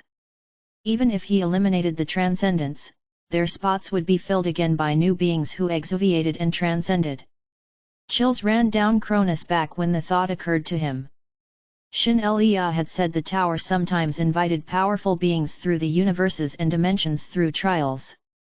That means he's trapping anyone with potential and ability in there, too. Cronus realized how enticing the heavenly demon's trap was. He had been asleep too long, and the entire world had changed. Wait. Then. A sudden thought occurred to him. If the tower was a prison that trapped all transcendents and those as powerful as they were, how did Shin-Lia escape? Ria. Why you? Shin-Lia smiled wryly, seeing Cronus' shaking eyes. It just happened. That's not something that can just happen. Why you? What else was I supposed to do? I wouldn't be able to see you if I didn't do this. Cronus felt his world go dark. Shin-Lia had gotten rid of her own divinity to leave the tower. ******. Losing one's divinity was the most humiliating punishment a divine being could receive. It meant you had fallen. You would lose the blessing of immortality gained from transcendence. Not only would your powers and achievements disappear, the level of your soul would plummet, and your existence could vanish. Cronus wouldn't have attempted it if he didn't have the springs that allowed him to reincarnate, but Shin-Lia had thrown everything away without a backup plan just to meet her terrible husband. It was really hard to find you. How did you hide yourself so well? It took such a long time. Shin-Lia just laughed it off, but Cronus felt like all he could see was the remainder of Shin-Lia's short life. If she had fallen, it meant she didn't have much time to live. It's a relief. I didn't know what I would do if you were still twisted inside. Good thing you got a grip on yourself. Ria. What? I'm going to save you, no matter what. Shin-Lia's eyes widened, and she grinned. Looks like you've matured. But, it's too bad. Don't do anything unnecessary and let's just make the best of our remaining time together. Cronus couldn't bring himself to answer. *****. The twins were born. The first was named Jianwu, and the second was named Zhongwu. There were all kinds of thoughts in Cronus' mind as the sleeping baby's tiny hand gripped his finger. Oh my! Looks like our oldest really likes his dad. Shin-Lia burst into laughter as she looked at the rapt Cronus. However, Cronus could see the exhaustion in her eyes. It wasn't just childbirth. Holy power was leaking out of her like water out of a cracked pot. Cronus bit his lower lip. Childbirth had taken a great toll on her. He couldn't completely enjoy the bliss of his baby holding his finger. *****. From then, Cronus' absences grew more frequent as he searched for a way to heal Shin-Lia's illness that wasn't an illness. He needed to stop the holy power from leaking and restore her lost strength. The method he used on himself didn't work on her. He looked high and low on Earth for rare herbs, but it was difficult to find them in a place that relied on scientific progress.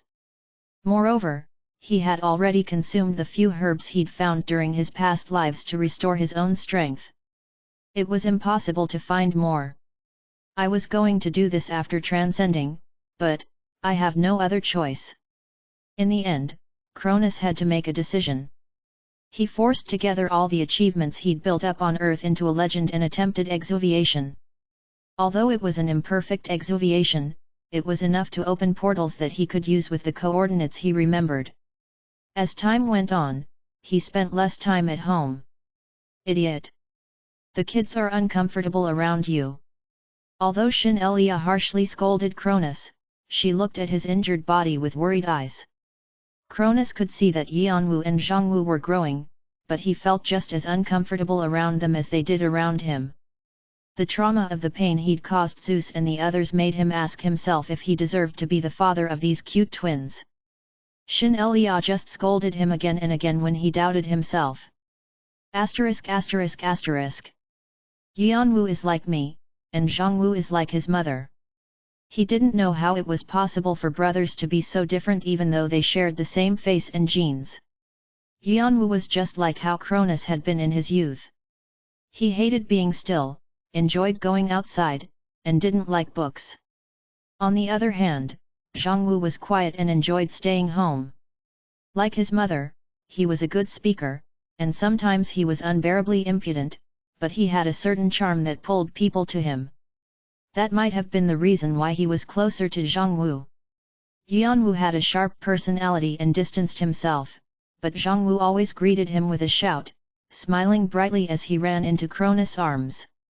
"Dad, did you bring anything today? That hourglass you brought last time was really pretty." "Yes. Of course, I brought something." Sometimes, he felt like his frequent absences meant that he was susceptible to extortion, but since it was his son, he didn't mind.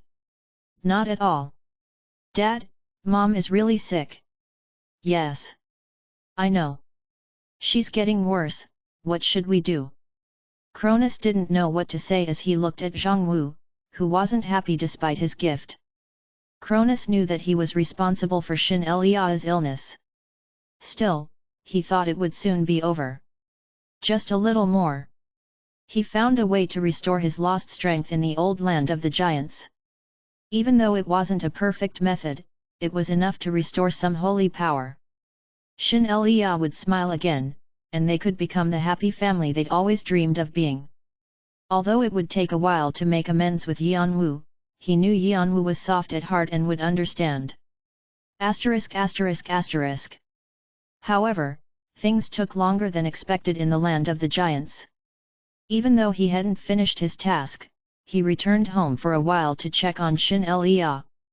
"But, Dad, what if I left home for a while to look for Mom's medicine?" Zhongwu greeted him with an unexpected question. "Don't do anything unnecessary and focus on your studies. I heard you're already in your senior year." "Haha, you know I'm smart. It's Yanwu you should be worried about." "That's true. Anyway, don't do anything weird. Just study, okay?" Cronus didn't think too much of it, believing that Zhongwu was only stressed from his college entrance exams. By the time he discovered the truth, it was too late. What?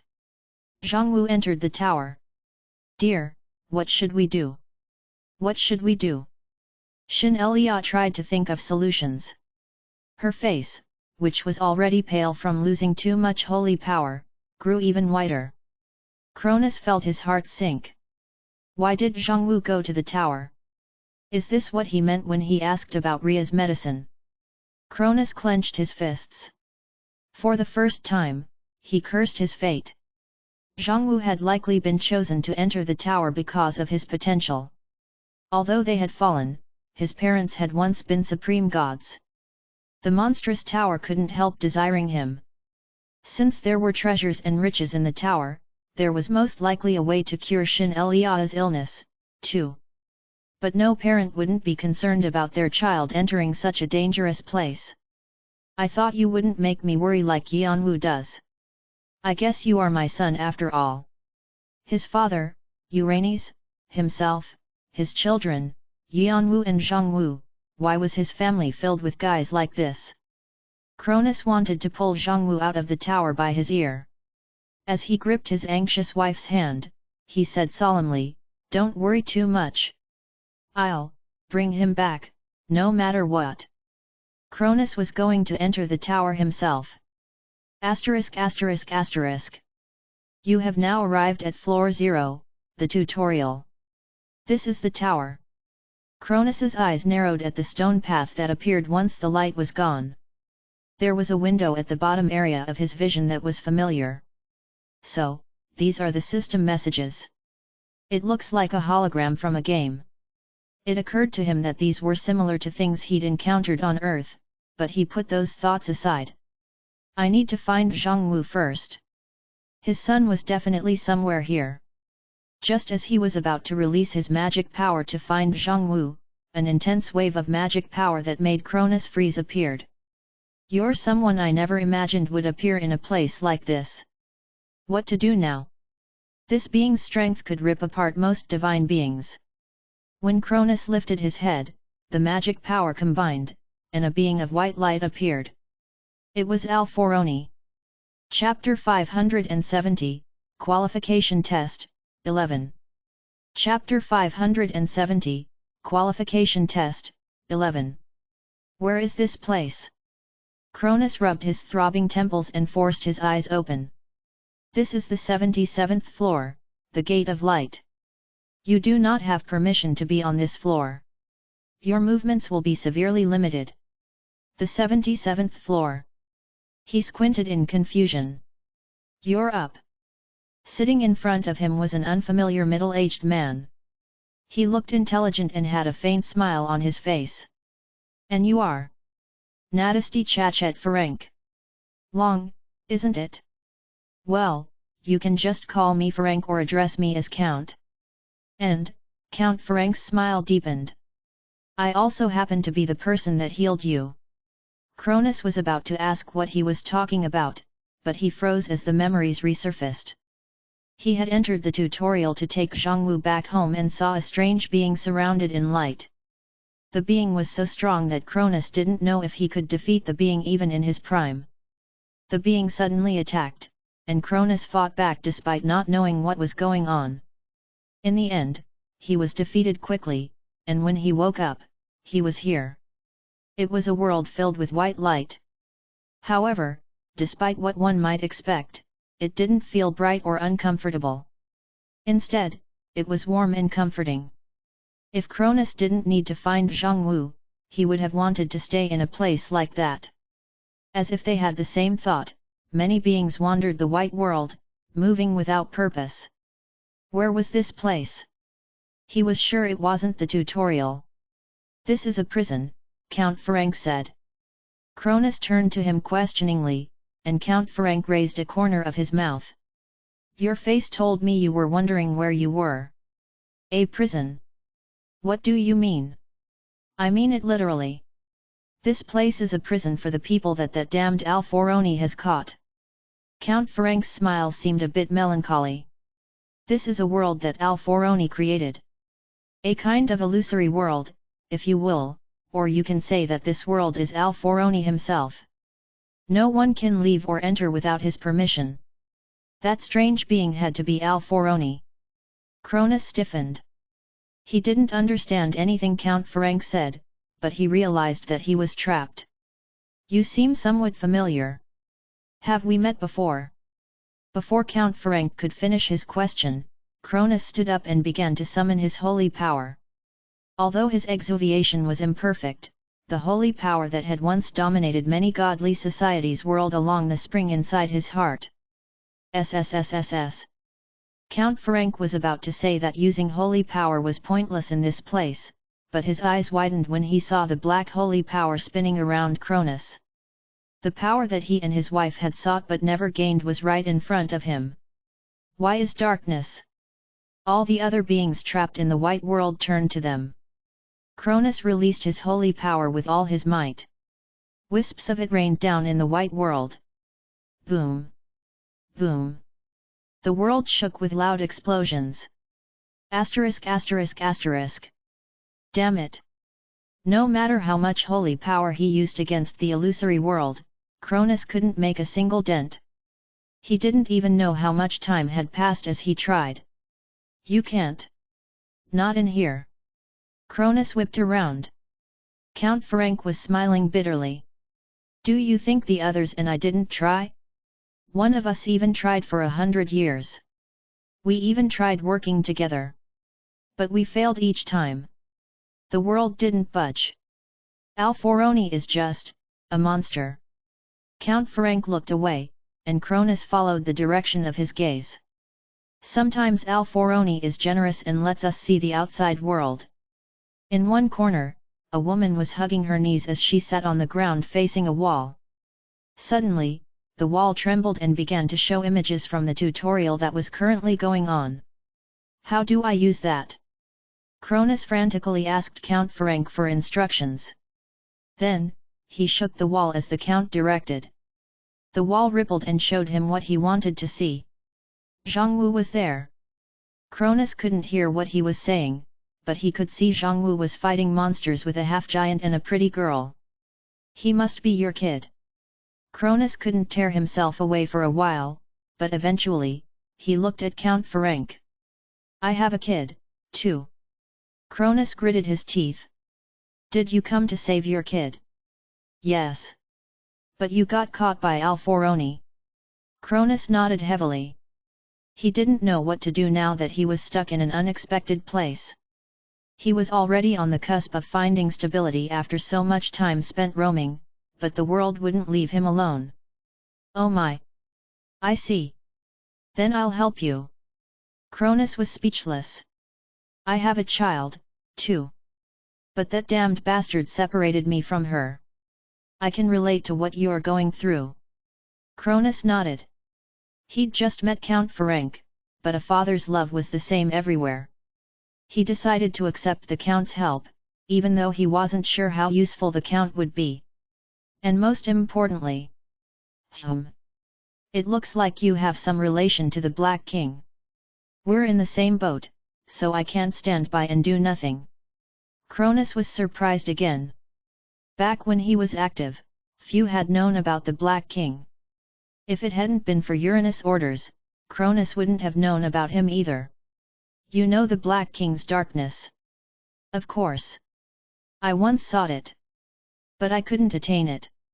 Even though Count Ferenc was smiling bitterly, he looked at Cronus with eager eyes. It seems like you've managed to do it, however. Why can you use the energy of darkness so easily? What are you? An apostle? What? Ha! Good joke. The Black King hasn't had an apostle since Cronus. You know me? I suppose my legends haven't been forgotten and are still being told. Count Ferenc's mouth dropped open and he was speechless for a moment. Why you, I mean, sir, you are Cronus. Cronus chuckled. Just use regular speech. It's awkward for me too if you suddenly speak differently. Are right. Ahem. Anyway, you're quite lucky. Count Ferenc pounded his chest with his fist and spoke confidently. You're talking to the expert on the Black King. Asterisk asterisk asterisk. Cronus was flabbergasted that Count Ferenc would proclaim himself an expert on the Black King to him, the Black King's apostle, but he nodded in acknowledgement after speaking with Count Ferenc further. Although Cronus was the Black King's apostle, he hardly knew a thing about the Black King. All he knew was that the Black King was a being more ancient than Mother Earth, and the concepts of darkness, death, and dreams originated from him. However, since Count Ferenc had followed the Black King for a long time, he knew a lot more. When Cronus heard the Black King was the first universe of chaos and disorder, he laughed in surprise, but he didn't doubt the information. It made sense that the Black King was greater than he'd ever thought. Fortunately, it seems like your channel with the Black King hasn't been disconnected. Is that correct? Yes. It was all thanks to the springs, which connected him to the Black King. That means you can connect to your true body. Cronus' eyes widened. My true body is here. You didn't know? Oh, I suppose you wouldn't. I heard the Black King's apostle was paused in Tartarus before the tower was even built. Tartarus is located in the hidden stage of the 30th floor. Cronus clenched his fists. His true body. It was an unexpected ray of hope. Of course, Olympus might learn of his resurrection, but that wasn't important right now. I might be able to send Zhongwu back outside and find nectar or ambrosia. Cronus grew excited at the idea of being able to save Shin Elia as well. If you regain your original strength, what do you think the chances of victory are? Cronus' excitement died down as though someone had splashed cold water at his face. He calculated the chances objectively. 30%. I heard you were near the Emperor level. Isn't 30% too low? I actually rounded up. I've lost my holy power, divine positions, and faith. It's incredible that I still have any powers left. Cronus was relieved that he restored most of his strength during his many lives. Otherwise, he wouldn't be able to even reach 30%. But there's a way we can increase it to 40%. What is it? Cronus explained his plan calmly, and Count Ferenc laughed in shock, his eyes sparkling with amusement. I see, it will be difficult to get out of here, but our actions will be a huge blow for Alforoni. They began to set their plan in motion. ******. Cronus and Count Ferenc planned on using the resonance of souls and bodies. Cronus couldn't properly restore his strength while he was trapped in Alforoni's illusory world. He wasn't in a situation to look for his true body either. However, souls and bodies were drawn to each other, and if they could be connected for even a short while, Cronus would be able to restore his strength temporarily. Count Ferenc called the magic he invented the All. It will use the coordinates of a specific location and connect you there. I created it so I could meet my wife, who's hiding down there, but I'll use it for you. They only had one chance. Alforoni was skilled in magic and powers, so he would likely find countermeasures against the All even if he saw it only once. Thus, while the 77th floor and the 30th floor were temporarily connected through the All, Cronus had to regain his strength and defeat Alforoni. Bam! Count Ferenc used all his magic to connect to Tartarus with the All. A path has been created between the 77th floor and the 30th floor due to an unknown cause. Warning! This is not an approved path. You are forbidden to approach it. The system is working to shut down the path. Warning! This is not an approved path. The system may place checks on you if you move to the forbidden floor. Warning! This is not. Cronus inhaled the familiar air coming from the collapsed space of Tartarus. It was the place where he'd locked up his political enemies, and where he, in turn, had been locked up as well. The air smelled stale, but he was glad to feel it. Player Vivasvat is descending at the system's request. What are you doing? Quick! At Count Ferenc's shout, Cronus snapped to attention and released his strength to find his true body. Your true body is reacting to the request of your ego. A connection has been established between the true body and the ego. A temporary unification has been created. Your holy power is increasing. Your strength is increasing. The springs are rewinding. An independent god Cronus is manifesting. Cronus felt his conscious mind expand infinitely. The sensations he'd nearly forgotten were returning, along with other things he didn't want to remember. You've returned, another version of myself. Do you know how long I've waited? I'll swallow you this time. Letters flooded into his head like water. They tried to take over him, just as when he'd gone mad in the past. He could be lost in it again, but he tried to withstand it with superhuman endurance. I have to rescue Zhongwu. Just a little more. A little more and his plan would succeed. His desperate wish managed to hold off the demonism's invasion. Swoosh! In the meantime, Alforoni appeared with a flash of light. Foolish! Alforn reached out for Cronus, believing that Cronus was trying to take back his divinity. However, that was what Cronus and Count Ferenc wanted him to think. The 77th floor was Alforoni's illusory world, which meant it was Alforoni's holy territory. However, that also meant that it was vulnerable to corruption, and Cronus' consciousness could infect it. Cronus was confident he could succeed as long as he regained his strength. There was no way a child who had only been alive for thousands of years could handle the legends he'd built up through eons. He had once been the king of Olympus, with the other divine beings at his feet. He had been on the verge of becoming an emperor, and he was the only apostle of the mighty Black King. Alforoni and Cronus weren't even on the same level. As soon as their hands met, the white world was stained with darkness. Whoosh! Chapter 571, Qualification Test, 12. Chapter 571, Qualification Test, 12. Cronus could feel the two powers sleeping in the springs creak into position like cogs in a wheel. Time and death. He had lost death to Hades, but technically, it had been more of the authority to rule over the underworld than the actual concept of death. Thanks to that, Cronus was able to release death and cloud the illusory world. His plan was to pull Alforoni into death. The legends of the unaffiliated god Cronus stain the 77th floor. The Gate of Light, the holy territory of player Vivasvat, is filling with Cronus legends. Legends are swirling around. Player Vivasvat lacks achievements. The domain of death has been activated by the legends. Player Vivasvat fiercely resists.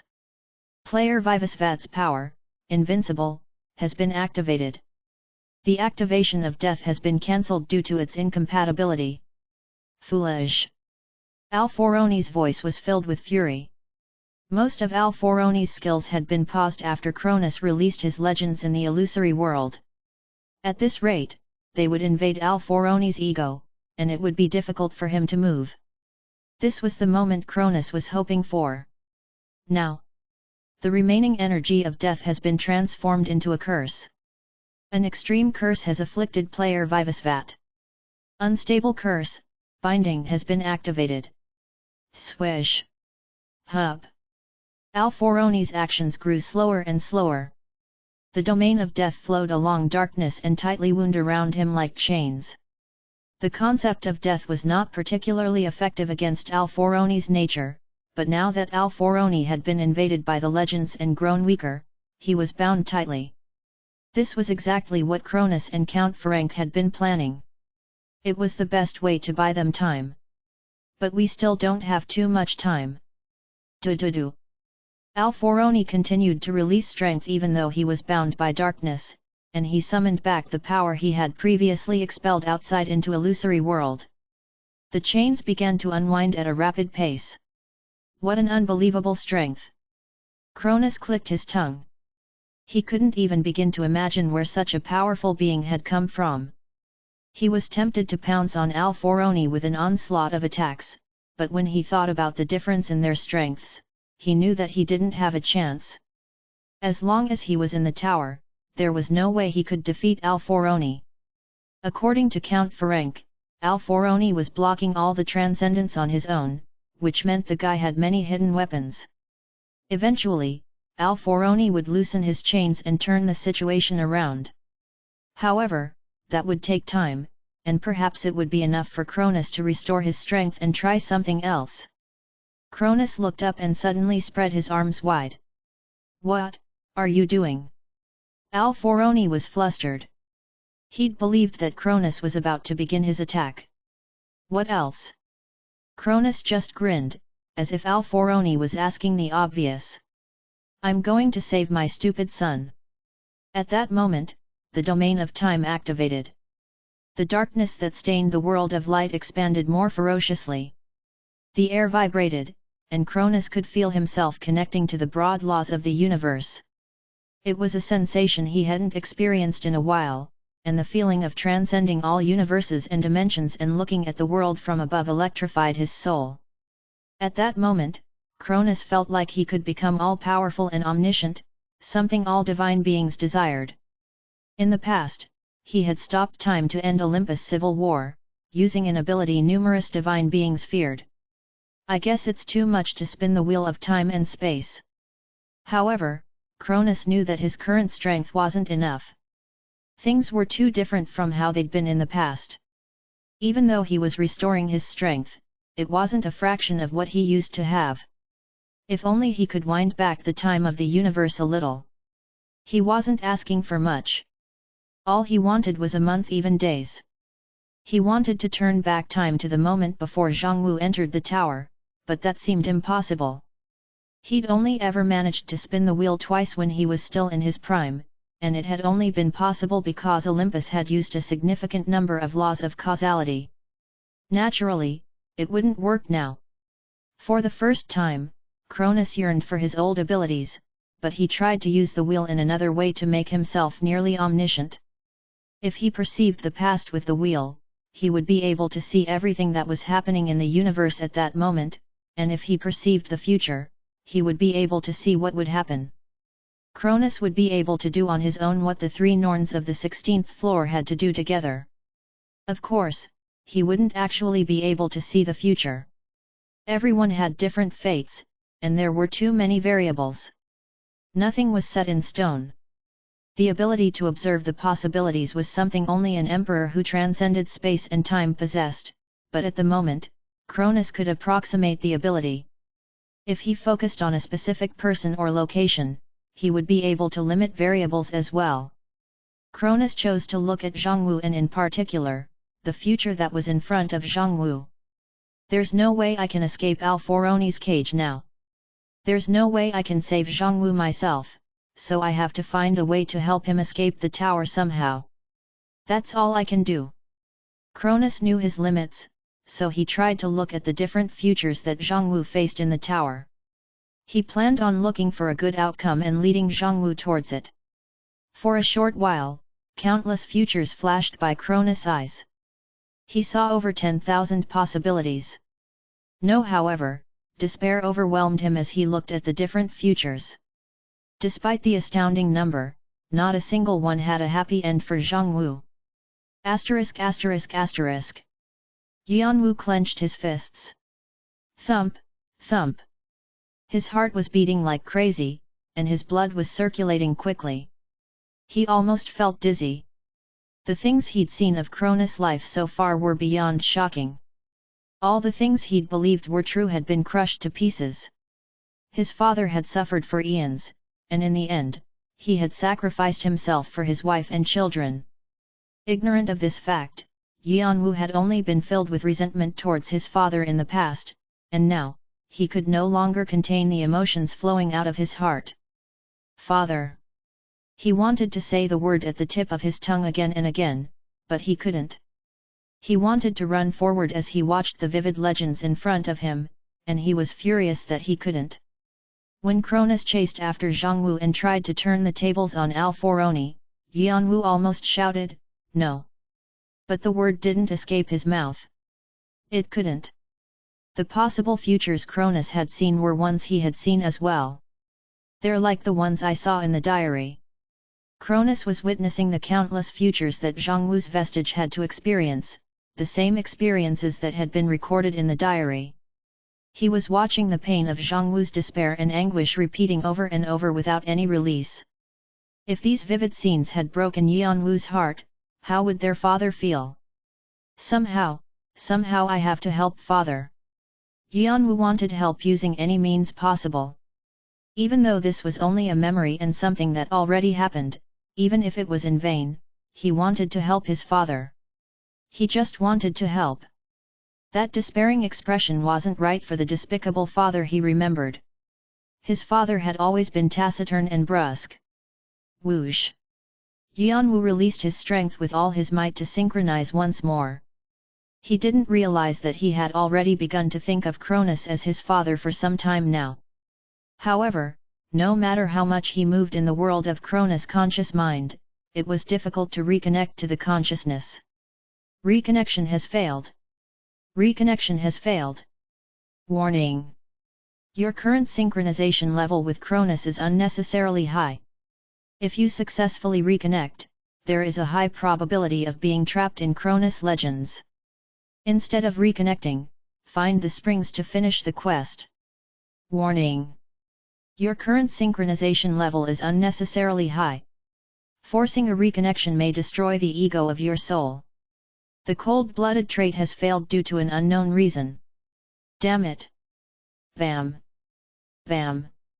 When the synchronization failed over and over, he tried to move his spirit body to break through the scenes of the legend playing out below him.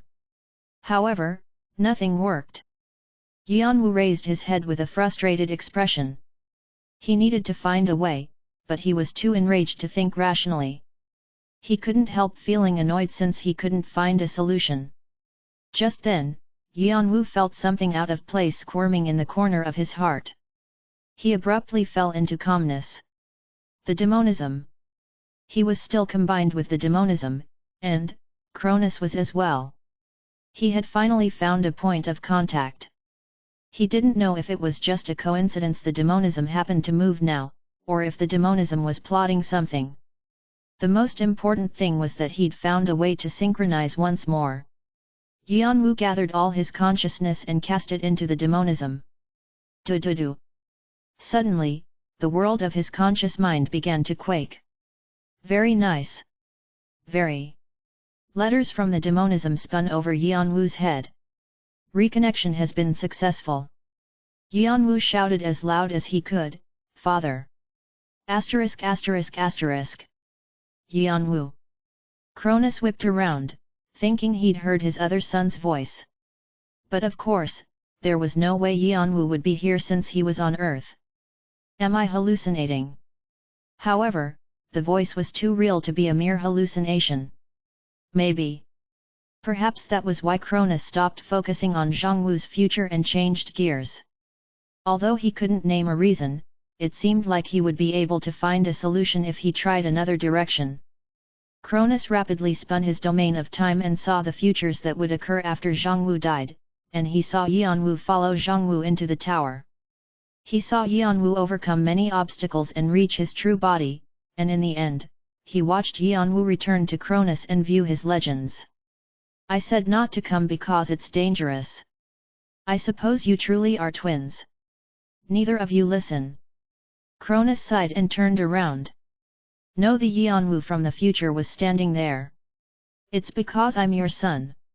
Chapter 572, Qualification Test, 13. Chapter 572, Qualification Test, 13. Cronus scoffed and chuckled. Even in the future, Yanwu was the same. Cronus was reminded of how he used to speak to his own father, Uranus. The apple didn't fall far from the tree. But... Father. Cronus scoffing turned into a deep smile. That's nice to hear. It came from Yanwu, the son who avoided him and pretended like he didn't exist, no matter how Xin Lia and Zhongwu tried to persuade him. But now, Yanwu had called him father. Cronus didn't know how long it had been since he last heard the word, probably not since Yanwu was a baby. I suppose I really was an irresponsible father. That must have been why the world pulled at his heartstrings. He felt like he had finally been acknowledged by his son. He had become a proper father. Cronus was also proud of Yanwu. When he'd seen into the future, he'd seen how difficult Yanwu's life would become. But he avoided saying anything to encourage Yanwu or motivate him to work harder. It would be too awkward. Yanwu would probably curse him out if he did. Yanwu was likely thinking the same thing because he awkwardly looked away, the smile on his face stiff. The two had become an ordinary father and son who couldn't speak from the heart because of awkwardness. What would his wife have said? Cronus smirked, and he realized what he needed to do. The world he was in might be legends that were already in the past, and the Yanwu he was looking for was only one of the many future Yanwus, but he knew one thing for sure: I have to look good in front of my son. He would be an impressive father. Whoosh! Yanwu's image scattered in the breeze, but Cronus could feel Yanwu's gaze on him. If Yanwu is really there and that kind of future exists, this is what I have to do. Cronus put more strength into his domain of time to look deeper into the future where this Yanwu was. The cogs in the springs grew overheated from use, and they were almost on the verge of being destroyed, but he paid no mind to them. It was possible he might meet his true death here, but the smile never left his face. At that moment, the paused time rewound. Whoosh! The sensation of transcendence that allowed him to see the future disappeared. Alforoni had shaken off the chains and was regaining his powers. The darkness that stained the world of light was being split up by rays of light. The world was being purified. Boom! Cronus and Alforoni collided as light and darkness battled for dominance. Of course, victory was on the side of light. Do-do-do. The illusory world trembled. Darn. I was trying to be a proper father for once. You know about my situation, don't you? How come you can't give in just once? Cronus pushed against Alforoni's attacks and pleaded for Alforoni to yield. However, Alforoni didn't respond. Although it was possible that Alforoni was ignoring Cronus or scoffing at him, Cronus sensed a sadness in the light. Or did I commit a grave sin against you in the past? I don't have any personal enmity with you. This is the first time we've met. Alforoni's voice seemed despondent. Then. This is my duty.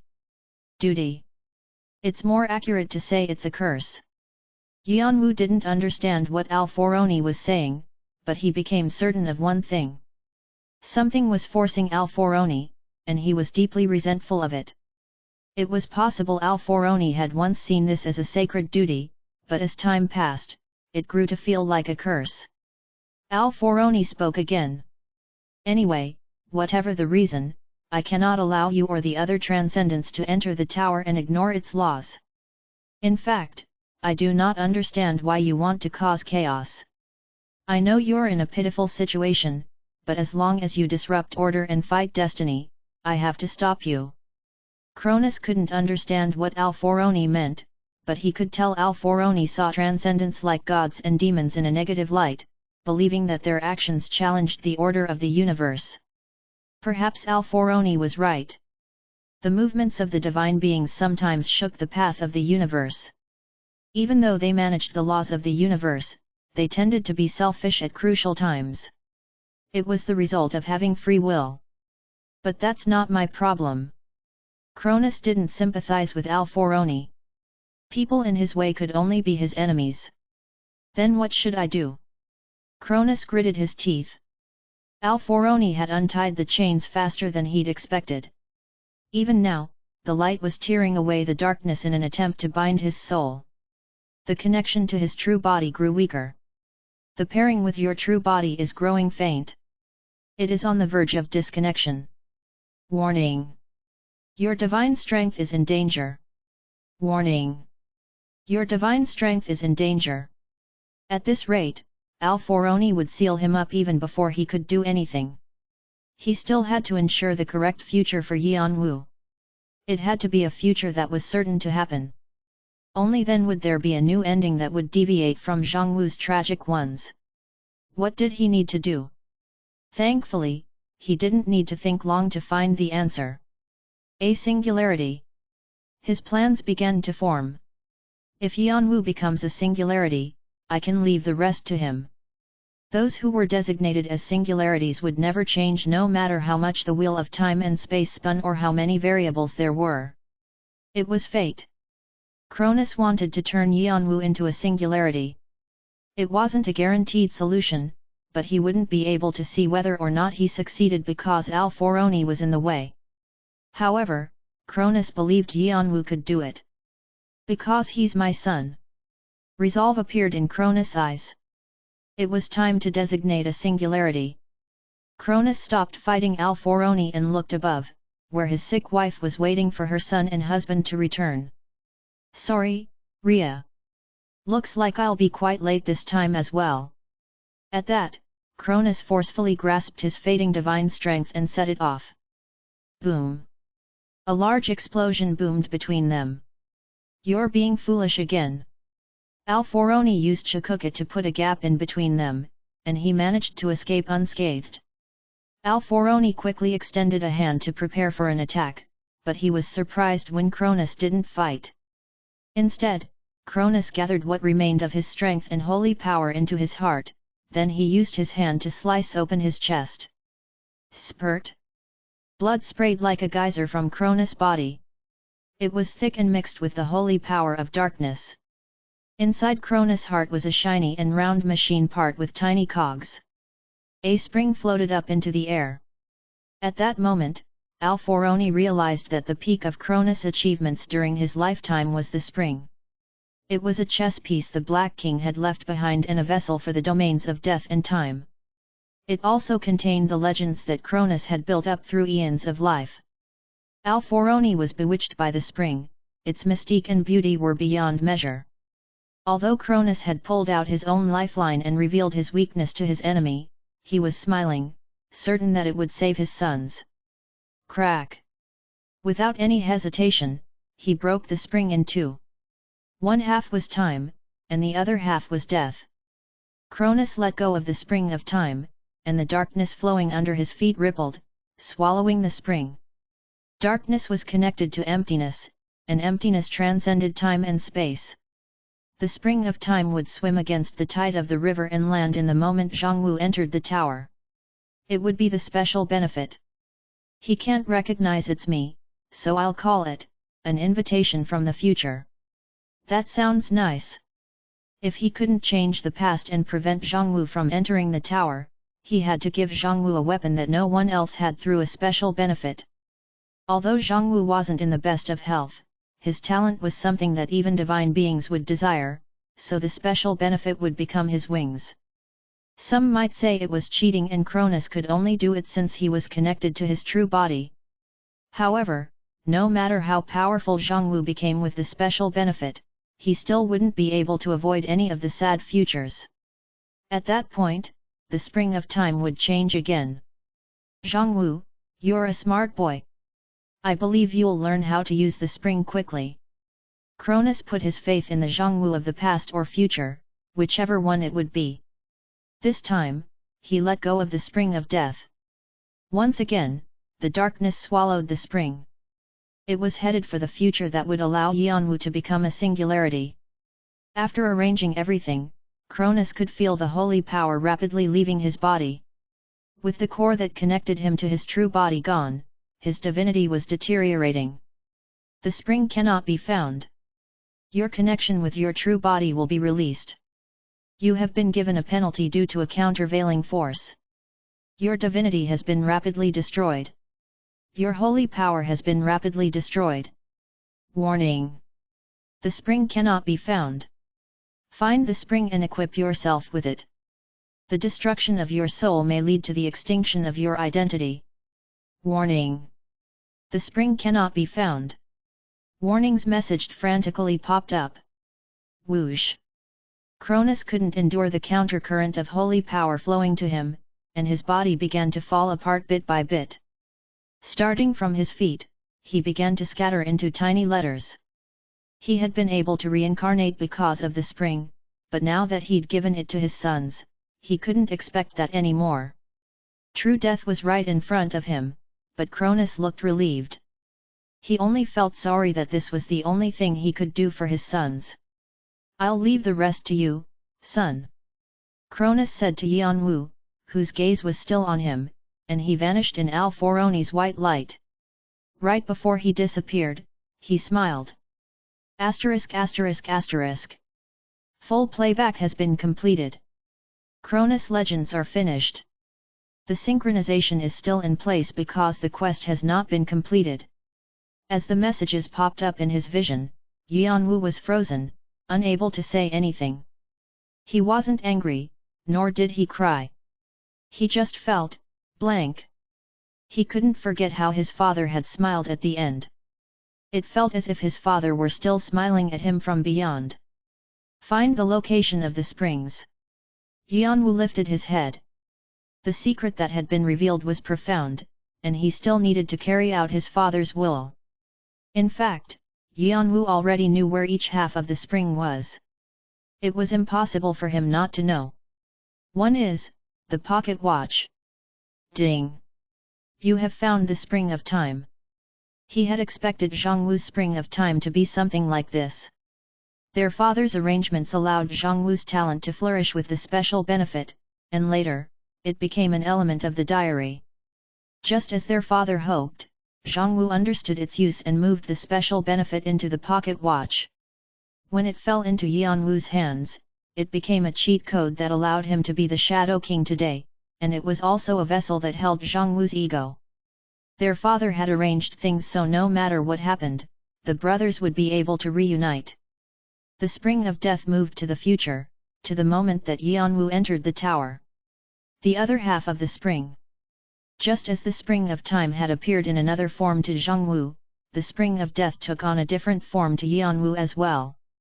Their father had placed his divine abilities and all the legends he'd built up on earth through his multiple lives into the spring of death so that Yanwu would be able to grow rapidly and steadily, since the legends of past heroes would a great help to a player building up achievements. It would also become a weapon to protect his son. Vigrid. Whoosh! Yanwu muttered under his breath, and Vigrid appeared in front of him with a flash, as if glad to see him again. You have found the spring of death. You have successfully found all springs. You have completed the quest. Chapter 573, Qualification Test, 14. Chapter 573, Qualification Test, 14. You have made an achievement that is not easily accomplished. Additional karma will be provided. You have acquired 150,000 karma. You have acquired 200,000 additional karma. You have been rewarded. Messages continued to pop up in his vision, but Yanwu's gaze was fixed elsewhere.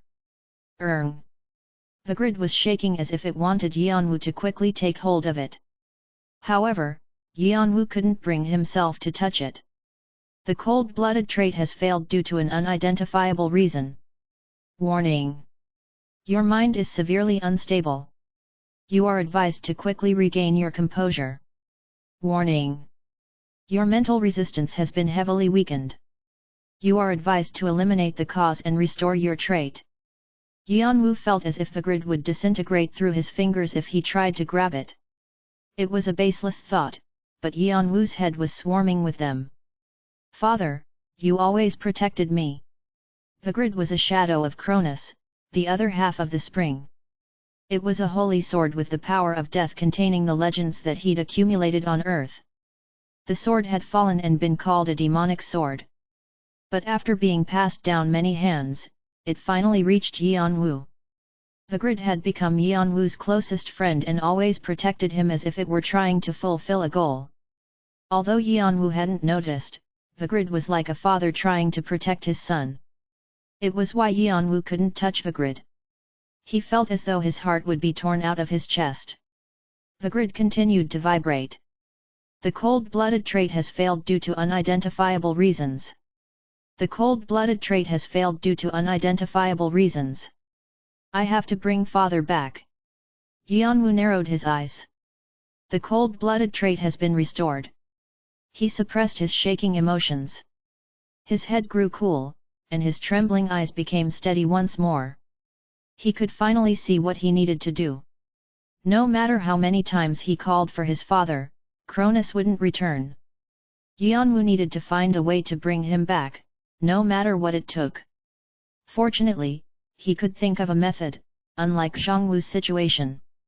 If he fixed the springs in the grid and the pocket watch, Cronus would open his eyes once more. Most importantly, Cronus' true body was in the tower. If Yanwu could summon the legends he'd seen, it might be possible to resurrect Cronus. Yanwu believed in the power of the title successor of the Black King. Just as he was about to touch the grid with a trembling hand, letters suddenly floated up and spun in the air. Very nice. Very. Yanwu felt like he could see the demonism smirking somewhere. As he instinctively withdrew his hand, the grid forced itself into Yanwu's grip. Swoosh. Ding. The continuation quest, Qualification Test 2, Repairing the Springs, has been created. Scenario Quest / Qualification Test 2, Repairing the Springs. Description: You have successfully found Cronus Spring, which was buried under death. However, the spring you found has lost its function after being halved. Due to the absence of the spring, the other mechanisms are also broken, and it is unclear whether they will work again. The impurity of the spring is the greatest factor preventing Cronus from awakening. Repair the broken spring and fix the supporting mechanisms. Cronus will reward you according to your achievement level if you successfully wake him up. Qualifications: Successor of the Black King. Time limit. Conditions for success. 1. Eliminate the impurity that prevents the spring from working properly and complete the repair process. 2. Fix the supporting mechanisms. Rewards. 1. Cronus Holy Power. 2. Piece of clockwork. 3. The impurity mentioned in the quest window was most definitely the demonism. Shwo. The energy of darkness bloomed above Vigrid and twisted to slowly take a humanoid form. At the same time, Yanwu's combination with the demonism was released. He could feel the demonism being sucked back into Vigrid. It felt like a part of his consciousness was being torn away from him. You have no idea how long I've been waiting for this moment, for this day. Keek. The demonism soon became so large that he engulfed the entire world of Cronus' conscious mind, smiling evilly. As soon as Yanwu's eyes locked into the demonisms, he realized what he had been missing: synchronization. I wasn't the only one who synchronized with Father, the demonism did, as well. Yanwu had managed to speak with his father for a short moment through the demonism, and that meant the demonism of the past and the demonism of the future were synchronized. The demonism, which had grown weak from its separation from Cronus, had now returned to his original condition. Moreover, this was the world of Cronus' conscious mind, which was the perfect place for the demonism. Was he aiming for this all along? Yanwu realized why the demonism had been so interested in Vigrid and asked for the egos of the divine beings. He needed to stabilize his fading identity, and he liked the heroic legends in Vigrid because they were Cronus. Your father was reckless and foolishly left, but now he's in my hands again. Madness flashed in the demonism's sharp eyes as he laughed coldly. His children shall also become mine again. Something that appeared to be lightning crashed down from the sky. Boom. 6th step Dragon Body Awakening. All powers have been released. Sky Wings. Yanwu quickly flapped his sky wings apart and escaped. Crash.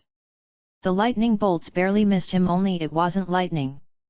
It was the demonism's hand. The giant demonism had tried to grab Yanwu. The world of Cronus' conscious mind split like curtains and the rest of the demonism appeared. Do. It looked as if a giant mountain were moving or a tornado was surging toward Yanwu. The demonism's pressure bore down on Yanwu. As Yanwu observed the situation unfold, he became certain. The complete demonism was so strong that even the crawling chaos couldn't compare to him. He might even be on the same level as Cronus during his prime. Shall we get started with round 2? The demonism sprang up, intending to swallow Yanwu in order to complete his body. ******. What is going on? Athena looked fearfully at the shaking Cronus corpse. The others had the same expression as she did. This is insane. It's already been a while since he entered, what's taking so long? Hercules and Arya clenched their fists. Several hours had passed since Yanwu entered the corpse. There was no sign of him coming out any time soon, and they grew more frustrated and anxious as time passed. Suddenly a destructive and turbulent earthquake shook the ground, and Cronus' corpse looked as though it would be destroyed. The sand and stones over Cronus' corpse poured to the ground, and black light beamed out of the cracks of the body. Steam floated up as liquid seeped out, as though Cronus' body were a volcano on the verge of eruption. Of course, even if the corpse shook like this, the gods wouldn't be injured if they flew up to the sky and cast a barrier around themselves. However, it was their first time to see anything like this, and they couldn't help feeling tense. Cronus' corpse had always been a controversial issue in Olympus. Although he had led Olympus to a golden age, they had been forced to imprison him after he became a lunatic tyrant. There was much debate about his body. They were certain he was dead, but they didn't know whether they should get rid of his body or just toss it into Tartarus and ignore it. However, their debate had ended as soon as Hades, the owner of Tartarus at the time, spoke up. How unpleasant! It was only a single sentence, but it was clear that no one would be able to step into his territory without his permission. At the time, no one could argue with Hades and Zeus, so they decided to respect Hades' opinion and leave Cronus' corpse in Tartarus. However, the stubborn Zeus was still furious at Cronus, so Hades and Zeus came to a compromise. If Cronus' corpse produced any strange phenomena, they would have to report it to Olympus right away. However, nothing strange had occurred until now. It was clear that Yanwu had done something inside, but the divine beings looking on were frustrated because they didn't know what he had done. This won't do. I'll go in. Woof. You'll only be a bother, fine. I'll take this guy with me. Agar's and Fenrir became impatient. A strange madness was swirling in Agar's eyes as he looked at Cronus' body. Prince Nezha stepped up with a concerned expression. It'll be dangerous. You don't know what's in there, and our laws won't work there. Humph. That only applies to the fearful and weak. Do you think any trap in there will affect me? Woof, woof. Agar stuck his nose in the air and Fenrir barked in agreement, his tail wagging vigorously. Prince Nezha was about to speak when Athena stepped up with a determined face. No. I'll go. Agar stiffened. What can you do? Even though he was brought down, Cronus was once a king of Olympus. Not an ordinary god but the king of gods. And you want to enter? You're not in the same society, and you're not even gods. Do you want to be swallowed by emptiness that badly? Agar's and Fenrir's faces stiffened. Athena wasn't wrong. Anything could happen in the corpse, and there was nothing more foolish than a demon walking inside a place brimming with holy power. However, Agar's and Fenrir weren't ordinary demons. Do you want to bet whether or not we'll be swallowed? Agar's frightening grin didn't belong on his cute childish face. He had just bared his teeth when suddenly, both Athena and Agar's looked up.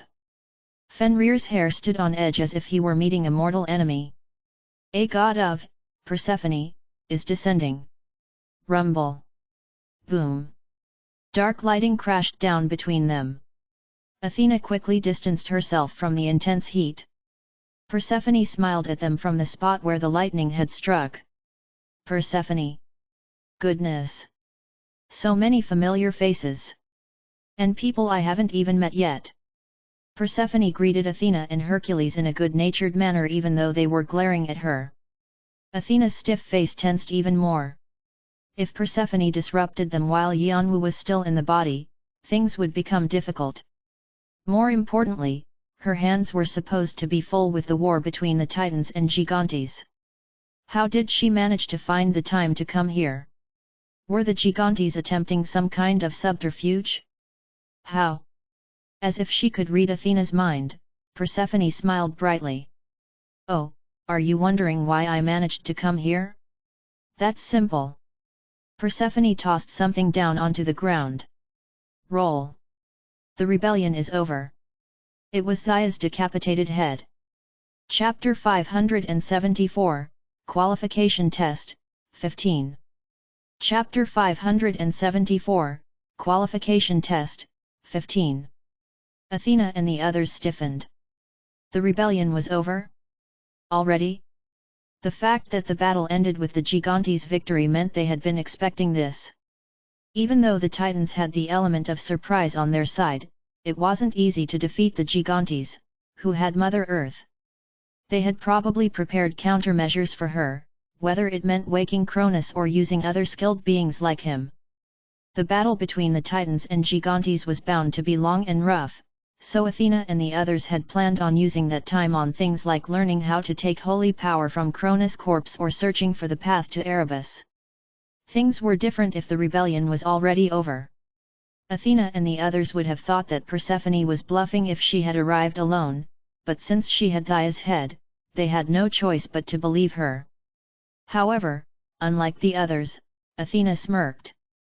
You're lying. Everyone looked at her. Persephone asked with a dazzling smile, what do you mean? The rebellion is over? That's a lie. What? I don't know how you did it, but you captured Thaia through sheer luck. You haven't caught the other Titans yet.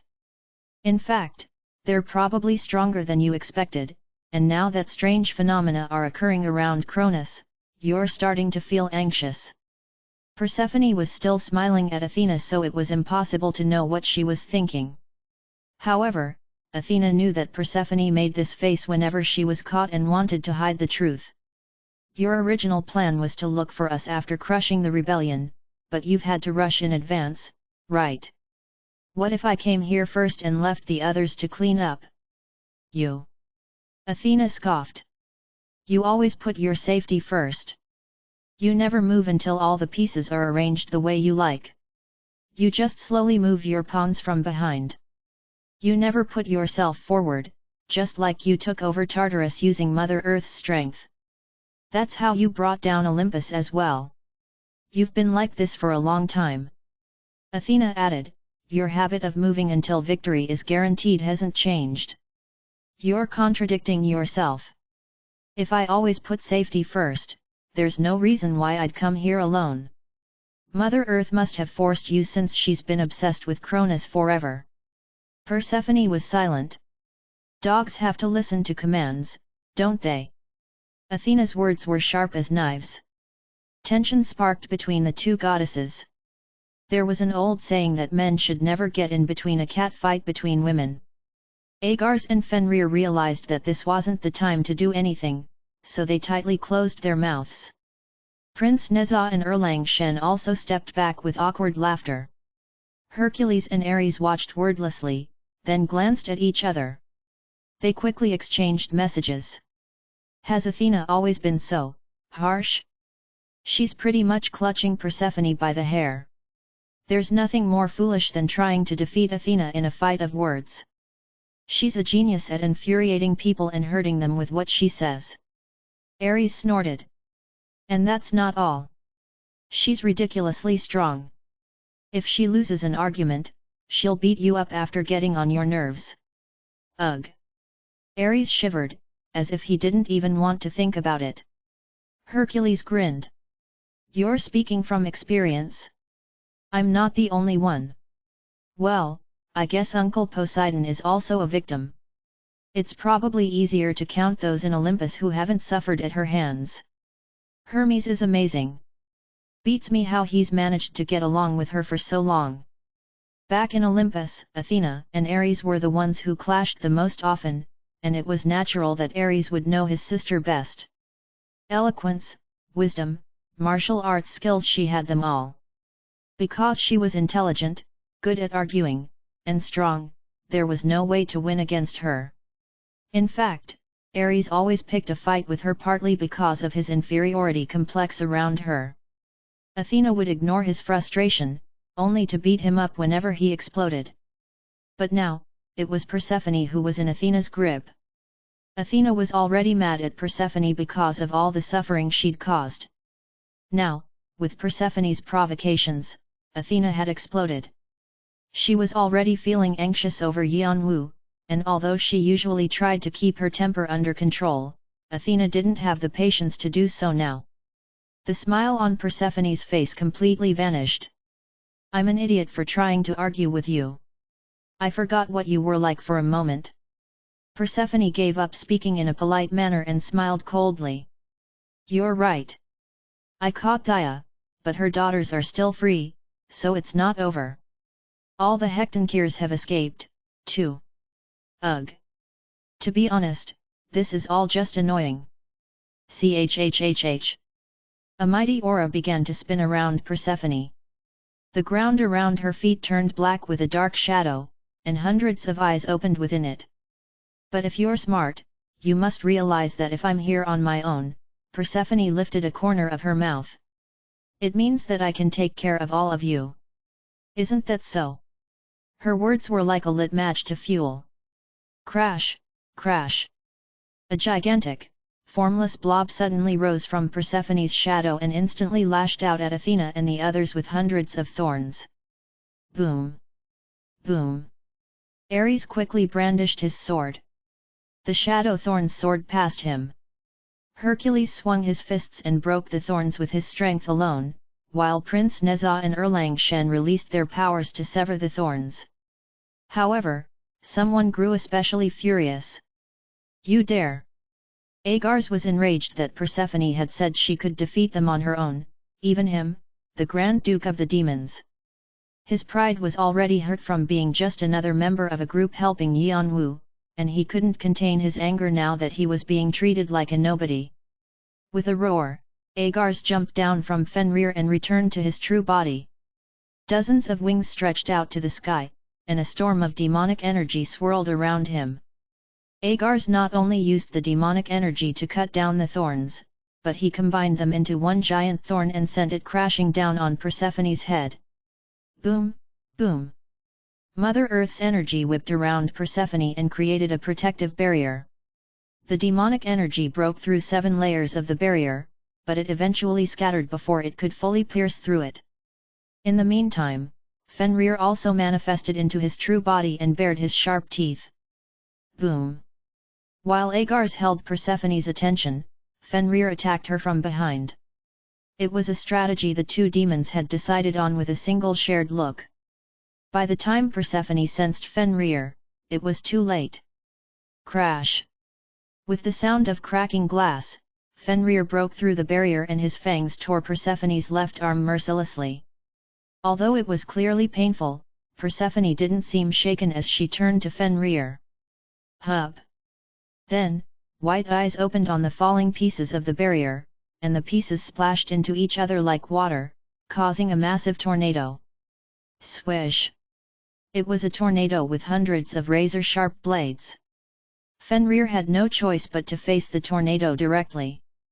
By the time it swept by, he was riddled with bloody injuries, as if he'd been hacked repeatedly with knives. Grr, rrr. Fenrir panted for breath. He'd lost too much blood and demonic energy. Swish! Thwack! Before anyone could move, Fenrir was impaled on new shadow thorns. It was an unbelievable, one-sided victory for Persephone. Dog! Agars called out in disbelief as he ran towards Fenrir, but he was stopped in his tracks. Chhhhhh! The powerless Fenrir scattered into pieces that were sucked into Persephone's shadow. It was a technique only those who had pieces of the Ruyi Bang could use. Persephone was using a skill that the heavenly demon and his many faces had developed to infuriate countless gods and demons, God Sealing. Crash! Yanwu released magic power to push away the demonism's mouth and used the 8 extremes of sword thunder to bring bolts down onto the creature's head. Boom! Boom! Boom! Cray! Although he couldn't muster up as much force as when they were combined, Yanwu had already collected a significant amount of magic power inside the Philosopher's Stone. Especially considering the fact that he had recently swallowed the crawling chaos and Typhon, it was no exaggeration to say Yanwu was unparalleled in the heavenly world when it came to magic power. Fortunately, the 8 extremes of sword thunder was a skill that depended on the amount of magic power you possessed, and the 5th extreme, which was 32 times stronger than the original sword thunder, was a violent weapon. Boom! Ack! You bastard! I will eat you no matter what! The demonism was forced to withdraw his head from the attacks of the sword thunder's 5th extreme. After realizing that his large size was only getting in the way, he quickly shrank down into the size of a human. At the same time, wings extended from his back as he dashed towards Yanwu. Soon, he was holding the same exact sword Yanwu possessed. Sky wings and Vigrid. Yanwu clashed against the two things that represented him the most. Crash! You damned fake! You're the one who taught me the most important thing is victory. The darkness of the demonism's face pulled back to show Yanwu's face. The demonism was familiar with Yanwu's attack style after combining with him. He could even copy Yanwu's way of thinking, and he used the egos of the divine beings to make up for what he lacked. The demonism was trying to become Yanwu and the real successor of the Black King that had swallowed Yanwu and Cronus. Krrrrrrr. Yanwu pushed the demonism back with the vibrating Vigrid. Sword thunder sparked around them and ripped the world of Cronus' conscious mind into shreds. Time difference. Yanwu tried to search for a way to defeat the demonism in his slowed world. The quest told him to eliminate the impurity, which meant he needed to end the demonism. But as long as the demonism is invading Father's conscious mind, there's no way I can defeat him completely. I'll be at a disadvantage if this fight goes on much longer. The fact that the demonism was coming for him meant he was confident. He was stronger than anything Yanwu had fought before, and he'd digested all the legends to grow even stronger. However, the fact that he knew Yanwu's weaknesses and could predict his moves was more worrisome. Swoosh! Even though Yanwu had slowed time down, the demonism moved. Did you think these tricks would work on me? The demonism used time difference to match Yanwu's speed and attacked him, not giving him a chance of coming up with a way to fight back. Rumble!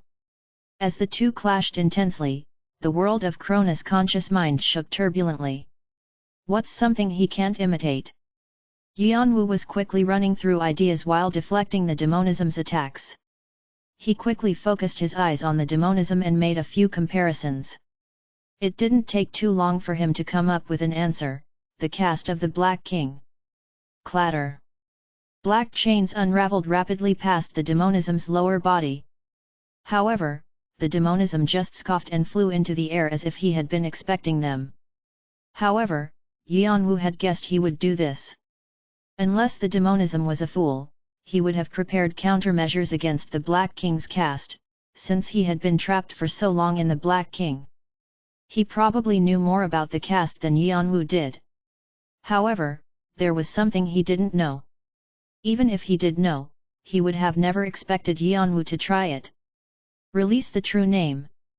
Tremble! The grid fastened onto the end of the chain with a flash of white light. Click! The demonism smirked from above. Yanwu wasn't doing anything new. Ha! All you can think of is using the grid? Keek. How foolish! It's not foolish. It'll be quite fun. You'll see something familiar. If Yanwu pulled out the weapons of heroes like Durandal or Harp, the demonism might be able to withstand them since there were limits to heroes who didn't become gods. However, Yanwu wasn't trying to release their folklore. He was trying to release legends of a being who had once been called the King of Gods. The hidden name of the grid, Cronus, is released. Folklore, descent of the King of Gods. Whoosh! An extraordinary aura began to whirl in the world of the conscious mind.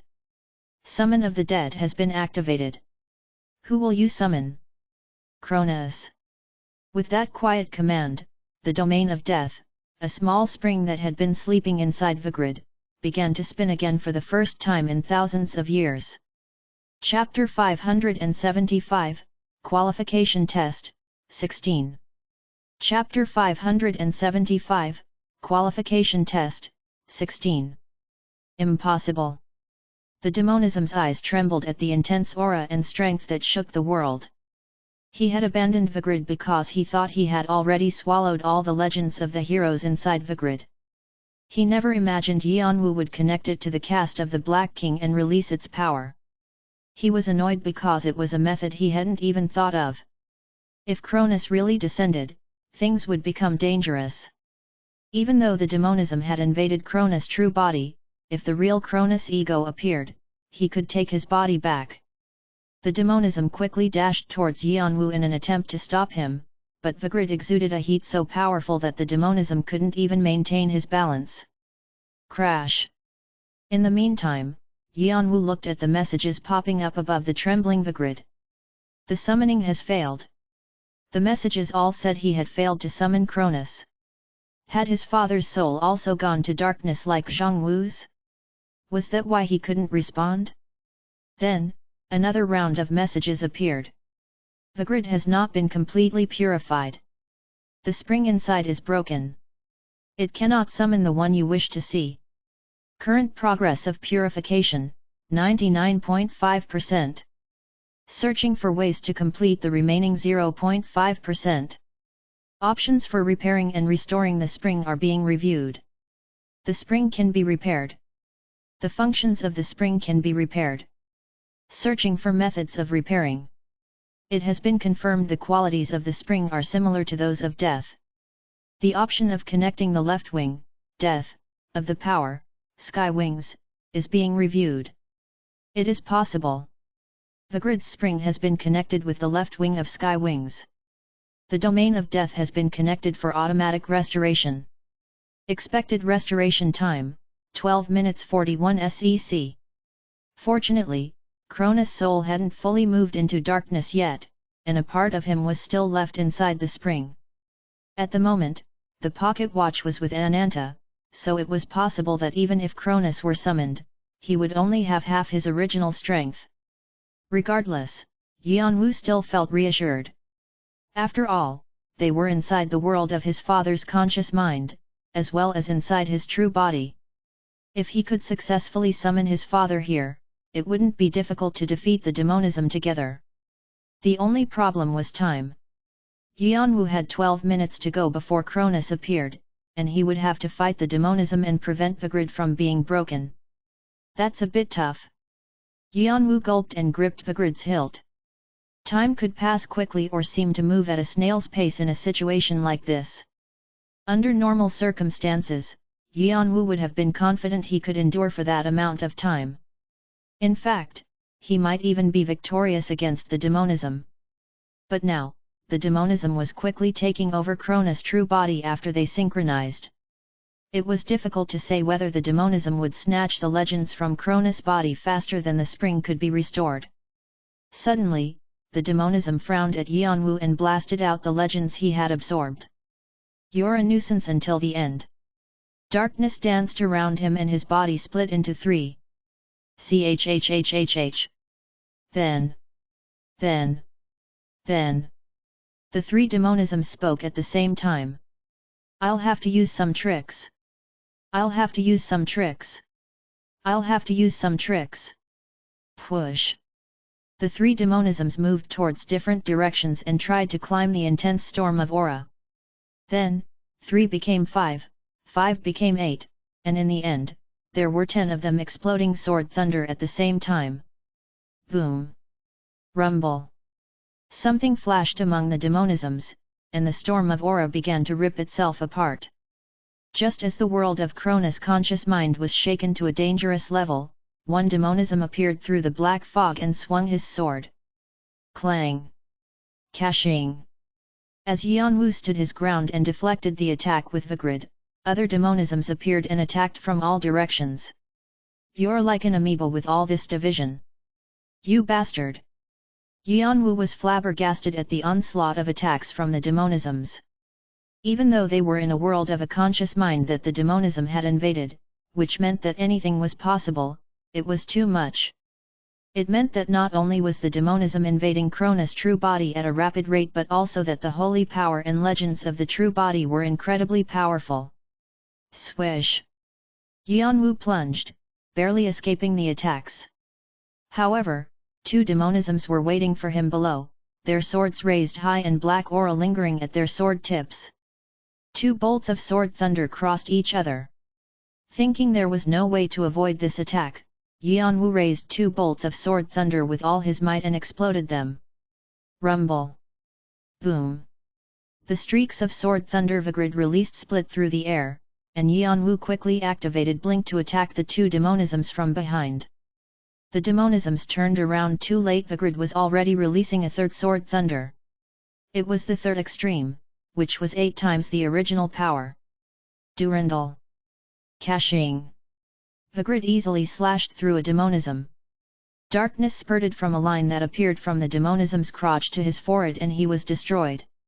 It was Durandal's folklore, cutting in 2 with one strike of the sword. The restoration of the spring is in progress. Purification is in progress. Only 75.4% left until the true name Cronus will be released. The release of other true names will be possible. The release of the true name Cronus was different from releasing the other true names. The other true names only activated folklores, but the true name Cronus would release legends which were a combination of multiple folklores. Vigrid would return to its original appearance. And in that process, Yanwu would be able to use all the other folklores freely. Hub! The remaining demonism quickly flapped his sky wings to get away, realizing that the blade's strike would be fatal. However, Yanwu had anticipated this reaction, and he let go of Vigrid, pulling the chains to himself instead. The black chains whizzed through pockets of emptiness and wrapped around the demonism's right foot. Harp! Vigrid, which had transformed into a scythe, instantly ripped through the demonism's wings and neck. Ack!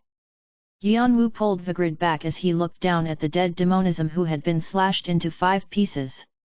He had eliminated 2, but there were still many left. How strong? Very. I've become more certain. I can't leave him be any more. If he grows any stronger, I'll get sick. He's at the perfect moment of ripeness for eating. When the black fog cleared, and Yanwu looked up, he discovered a throng of demonisms filling up the world of Cronus' conscious mind. The demonism had divided so many times that Yanwu didn't know where to start counting. 9 minutes and 12 seconds. 9 minutes and 11 seconds. At this point, only 3 minutes passed, and yet the demonisms had multiplied to such a huge number. He still had a long time to go, but Yanwu extended sky wings and tightened his grip on the chains and Vigrid. It's not over until it's over. The demonism was getting stronger as he swallowed Cronus legends, but that meant Yanwu would also be able to use Cronus holy power through Vigrid. Excalibur! Another round of heat and wind burst out.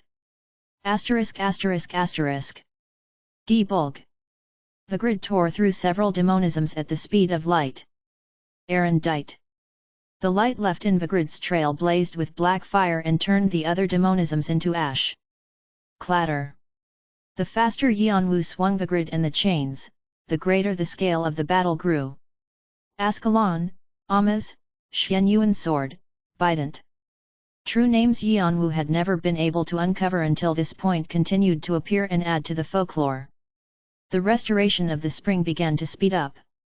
Most importantly, Yanwu could feel himself synchronizing with Vigrid. The spring of death was connected to his left wing, and although the cogs inside the spring were tiny, he could feel them moving and helping him with a new synchronization. During this process, Yanwu managed to learn the many folklores and legends Cronus had built up through his many lives. He successfully gained all the experiences of his father on Earth, and his control of Vigrid improved. He could defeat the demonisms much faster as more of Vigrid's abilities were revealed. Yanwu was enlightened multiple times as he forced the demonisms into defeat. Crash! The demonisms were swept away with a single strike of the blade. How? Just why? Why? Why can't I defeat you? The demonisms became more anxious. Their ego was becoming more complete as they took over Cronus' true body, but it wasn't getting any easier to defeat Yanwu. Vigrid seemed to grow even stronger, making them feel nervous. Eventually, the demonisms felt too threatened and they dashed to Yanwu without thinking of the consequences. Hundreds of demonisms died, but it didn't matter. I have no choice but to take you by force. The demonism was going to use brute strength to swallow Yanwu. Pow, pow. No matter how many times Yanwu slashed at the demonisms, he would reach his limit.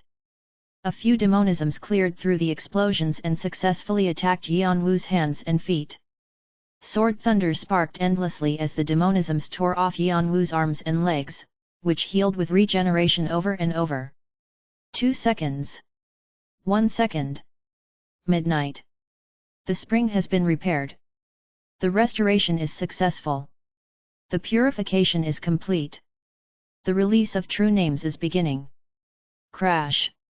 All of the power released into the world of Cronus' conscious mind combined into darkness, spinning inside Vigrid at an intense speed. This can't be. And no. Too bad for you guys.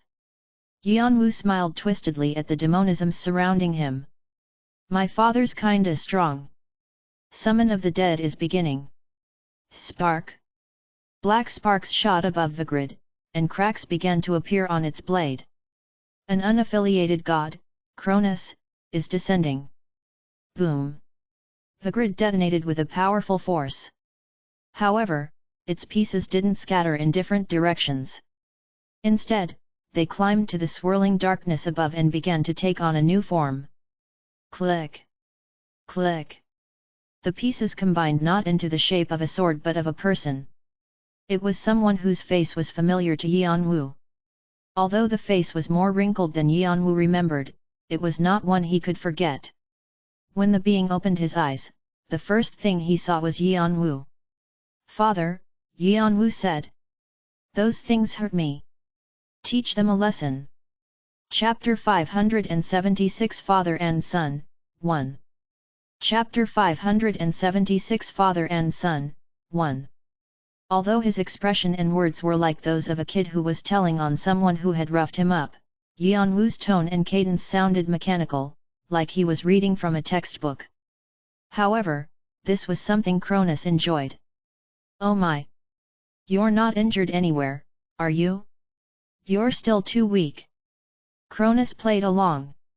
It was the kind of conversation he'd always hoped to have with his sons after his wife's illness was cured. However, Cronus' use of the word weak provoked Yanwu and made his eyes twitch. "Weak, you say? I must have hit a sore spot. But, am I wrong?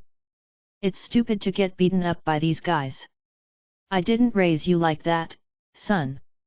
I don't believe you raised me in the first place. Since we're married, whomever Ria raised, I also raised." A thought crossed Yanwu's mind to just cancel the summon of the dead. He hadn't expected his reunion with his father would be like this. He'd been hoping that they would defeat the demonism together and then catch up. However, Yanwu was only receiving bruises and cuts.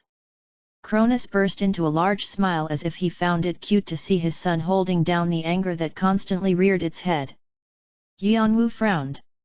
"What's so funny?" "Well, everything is." Cronus, who had always seen Yanwu with a serious and unsatisfied expression, couldn't help smiling. He was having a lot of fun. Yanwu became even more annoyed by that look. That damn father! It seemed that he and his father were just not compatible. They would probably clash often since they had such different thoughts and expectations. Anyway. After laughing for a while, Cronus wiped the tears from his eyes with his index finger and smiled. His eyes now reflected a sense of pride, the pride of a father who could see how well his son had grown. "It is very nice to meet you like this, son. Yet, I'm pretty happy as well. Although, I didn't know that my own father would appear this way," Yanwu continued sulking as he squinted and glanced at Cronus, who was smiling and looking at him with a kindly expression. Smile. Yanwu didn't even realize that a faint smile had appeared on his lips. "That's right. I thought we would meet again on Earth. I never thought it would be in a place like this. Let's see. How many years has it been? It hasn't been that long ago for me." "That's right. It wouldn't have been very long according to how much time has passed for you. To be honest, I don't have many memories," Cronus smiled as his words trailed off. Yanwu looked at his father and realized that Cronus was looking at him yet focusing on something else. He could easily guess what it was. Even though Cronus had closed his eyes after dividing the spring, Vigrid was like his alter ego.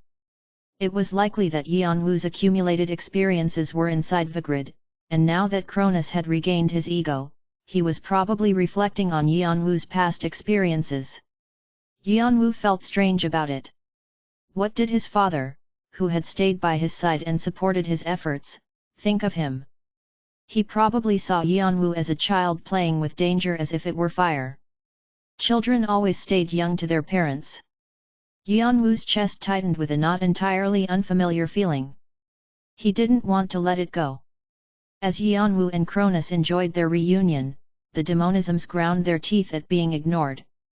"While I'm standing here. Are they fooling around? Father and son, they're both despicable." They had been taken aback when Cronus unexpectedly manifested, but they quickly understood the situation and began talking once more. "Oh, are you all still here? From the start, you guys have been able to read the room." "Humph." Cronus looked displeasingly at the guys who ruined the good time he was having with his son. "Well, even if he's such a weak son," he said, "you hit him." As his father, I can't just let this happen without doing something. Cronus twisted a corner of his mouth. Whoosh! The world of Cronus' conscious mind shook again, this time due to another reason. Yanwu had felt intimidated when demonism shook the conscious mind, but when his father did it, it simply felt comfortable, as though he were in a warm embrace. On the other hand, the demonisms grew astonished and their expressions stiffened now that their plan to take over Cronus' corpse had been interrupted when Cronus regained his ego. Cronus' true body was responding to Cronus now. SSS. Cronus' darkness appeared and began to push away the demonism's darkness, which had just seemed to be on the cusp of taking over the world of conscious mind. If the demonism's darkness was cloudy and sticky like a swamp, Cronus' darkness was like the night sky. Though it was the same darkness, the sensations were completely different. After a long period of time, the spring had been rewound. Although the spring was only half its original size, it had been enough to awaken Cronus' true body out of its deep sleep. However, due to the incomplete clockwork, Cronus didn't have complete control over his body. The demonism had also been a part of Cronus' consciousness, and so it still had command over Cronus' true body. It was difficult for Cronus to completely take over his own body with only half of a spring. However, Cronus thought that this level was sufficient. No matter how much demonism struggled to become the owner of his true body, what could he do with the real owner present? How dare a mere portion of the Black King's darkness know better than a servant covet the king's possessions? You don't know how serious of an offense this is, do you? Cronus said arrogantly as he released his destructive powers. It seemed that Cronus had returned to the time when he'd been young and known as an unpredictable scoundrel. His eyes, which reflected his determination to stomp on lesser beings, pierced through the crowd of demonisms. The faces of the demonisms all turned red and green when they heard the word servant. When they thought of how Cronus had treated them in the past, they could not help getting angry. Cronus was implying that they were little more than tools. The demonisms were about to protest when Cronus suddenly wrapped the darkness around his hand. What? Too noisy. That's why. Whoosh! Let's close those snouts a little bit. He chopped the air with the blade of his hand, drawing a long line in the space that the demonisms occupied. Boom! Boom! Soon, an enormous chain of explosions blasted out like falling dominoes. All the demonisms near the line burst. The demonisms screamed. Those whose limbs had been severed and even those with very small scratches watched as their injuries exploded in a blast that devoured them. It was death at work. As he violently wounded the spring of death, Cronus gained holy power and forced it into the demonisms. He had spread his divine domain like poison and forced the demonisms into it. Is it possible to use one's divine domain in that way? That doesn't even seem like the limit in the power and use of a divine domain. Yanwu's eyes widened as he watched Cronus fight. Although Yanwu had seen other gods use the same weapons, Cronus' way of using them was different. The gods normally used their skills and divine powers to overwhelm their opponents and crush them with the power that originated from their domains. However, Cronus was using the divine domain itself as a weapon. There was a high risk that the divine domain might be damaged, but Cronus expanded his divine domain and used it to swallow his enemies without any concern. Cronus himself was like a sword. Vigrid, the secondary name for the sword, meant battlefield. It seemed more like its true name at this moment. He's pushing all the demonisms into the concept of death itself. His father had only recovered part of his powers, but he was still an immensely strong being. Yanwu could not help exclaiming in admiration as he watched Cronus fight. He felt as though he were gaining a new understanding once more. His father's level of progress was also very different from that of his master. Yanwu's master had reached the heights of a martial artist, but his father was teaching him what a true divine being was. Yanwu felt like he was being presented with a new path to develop the legends of death and fight he had been building up. Cronus was thrilled to see his son's admiring gaze, so he grinned and started swinging his hands more quickly and indiscriminately. Boom! Boom! Boom! Boom! The demonism's severed necks and limbs flew in the air as explosions blasted over and over. How dare! How dare! The demonisms realized that they could not let things continue in this manner, so they gathered the remaining darkness and combined to create a colossal figure whose body was large enough to cover the entire world of Cronus' conscious mind. It was so large that one would think that the true body of Cronus had appeared. Its aura alone had a tremendously destructive amount of power. As the figure slammed its hand down, a gust of wind and calamities like fire arrows and icy hail fell violently. Perhaps because he didn't want to underestimate this new attack, Cronus gathered the darkness in his palm and shot it out. Soon, dense barriers appeared one after another, repelling all the disasters. Bam! At the same time, Cronus opened space and quickly moved, appearing on the left side of the figure. He stretched out his hand and murmured, "Scythe." Rib. A gigantic scythe appeared in his hand. It resembled Vigrid's variant, harp, but was much larger in size. When Cronus had the God of Kings, he had formed this beloved weapon from the crystals he collected from Mother Earth's belly button, which was known as the Fountain of Revenge, after her fall. This weapon, which had terrified many and represented the King of Olympus, appeared in the world once more. Of course, the real scythe had been destroyed by Zeus after he usurped the throne, but since this was the world of Cronus' conscious mind, it was possible to materialize anything he wanted. It's been a long time. Zing! Scythe shook violently as if responding to Cronus' words. A smile formed on Cronus' face.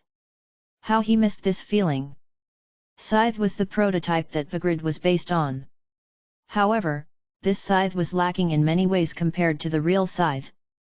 The real scythe had been made exclusively for Cronus, and it could increase the powers of his divine domains of time and death to their highest levels. All living beings, mortals and transcendents, had their own time. Scythe was designed to cut that time and lead them to death right away.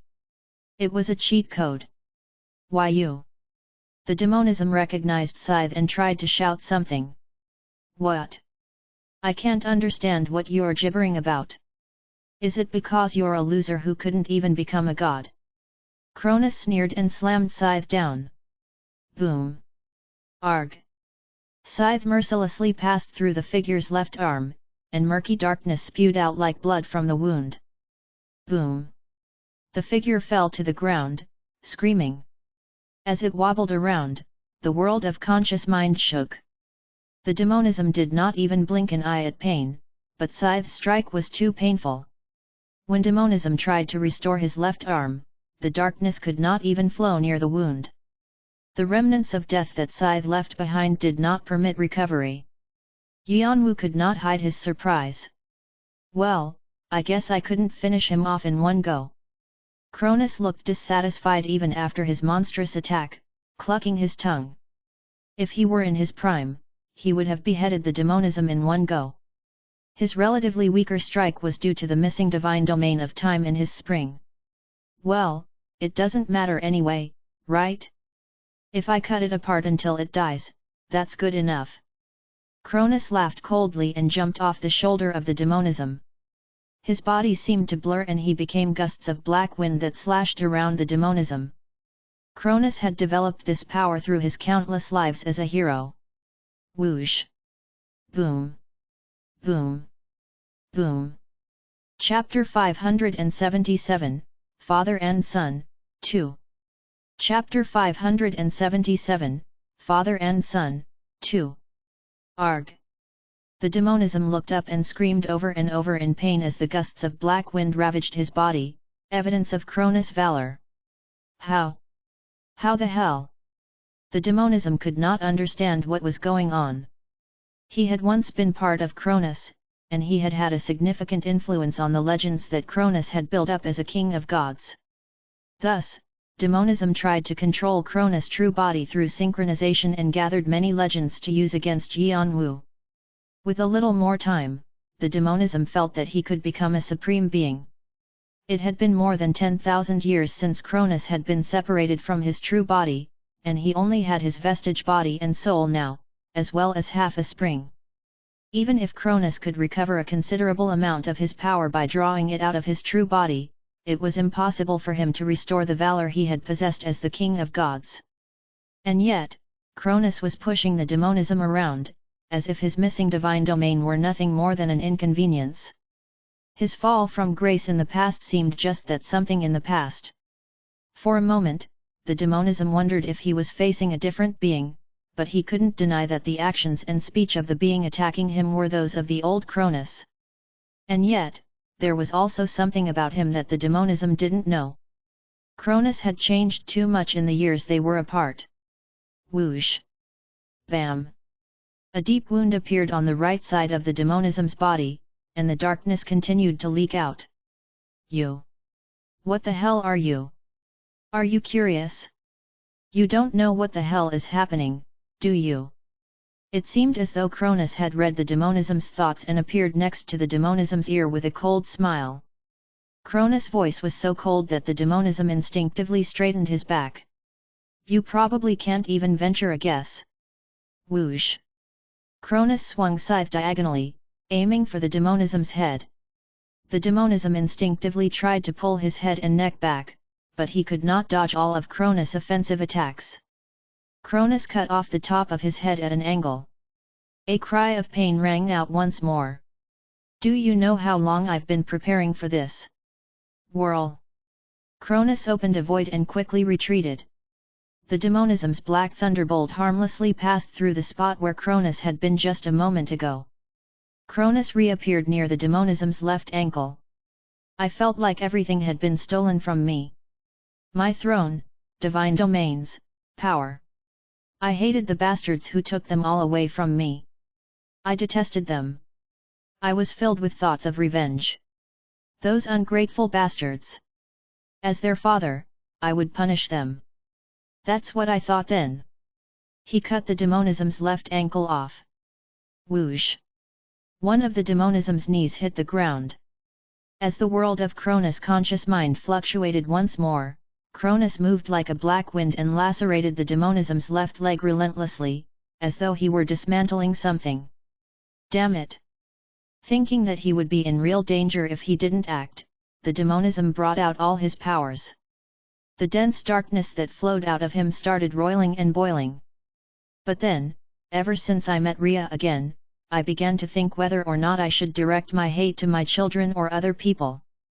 Bam! Bam! Bam! The opaque darkness stretched out like tentacles as it chased after the black wind, trying to catch up at all costs. However, Cronus cut them all off with scythe and severed the demonism's other ankle. Pure darkness oozed out of the numerous wounds along the demonism's gigantic body, increasing in amount until it overwhelmed the demonism's opaque darkness and tried to pull the demonism into death. My thoughts started to change little by little after Yanwu and Zhongwu were born. The demonism started spreading his opaque darkness all over the place, and the lightning strikes grew more intense, the storm winds blowing more fiercely. The calamities rained down more frequently. However, Cronus managed to escape the attacks and push the demonism into a corner. The demonism released more opaque darkness, shrinking as he did so. Furthermore, the more darkness that the demonism used, the faster his synchronization with Cronus would be released. Flash! Cronus stood in front of the demonism. I finally found out in the end. It's never the children's fault. I was the biggest problem. Cronus. Next, it was because of you. I'll kill you. Even now, thinking about it, I still grind my teeth. My insanity was all you're doing, right? Die. The demonism could no longer hear Cronus' words, his rage made him only think of killing Cronus, the being who had turned him into such a pitiful entity. Even though he tried to re-establish his existence by consuming the egos of the various gods, he was still a vestige body with more instincts than reason, and at this point, he lost even his reason. On the other hand, despite the fact that Cronus was also a vestige body, his eyes were calm and collected. Whoosh! The demonism reached out to grab Cronus. So, you should compensate me for all those lost years. Cronus slammed scythe down with a cold smile, its tip piercing through the demonism's left eye. Bam! The demonism screamed more loudly than ever. He had never imagined this much pain before. Instinctively, the demonism raised his other hand and covered his face, the opaque darkness dripping between his fingers. However, without any hesitation, Cronus relentlessly swung scythe once more, cutting off the demonism's fingers like wheat and ripping his other eye apart. "Where are you? Where?" With his vision gone, the demonism's senses were disturbed, and he began to move in an erratic manner. The demonism did not seem to know what to do with the difference in power. He had a power level that allowed him to easily consume Azrael of Malak, and yet, he was helpless against Cronus' attacks. It was like a one-sided massacre. Since the demonism had always had the upper hand, he was unprepared for this. However, Cronus, who had once been a king of gods with enormous divine power and divine abilities, had fallen so drastically that he had even been imprisoned in Tartarus. When he reincarnated as a mortal with a finite lifespan over and over, he experienced what it meant to accumulate legends. These legends could not easily be dismissed. They had been built with tears, hardship, and relationships. These trials and experiences allowed him to wield his own sword and carve his own path. Cronus was confident that the legends he'd built as a mortal could easily compare to the ones he had built up as a king of gods. He might have had greater achievements as a king of gods, but the experiences and challenges he'd gone through to create his legends as a mortal were in no way inferior. That was how difficult his lives on Earth had been. All this had been possible because of his deep-seated resentment of the demonism. This moment was joyous for Cronus. He had finally caught the guy who had turned his life into such a mess, the guy who ruined his family. The sword he'd made and sharpened on Earth was now aimed at the demonism. He was going to cut off this cancerous tumor. And in the future that I saw, there was a vague image. Cronus gripped scythe tightly with both hands. The veins on his forearm bulged. "The image of you being ruined." Swoosh! Scythe cut the demonism from his bottom to top. More than half of the demonism's head exploded. "I'll kill you! I will kill you, Cronus!" The last bits of the demonism's reason were completely blown away. However, he made a desperate decision. If he didn't act, he would only be toyed with before he was destroyed. What could he do? There was only one thing: die together. If he could shatter the world of Cronus' conscious mind, everything would return to a paused state. Rumble! The demonism's body swelled up like a balloon. Cronus no longer attacked the demonism and moved far away to Yanwu. In the end, he's following the exact path that we expected. Crazy bastard! Cronus gritted his teeth. Cronus had tried to eliminate the demonism before the demonism could self-destruct, but the demonism's body was so large that Cronus couldn't find the demonism's essence. He racked his brain, wondering what he could do to stop the demonism from self-destructing. Cronus could feel his son's silent gaze on him. "Why are you staring at me with so much respect?" Yanwu realized his mistake and turned his head away, trying to hide his embarrassment as much as possible. "What are you going to do? The world is going to be completely destroyed." "Ha ha ha! I'm well aware of my own greatness. If you want to look at me with admiration, feel free to do so to your heart's content." It was clear that Yanwu's father was a narcissist, and Yanwu wondered how he could have missed that until now. He did not respond, and instead, he asked a question while looking at the demonism, who looked like he would burst at any moment. "If we're trapped, both you and I will be in danger." This was why the world of a conscious mind was scary and dangerous. One might be able to get in somehow, but one risked the elimination of one's existence or being forcefully assimilated. However, Cronus grinned as if he had no worries at all. He turned and slashed at the air with scythe. A void opened. Although nothing could be seen beyond it, it seemed like a door leading back to reality. "You go ahead." Yanwu's eyes widened. "Father, what are you going to do?" "Me? I'm staying, of course." "What? That bastard won't die like this." As long as there is a cloud system called darkness, that guy will inevitably reappear. When he takes possession of this body of mine, it will be a real disaster. Shouldn't that be prevented? Cronus was saying that he was the only one who could block the demonism.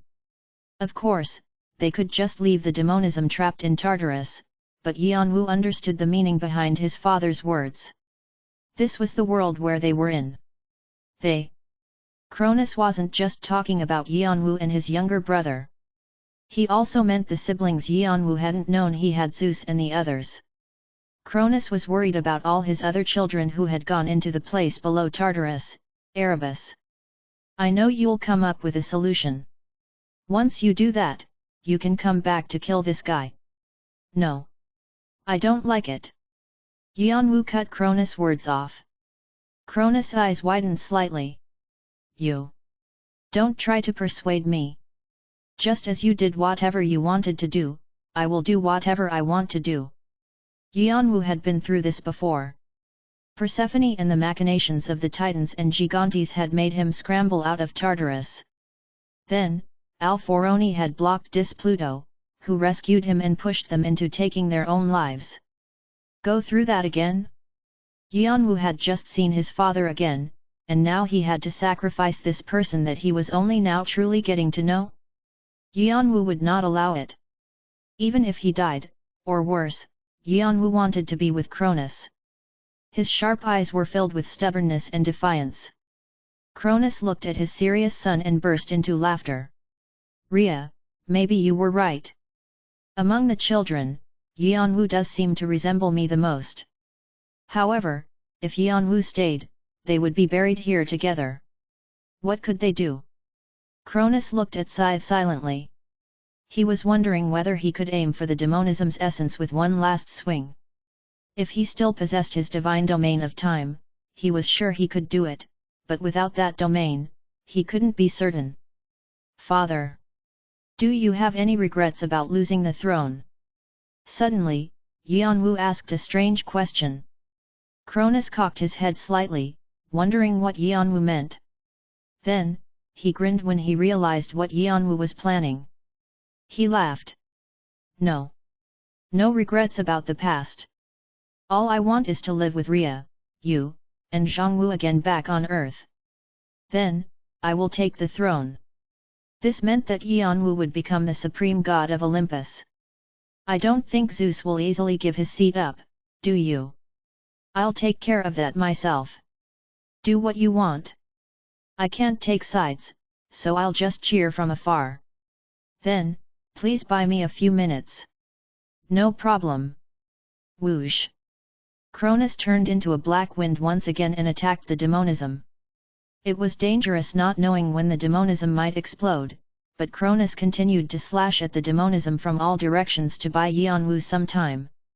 Yanwu's eyes narrowed.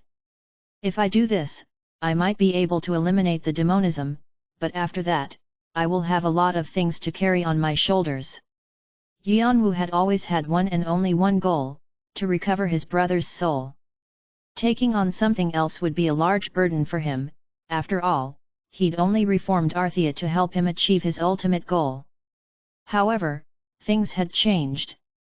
But then, Yanwu thought that maybe this had been inevitable, anyway.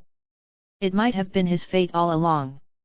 From the time he formed a bond with Hermes and Athena, from the time he was asked to take the throne of death by his older brother, Hades, and from the time his father had sacrificed for his children.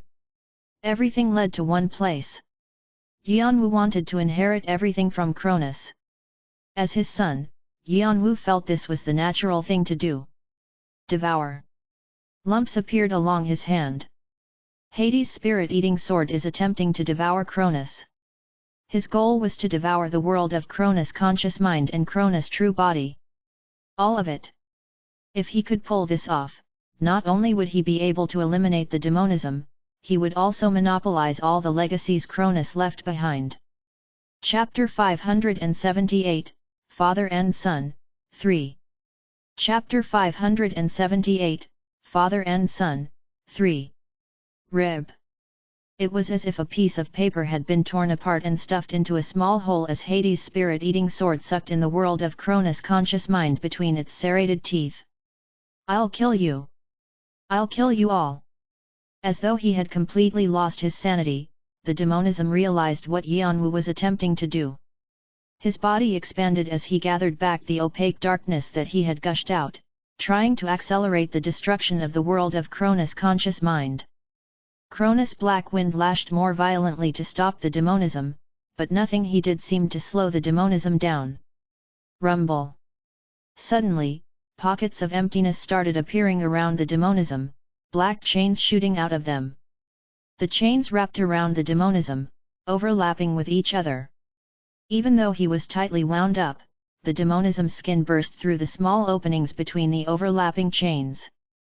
Whenever this happened, more chains wrapped around the gap to seal the demonism. Eventually, the demonism was as tightly bound as though he were in a cocoon. Clatter! Clatter! However, the chains couldn't fully contain the demonism, and the cocoon started shaking and cracking as if it would give way at any moment from the demonism's struggles. Whenever the chains were stretched to their limits, they would begin to make ominous, clashing sounds. Throughout all this, Hades' spirit-eating sword continued to devour everything. A considerable amount of holy power has been devoured. The amount has passed the maximum limit. Warning! Too much holy power has been devoured. Your current body cannot absorb the holy power you have devoured. It is recommended that you attempt the absorption after a period of preparation. Warning! The opponent you are attempting to devour has too much power. If the difference is too large, Hades' spirit-eating sword will overload. This could cause a collapse of the power you are attempting to devour. Warning! The number of legends that you are attempting to devour is too great. Devouring the legends improperly may result in dangerous ego swapping. It is recommended that you immediately stop the devouring process. Warning! The size of the being you are trying to absorb is too large. Warning! The devouring of. The warning messages came one after another. Although they all relayed different messages, they advised Yanwu to stop. It was impossible to devour a supreme god, especially one that had almost reached the emperor level. Even Zeus, who had taken over Cronus' throne, had found it too difficult to take away all of Cronus' possessions. In the end, he had shared them with his brothers Poseidon and Hades. Furthermore, to prevent anyone else from obtaining Cronus' remaining possessions, Zeus had locked them away in Tartarus. And yet, Yanwu was trying to devour all these possessions. It was a crazy attempt. Additionally, Yanwu was trying to do this unfathomable act even though he hadn't fully transcended or exuviated. The sheer amount would likely crush Yanwu's spirit. However, Yanwu believed in the capacities of Hades' spirit-eating sword.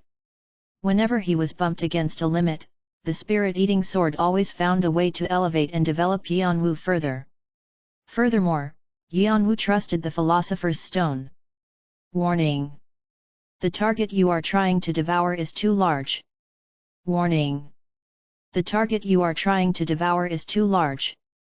You have gone beyond your limits. You have reached the status, limit exceeded. You have reached the status, unable to devour.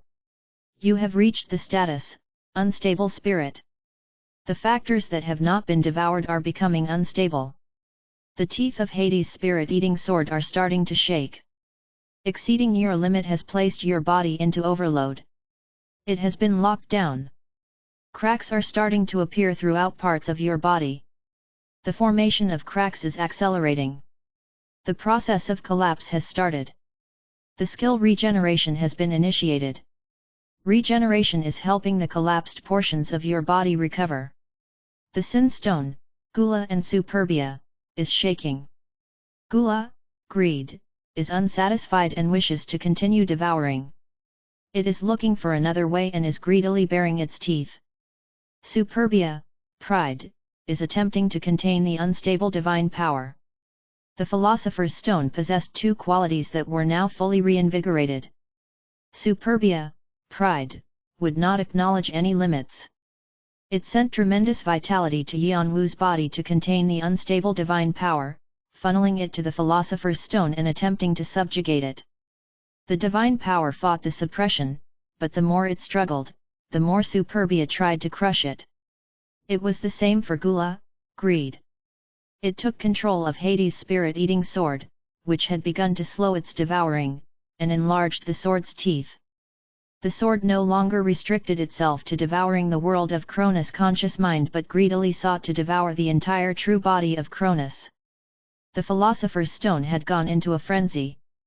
This was why Yanwu had endured overload and continued to absorb all of Cronus' possessions despite the spirit-tearing pain. Crack! Crunch!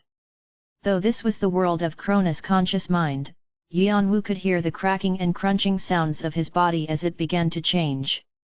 Your proficiency in the skill regeneration has increased 71%, 72%, 96%, 97%, 100%.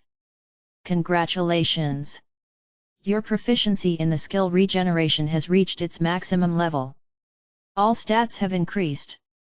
Your strength has increased by 25 points. Your dexterity has increased by 32 points. You have gained a new understanding of your skill. A superior skill is being opened. The skill Transcendent Regeneration has been created.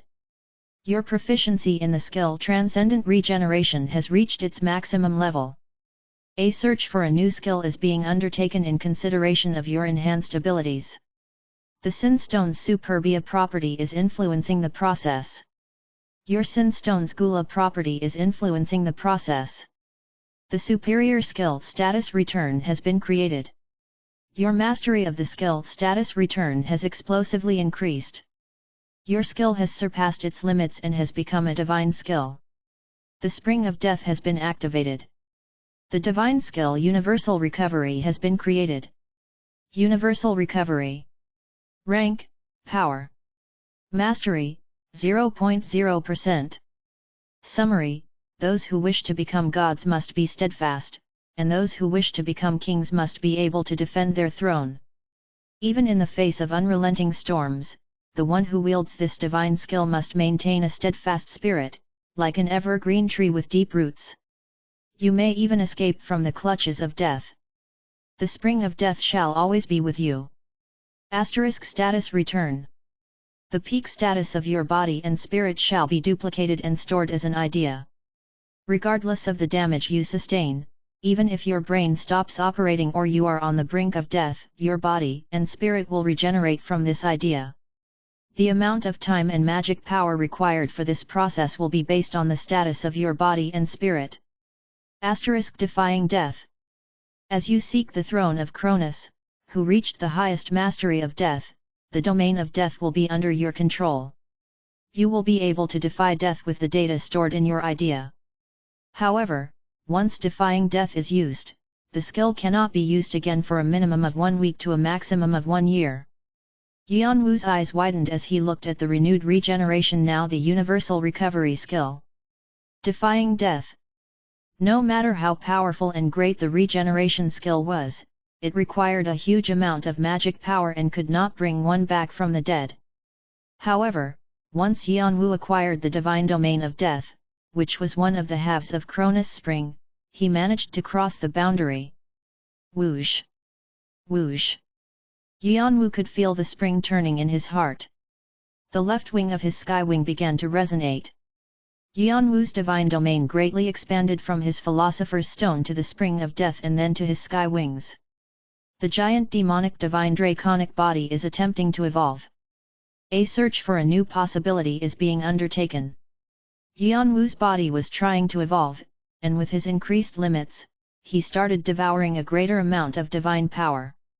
He could feel his spirit developing until it seemed to reach a limit. At that moment, he realized, I've hit a wall. He knew that he could not enhance his spirit further. The limitation wasn't because he hadn't reached the 7th step dragon body awakening. It was because he had reached the absolute limits of a mortal. He could no longer delay his exuviation and transcendence. Since he was already at his limits as a mortal, it was time to exuviate. However, Yanwu did not try to foolishly hurry the process. He could exoviate and transcend at any time. Right now, he had to focus on defeating and completely devouring the demonism, which he could finally accomplish. No. As he watched the world of Cronus' conscious mind and his own opaque darkness being devoured, the demonism could not help crying out. However, his cries faded like a dying fire. The demonism's expanded body was also shrinking at a fast rate as it made deflating sounds. The world of Cronus' conscious mind started to collapse, and a new darkness took its place. The world of Yanwu's conscious mind was taking over. Hades' spirit-eating sword has completed devouring. The unaligned god, Cronus, has been devoured. You have acquired all of his legends. You have made an achievement that is not easily accomplished. Additional karma will be provided. You have acquired 150,000 karma. You have acquired 200,000 additional karma. The purification process has begun. You have inherited Cronus qualifications. You have acquired the qualification to vie for the throne of.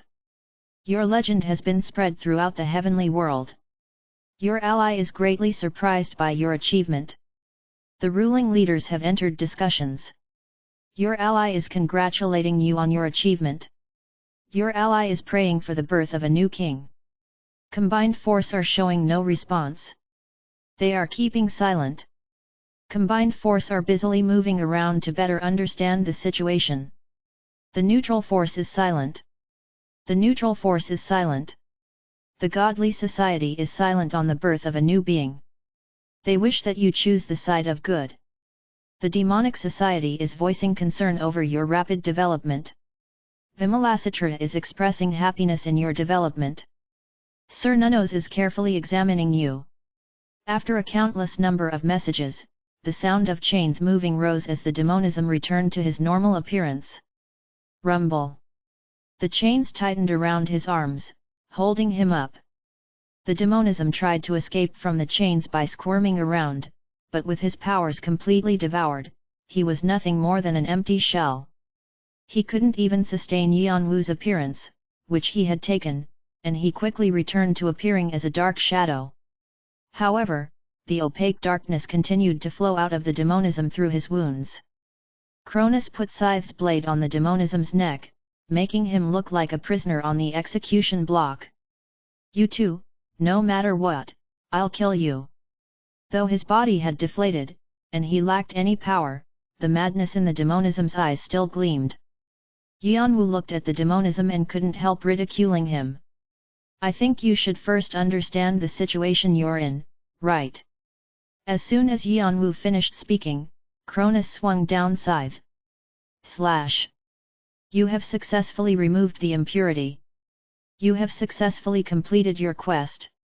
Chapter 579, Father and Son, 4. Chapter 579, Father and Son, 4. Messages of the quest completion popped up in the window. Yanwu breathed out in relief, thinking he had finally gotten rid of this vexing creature, but he still felt a bit uncomfortable at the same time. Do you think he's still alive? He's not a creature who can be described as being alive or dead, since he's a piece of darkness or a cluster of negative energy. Something like that. He can appear in any form. As long as the swamp that was the origin of darkness and emptiness existed, the demonism would never disappear. He would be reborn. The specific demonism that had tortured Cronus and Yanwu had been destroyed, but another similar demonism with the past demonism's memories could be reborn, since he was a piece of the Black King or a part of his will. However, because the Black King was an unknowable being who was beyond a mere existence or concept, it was difficult to say whether the demonism was an identity or another ego of the Black King. Beings with his vastness had broad and unfathomable minds, it was hard to determine his will from the surface alone. It was similar to the time Yanwu experienced vertigo when he first encountered the multitude of thoughts of the crawling chaos, back when he was still trapped within the boundaries of a player. Of course, the Black King was beyond the weak crawling chaos, but the comparison provided some reference. One thing was for sure, the demonism was intelligent.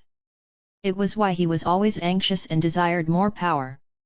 He probably wanted to stabilize his ego and become an independent being.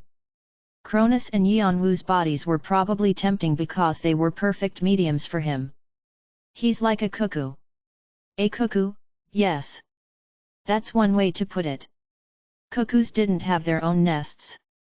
They laid their eggs in the nests of other birds, leaving the owners with the task of raising their babies. The cuckoo hatchlings would grow and then kill the real hatchlings of the owner, eventually taking over the nest. The demonism was similar. He supplied Cronus and Yanwu with extreme strength, making them rely on him until he was ready to take over their bodies. Does Harmonia have something similar to the demonism? Yanwu recalled the other successor of the Black King he had met at the Door of Darkness. Although she was a successor of the dragons, she had pretended to be dead and disappeared, causing grief to many. She had forced Yanwu away from the Door of Darkness. It had been possible because she was more skilled in using darkness than Yanwu, but her strength was also powerful. It was something that mere dragons didn't have, and if she had gained it by combining with a demonism, and if that was the reason why she was acting as a doorkeeper, things made more sense. This is ridiculous. Yanwu felt a burst of annoyance. The demonism had always hovered inside the Philosopher's Stone, waiting for the opportunity to take over his body. Even though Yanwu had killed him, he would appear again in some form Yanwu wouldn't expect. Yanwu felt angry just thinking about it. I agree. I also did everything I could to get rid of him, but he'll be back. But I'm certain of at least one thing. That my strength alone is enough to defeat a divine being even though I'm not connected to the demonism. Cronus nodded heavily. You can now use the Black King's power properly. Yanwu had mixed feelings as he looked down at the chains wrapped around his arms. He was finally at step 1 of using the power of darkness. Since his father had said so, it was probably true, but he couldn't believe it. It was the same thing for spirit eating. Even though he had successfully swallowed Cronus' true body, enabling his soul to reach full maturity, he didn't really feel different. Was it because he was still in the world of Cronus' conscious mind? He opened a portal, thinking maybe things would feel different if he returned to the outside world. However, a new window popped up. The continuation quest, Qualification Test 3, Creation of Spring, has been created. Scenario Quest / Qualification Test 3, Creation of Spring. Description: You have successfully dealt with the missing spring that put Cronus in a paused state for a long time. You have succeeded in eliminating the impurity, repaired the broken cogs and mechanisms, and put the lost spring back into its original location. You have equipped yourself with only one of the springs. The other spring is still missing, and since you know its location, Cronus will be active again. However, even if the spring is returned to its original position, it cannot be wound, and the mechanisms will not work. One last step remains: wind the spring and activate the mechanisms. Then, Cronus will truly be with you and open up a new path for you. Qualifications: Successor of the Black King. Time limit. Condition for success: 1. Wind the spring and activate Cronus. 2. Use the manual to learn how to use the activated Cronus and help him reach his dream. Rewards: 1. Cronus Holy Power. 2. Piece of the Clockwork Spring. 3. Yanwu tensed, thinking the quest was going to make him do something weird again, but thankfully, there wasn't anything out of the ordinary in the third quest. He had to equip himself with the spring. The system was using a fancy metaphor for something simple. All he needed to do was finish devouring Cronus. Activating it probably means winding the spring of death. Yanwu turned to Cronus, who was looking at the window through Yanwu's eyes. Cronus nodded. It was time to escape this maddening world. Yanwu closed his eyes. The spring of death located in his heart began to wind up. Crank, crank. It started to vibrate with the dragon heart and philosopher's stone. Asterisk asterisk asterisk. Sealing a god. Mother Earth, what is the meaning of this? Prince Neza and Erlang Shen looked at Persephone with stiff faces. It was shocking enough that Persephone managed to overwhelm all the powerful beings present, but her actions were incomprehensible. God sealing was something that Homachu had originated and passed down until it reached the great sage Sun Wukong, and eventually, the heavenly demon. It was a power only allowed to fire keepers. Fire keepers were the beings who protected the holy fire that was also called the fire of the beginning or the fire of origins. Since holy fire was the light of ideas that created laws, it was incompatible with gods, who ruled over the laws of nature. It was the reason why the heavenly demon, who was neither god nor demon, could seal all divine beings inside the tower. This was the fire that had caused Lucille's fall. He hadn't been satisfied with his position and wanted to be reborn as a fire keeper after swallowing the holy fire. Thanks to this, all gods and demons banished him from the heavenly world. There was nothing more humiliating for gods than being sealed, and gods of the Chan sect, who had suffered first from the heavenly demon's actions, stiffened. Yuanwu could seal gods using pieces of the Ruyi Bang, but he was immortal. However, Persephone was a divine being from birth. The fact that Persephone could use God sealing so easily could only mean one thing: Mother Earth is scheming something. It was impossible for divine beings to learn God sealing, especially Mother Earth, who had existed from the beginning of time. She was no doubt hatching an evil plot. There had been whispers that Mother Earth had been meeting other divine beings or appearing in front of them. Had she been too busy plotting? However, there was no time to ask Persephone. The energy of Mother Earth that Persephone released spun in the air and began to expand. Prince Neza and Erlang Shen activated their powers and swept the energy back. "You dare mock me?" Agar struck his hand down with a furious voice. Black demonic energy from the blade of his hand fell on Persephone's head. He was angered by Fenrir's sealing. Although the two of them bickered constantly, he considered Fenrir an acquaintance, and it was inevitable that he would be infuriated. Rage led to madness, and madness was a fountain of strength for Agars. Du-du-du. Intense tremors shook Tartarus as if the stage were about to collapse. Space split, making way for falling black bolts. It was so powerful that the other divine beings didn't know if they could face it themselves. However, Persephone returned Mother Earth's energy and sliced the bolts in mid-air with ease. "I should say the same thing. You are the ones mocking me. You were born from Mother, but you dare reject this." Persephone's eyes glittered. "Return to where you're from." Boom, boom. Mother Earth's energy fell on them like thorns.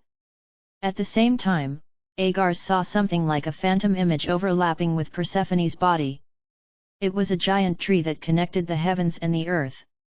The vast leaves and branches covered Tartarus' sky, and the roots began to take what was left of the hidden stage's powers. The large tree was beautiful but somewhat off-putting. "Is that Yggdrasil? Was Mother Earth trying to take over the world tree all this time?" Prince Neza shouted in shock, only now realizing what Persephone was attempting. The societies who were watching were also shocked beyond belief. The neutral force harbors strong suspicions about the real intentions of the neutral force protests, saying this conflicts with the promises made by the neutral force has declared they will review the alliance of the heavenly world. The godly society grows tense at Mother Earth's appearance. Metatron has convened the archangels under him. The demonic society reviews the severity of the situation. Greater demons are having a heated debate under Baal's supervision. It's too late. However, Persephone just smirked, as if none of it mattered. The roots suddenly rose and mixed with Mother Earth's energy. Agars raised a storm of demonic energy to slash at the roots, but they were so tough that they managed to deflect his powers. Boom! In fact, it was more accurate to say that they were absorbed rather than deflected. Even before the powers managed to affect the roots, they had already been sucked inside. Agars realized this was the same method that had sealed Fenrir. His powers were being used to supply the tree with strength. The demonic society expresses their rage. The chief, Loki, announces a decree regarding this situation. The society will not remain silent on this matter. Hormungandr is preparing for descent. Hell is preparing for descent. Their attempts to descend have failed. Rumble. Crash. Enraged at Fenrir's ceiling, 2 of the 3 siblings of Niflheim tried to descend, but it wasn't easy. With Gaia's death, Persephone now had most of the authority over Tartarus. Invading another holy territory required a large number of laws of causality. Niflheim had already sent Fenrir, so it was difficult for Hormungandr and Hel to descend as well. Prince Nezha dealt with the roots while avoiding direct contact with them. The roots were too tough, and if he was hurt, he would be absorbed as well. I've had to reveal my hand sooner than I expected, but no matter. Mother does not want to swallow only you, but also this entire tower. Do not fight the return to Mother's embrace. Spark. If anyone else had said these words, they would have been considered crazy, but since it was Persephone, they had to take it seriously. She was on the level of a supreme god. In fact, she was strong enough to be a king of gods, which was a level of strength that didn't exist after Cronus. The divine being stiffened, not knowing how to fight Persephone. She turned in a different direction. And as for that, she was looking at Cronus' still shaking corpse. I must take back Mother's son, Cronus. Swish! The strongest root bolted through the ground towards Cronus' corpse. No! Athena frantically hurtled forward in the same direction. She couldn't allow Persephone to take Cronus' body while Yeonwoo was still in there. Sister! It's dangerous! Hercules and Ares quickly tried to chase after her, but the roots held them back. Athena reached Cronus' corpse and rapidly spread Aegis open. However, even if it was a strong holy artifact, it didn't seem like it could stop the roots. Everyone watched as Athena seemed to be on the verge of being swept away by the roots, when suddenly, player number is descending. Crack! With the cracking sound of a hatching egg, Cronus' corpse was destroyed. Chapter 580, Father and Son, 5. Chapter 580, Father and Son, 5. Cronus' corpse had been a mountain that split Tartarus in half for thousands of years, but it was now shattering into pieces. The beings who were watching felt shocked. Those from Olympus, like Athena, Ares, and Hercules, were especially incredulous as they turned to look. Black particles floated up from the corpse. Clatter! Like a snake slithering through grass, Vigrid came soaring out of the corpse, followed by chains. The sword stopped in front of Athena. Vigrid looked vastly different from what Athena remembered. It glowed with black light, and it looked like a giant scythe. However, something about it was familiar to her. Clang! The roots aiming for Athena were instantly blocked, even though these were the same roots that the gods and demons could not defeat, no matter how much they used their powers. However, there was more. The impact flung Vigrid back, but it only changed directions in midair and slashed at the thorns. Sharp winds blew as Vigrid shot towards Persephone. The roots on the ground rose to create a multi-layered barrier around Persephone, but Vigrid cut through them like paper and reached Persephone. Cashing! Persephone grew thick tree bark on her skin to protect herself from Vigrid, but the sword had already cut into her flesh, leaving her bleeding. Just how? Persephone couldn't understand what was going on. It was already unbelievable that Cronus' corpse would disappear, but how could Mother Earth's blessing be damaged? Astonishment flashed on her face. Nothing like this had ever happened before. Clatter! Vigrid and the chains returned to Yeonwoo, who was standing next to Athena. Are you all right? You. Athena was about to thank him but found herself hesitating. She suddenly felt like she shouldn't speak so informally to him anymore. She didn't know why she felt this way, but something felt different with Yeonwoo, as if his nature had changed, or his existence had grown to another level. Yeonwoo still looked like Yeonwoo on the outside, but he seemed to be a new being on the inside. Something so massive it couldn't be measured had been condensed and stuffed inside Yeonwoo. Yes. It was as though Cronus' corpse had been shrunken and put away inside Yeonwoo. Although Yanwu's physical stature was still ordinary, his presence overwhelmed every being near him. In fact, it was as if his presence filled all of Tartarus. Athena wanted to ask Yanwu what had gone on inside Cronus' corpse. So, this child is my granddaughter? I feel a bit self-conscious seeing her like this. If you consider my Korean age, I'm barely over 40, but, a granddaughter, goodness. Vigrid vibrated as it looked at Athena, dazed. Cronus had returned to his sword form as he entered reality. It was an earnest request he'd made of Yanwu. When we go outside, you'll be able to see your grandchildren. I did see Sha when I was looking at the future, but, you jumped the gun, too. Am I Zhongwu? Of course not. Then. A lot of time has passed since you were trapped in Tartarus. Olympus has changed quite a bit. Cronus had grown silent. He had never expected to hear this, but it made sense. So much time had passed, it was impossible for Olympus not to change. Divine beings were often sluggish because the concept of time wasn't enough for them, but they were still faithful to their desires. Cronus had never asked Shin Elia about Olympus. Although he had general information, he didn't want any details because they would only break his heart. His abandoned children were in Olympus. He knew how difficult everything had been for them. He didn't know how to deal with his feelings around his grandchildren, so he had turned back into Vigrid. He couldn't muster up the courage to show his true appearance. Still, he was relieved to see they had grown well. He also had many mixed feelings after learning about the divisions in Olympus. The fall of his children, and the fight between the Titans and the Gigantes, these were all consequences of his actions.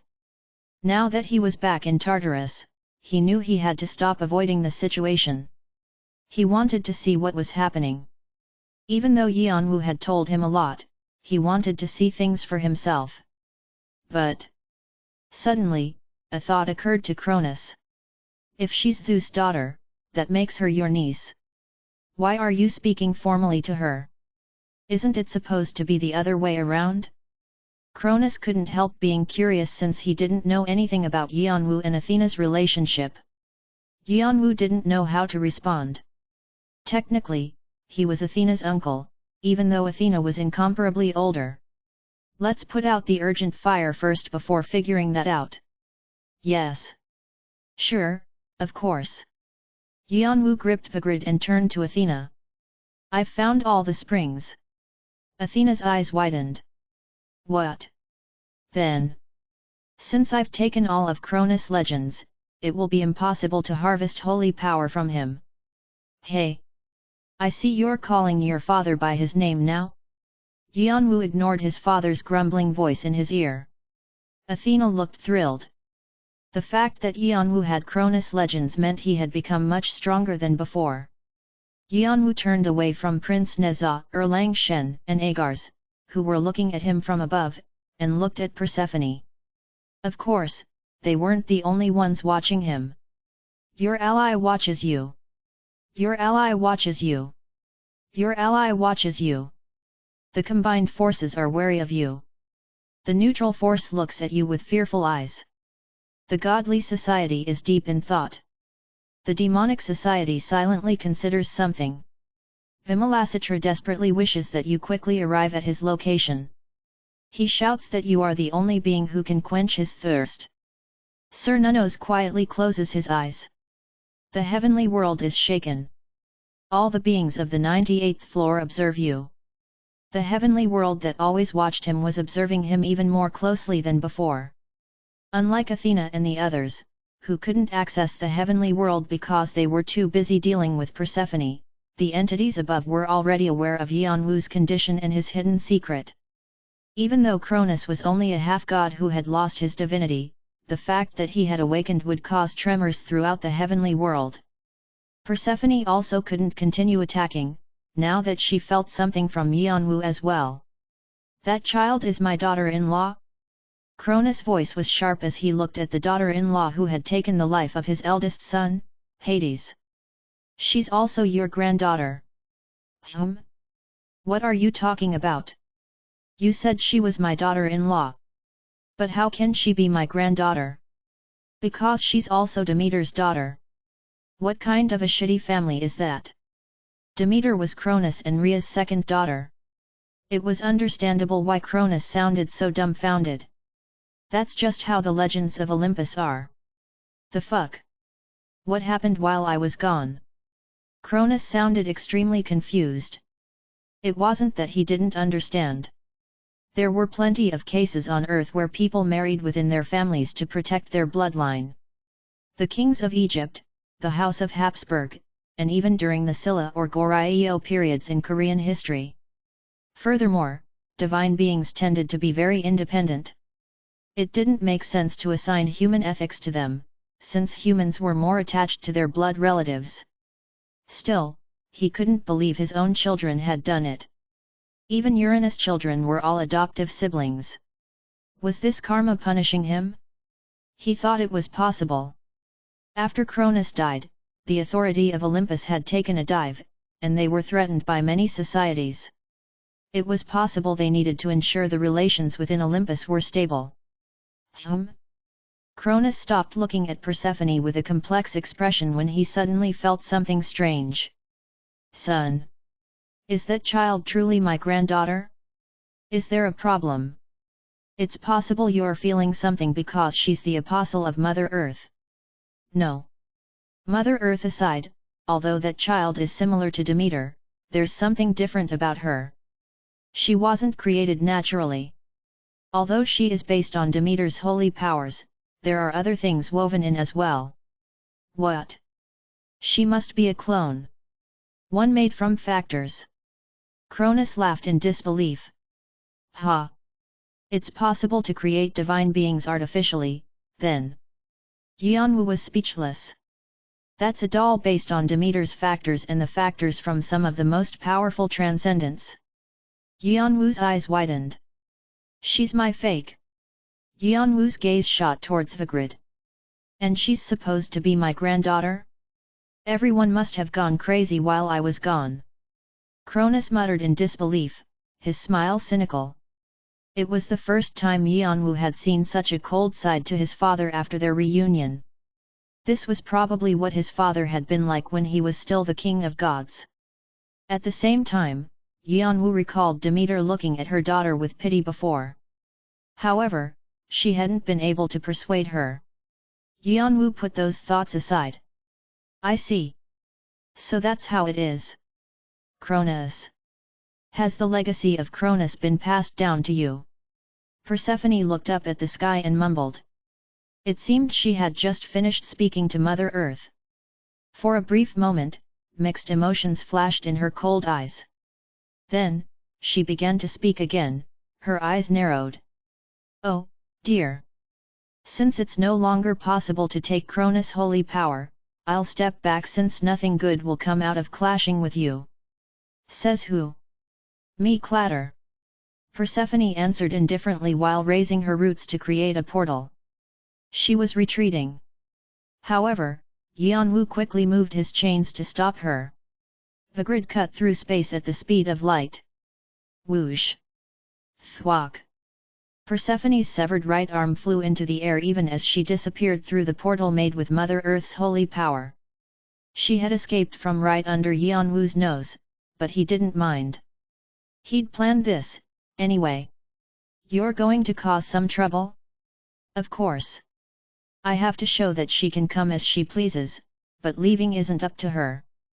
Yeonwoo swung the grid to open up space, following Persephone's tracks. It was time for him to wreak havoc. Chapter 581, Father and Son, 6. Chapter 581, Father and Son, 6. How? Persephone grimaced as she looked at the stump where her right arm had been.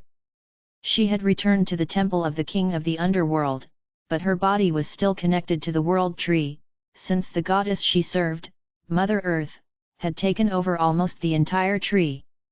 The world tree transcended all universes and dimensions and was responsible for pulling out the ideas that existed beneath the surface of the world. It was the system that ruled over all living beings and was responsible for reincarnation. Since its vitality came from death, it was enough to overwhelm all the holy powers of the world. The reason Persephone had been selected by Mother Earth was for her domains of spring and seed. She was only given the power of a supreme god because of her connection to the world tree. No matter how much holy power she used, she should be able to replenish it quickly. If her limbs were severed, she ought to be able to regenerate them instantly, but her arm showed no sign of growing back. Instead, a strange energy remained around her injury, fighting to enter her body. Persephone was trying to heal her injury with holy power, but the strange energy soon took over her holy power and began to tighten around her soul. Persephone recognized it. "This is..." A voice suddenly interrupted her train of thought. "Death. Mother." Persephone stiffened. Mother Earth's words were now clear and intelligible. Her chaotic thoughts that were uncontrollable in the past had merged into one. It was evidence that her ego was beginning to restore its identity. Has the invasion been successful? Mother Earth was so busy taking over the world tree that she didn't have time for other business, which was why she hadn't been able to step up right away when the Titans rebelled. Of course now. Mother Earth scoffed sharply. "I'm not even halfway done? Why not? How incompetent must you idiots be?" Persephone gritted her teeth when she felt Mother Earth's fury through the channel. "You let those stupid Titans start a coup and the heavenly world is divided again. You already lost the Elohim in the past, and now you've lost Cronus. Is this how you run things? Have you forgotten how crucial it is for us to possess Tartarus?" Persephone was silent. As Mother Earth said, all their efforts had ended in vain. Losing Cronus' corpse to the other side was the greatest blunder they'd made. They had only been able to restore their lost divinities and reclaim Olympus thanks to Cronus' holy power, which had been an endless supply of resources. Now, it was gone. Mother Earth was in the process of trying to take over another resource, the world tree, but it was difficult to say how long it would take to complete it. Even Mother Earth didn't know, and considering that they were using Cronus' holy power to take over the tree, their plans had been derailed even more. And now, they had to face their enemies, which included Yanwu, who had the ghost giants. Things weren't looking too good for them. However, Persephone was concerned about something else, the fact that Yanwu was Cronus' son. And he wasn't just any son, but a legitimate one born from Rhea and brother to Hades, Poseidon, and Zeus. He was the real successor of Cronus, one who hadn't participated in the rebellion. The Titans are moving to resurrect their king, Cronus. If number says he'll succeed Cronus, the Titans will turn to him. And if he even gets the door to Erebus, Persephone bit her lower lip. Everything will be ruined. Poseidon and the others would support Yanwu as well. With Zeus asleep from heavenly demon disease, many in Olympus were displeased with the rule of the Gigantes. Those in Olympus only obeyed because of Mother Earth, but none of the divine beings truly welcomed them. However, if a union of the Titans and the original Olympian gods appeared, it was obvious how things would end. Yanwu had the perfect lineage and a good reason to start a war. On top of that, he was second to none when it came to the support of other societies.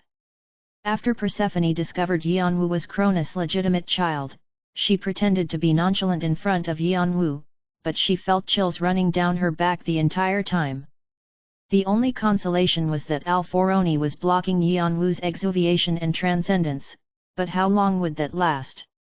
Alphorone had never been defeated before, but from what Persephone had seen of Yanwu so far, he seemed like someone who could someday overcome the obstacle that was Alphorone. Persephone felt anxious, and Mother Earth was most likely feeling the same. No. This might be for the best. Cronus and number, all these things were technically mine. Darkness. Since they are combined as one, it will be easier to take everything. Mother Earth's hysterical voice quickly calmed. Her tone was now warm and kind, like a mother holding a sleeping baby. However, Persephone felt more frightened at Mother Earth's change in attitude. You must not fail this mother who birthed you. I hope you do not disappoint me this time. Persephone bowed. Yes, mother. The being speaking was more Viera, who was pretending to be Mother Earth, than Mother Earth herself, but Persephone couldn't say the words at the tip of her tongue. At the end of the day, her life and powers were all thanks to Mother Earth. If she received the orders to block someone, she needed to do it. If she had to swallow them up, that's what she had to do. Persephone had no other choices. She had climbed all the way here to find freedom, but why did she feel that not much had changed from the time she had been Hades' wife? Persephone lightly touched the air in front of her with a finger. She could feel her pairing to the gigantes who were in Tartarus. Stop chasing after the titans and exterminate the bugs that dare dirty my holy territory. Yes, your majesty. Yes, your majesty. Bugs. That was what she called Yanwu and his companions. No one dared to question her command. The leaderless titans were dust that could be swept away at any time.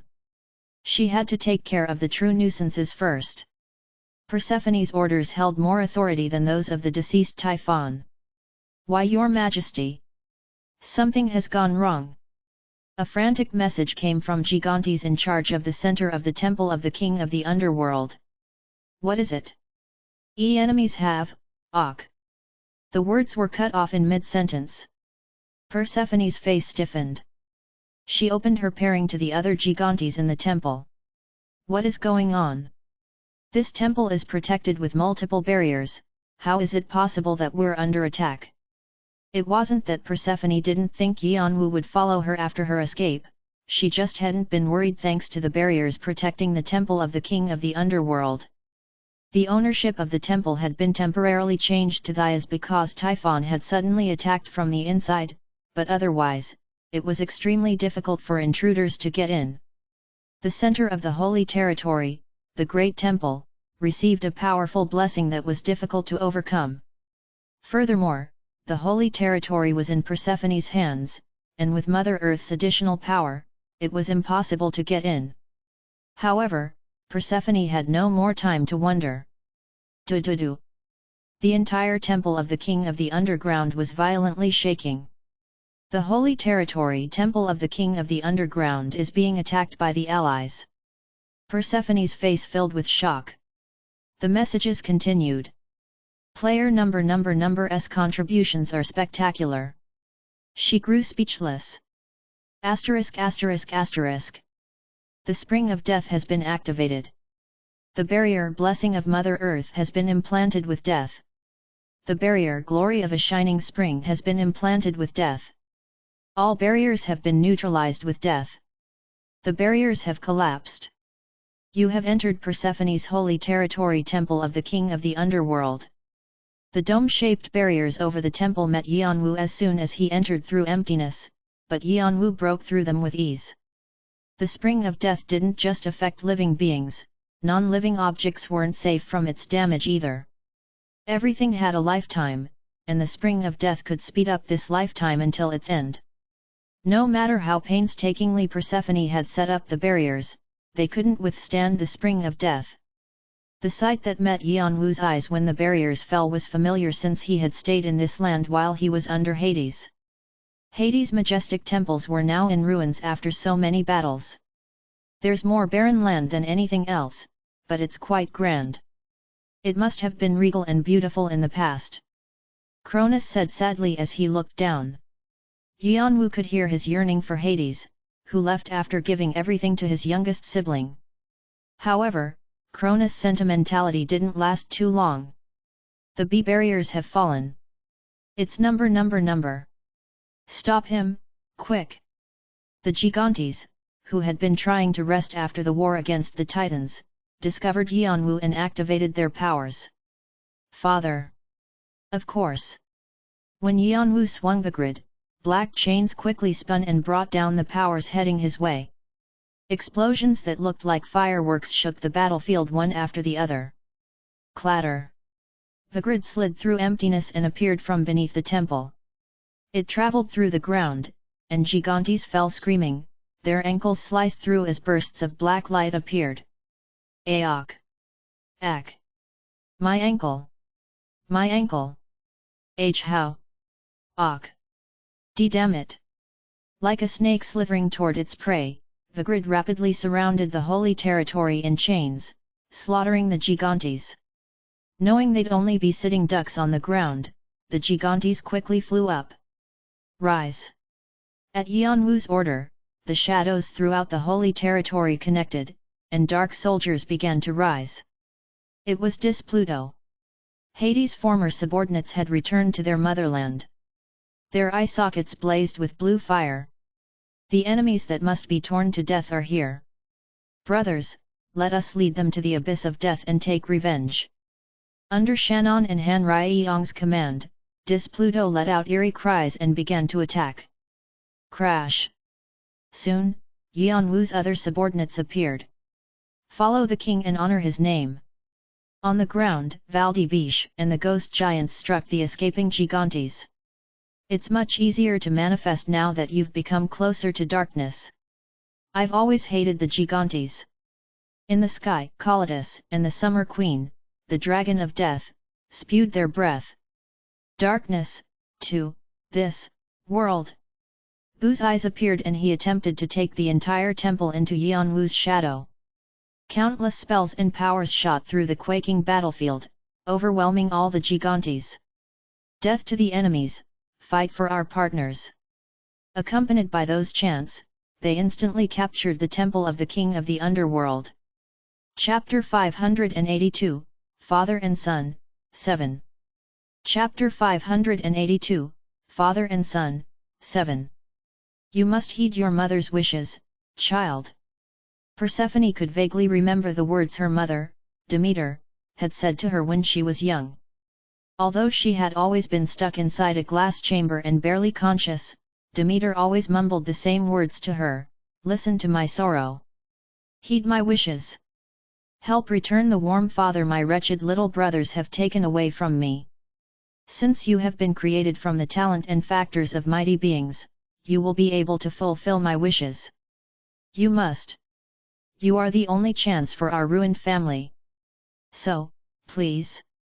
Persephone didn't understand her birth mother's words, but sometimes, whenever she was awake, she would ask her mother, Mother, you're always asking me to return your precious parents to you, but why don't I have any parents like that? Asterisk asterisk asterisk. Showering death on their enemies, and fighting for their allies, the ghost giants beat up anything in their path, following the words of their motto. The Gigantes had regained their courage after the appearance of Yanwu's subordinates and quickly began to strike back, with outstanding contributions from the 8 great Gigantes, especially Ephialtes, Clytius, and Mimas. Alcyoneus, whom Mother Earth was said to favor, destroyed many of the Dis Pluto soldiers as he moved forward. Rise, again! However, at Bu's command, the shadows wavered and the destroyed Dis Pluto members stood again, attacking the Gigantes from behind. As long as Yanwu was safe, Dis Pluto was invincible. No matter how many times they were destroyed, Yanwu's near-infinite supply of magic power and holy power after swallowing Cronus' true body meant that they would never disappear. Of course, this was an extremely frustrating situation for the Gigantes. You insects! How can there be no end to you? Alcyoneus shouted up to the sky. It was horrifying not knowing where Vigrid would emerge from the emptiness, and the Dis Pluto soldiers who returned from death over and over were equally horrifying. It was hard to believe that this was the holy territory that Olympus was so proud of having absolute authority over. What was even more frightening was that every time the Dis Pluto soldiers returned, their armor and weapons grew darker, and their auras changed. If they had once had the auras of warriors of death who protected Tartarus, their auras were now more violent, like a plague that would send all living beings to the abyss of death. There was an eerie air around them that made their opponents feel fear and horror. Alcyoneus knew where this energy came from since it was a power the Gigantes had been using just moments before. To think he'd be able to bring out Cronus' holy power in such a short span of time. Cronus' holy power was the mysterious power that had restored the divinities of the Titans and Gigantes, allowing them to seize Olympus. It was true Mother's Earth had been a huge factor, but it was Cronus' holy power that made everything possible. But now Pluto was using the powers that had made the titans and giants undefeatable. The gigantes couldn't help recoiling in fear. Their absolute authority had been taken from them. Of course, Aeliconius and the other gigantes still had much of Cronus' holy power left, but now, it could no longer be replenished. Furthermore, there were limits to how much of the holy power they could use because of their incompatibility. From the beginning, they could only access Cronus' strength thanks to Mother Earth's powers. However, Pluto was different. They had an almost infinite amount of Cronus' holy power, and they weren't limited when it came to using it because it came from the spring of death. As they repeated death several times and grew closer to the spring of death, they were becoming more familiar with Cronus' holy power. It was obvious who would be at an advantage the longer the battle went on. In addition, Pluto wasn't the only card Yuanwu held. The descendants of the giants who had terrorized divine beings roared throughout the battlefield, and in the sky, the Summer Queen Enceladus emitted breath, making it difficult to move through the heat. The temple of the king of the underworld is under threat from the overwhelming strength of hostile forces. The eastern zone has been occupied by a heavenly spirit, Rebecca. The western zone has fallen to the ghost giants. The southern zone has been exposed to Bone Dragon, Ismenios, and demonic dragon of chaos, Calidus. The northern zone is close to destruction due to Death Lord, Shannon, and Death Lord, Han Raiong. Reconstruction is urgently needed. The temple of the king of the underworld is in danger. The temple of the king of the underworld is in danger. A stronger defense is required. The temple of the king of the underworld is being taken over by player number. Alcywonius gritted his teeth at the dismal messages. There was only one word in his mind: ruin. He was one of Mother Earth's children and had tried to reclaim Olympus in the past, but he and the others hadn't been able to defeat Zeus and were locked up in Tartarus. That cannot happen again. Alcywonius gripped the halberd in his hand. He didn't want to return to a period of grief and submission again. How? Realizing there was no path to victory, he looked around and focused his gaze on the giant stone that looked like a pillar in the center of the temple. It was an altar that was used to connect to Olympus in the heavenly world in cases of emergency. I must retreat to Olympus and reorganize our battle lines. Alcywonius began to dash towards the altar as soon as the thought formed in his mind. Yes. I can just stay in Olympus, away from this cursed Tartarus. Yuanwu and his subordinates were only powerful in Tartarus. Yuanwu wasn't qualified to enter the heavenly world on the 98th floor, and it would be pointless for him to go there. In fact, since the Gigantes had lost Cronus' corpse, Tartarus wasn't even that important anymore. Although they wouldn't be able to capture Poseidon and the others, the risk of a rebellion didn't matter if they blocked off the only path to Olympus. To get to the 98th floor, Yuanwu would have to get past Alforoni on the 77th floor first. Alcywonius didn't think Yuanwu would be able to defeat Alforoni, even if he had Cronus legends. If Alforoni could be defeated that easily, the beings in the heavenly world would have descended into the lower floors of the tower by now. Alcywonius decided to retreat first and reorganize their forces. They could continue the war later. He didn't know what kind of punishment he'd receive for not carrying out Mother Earth's orders, but it was important to get out first. What are you? But there was already someone at the altar. At first, he thought it was a comrade who had come to the same conclusion, but he realized that this was a massive, undead creature with tattered robes. The creature had a strange crystal orb in his hands and fire blazed in its eye sockets. It was the Archlich, Bu/Faust. Normally, Alcywonius would have just shooed the being away, but he found that he couldn't even approach the creature. The being was clearly stronger than ordinary undead, and in fact, calling it one of the undead seemed insufficient, which was why he'd asked what it was. The shadow that wavered around Bu made his blood run cold. It was a strange energy that seemed to deny the laws of the world. Now that Bu/Faust had the pale title, he was a transcendent with divine authority. It was difficult to tell whether he was a god or a demon, but he was clearly a divine being. However, the aura of transcendence who ruled over laws wasn't there, as though he weren't transcending the laws but rejecting them outright. Just like an otherworld god. Alcywonius' eyes widened. Only then did he read the energy spinning around the being, laws of the other world, also known as disorder or chaos. It was the same as the powers of the creatures who called themselves the old rulers.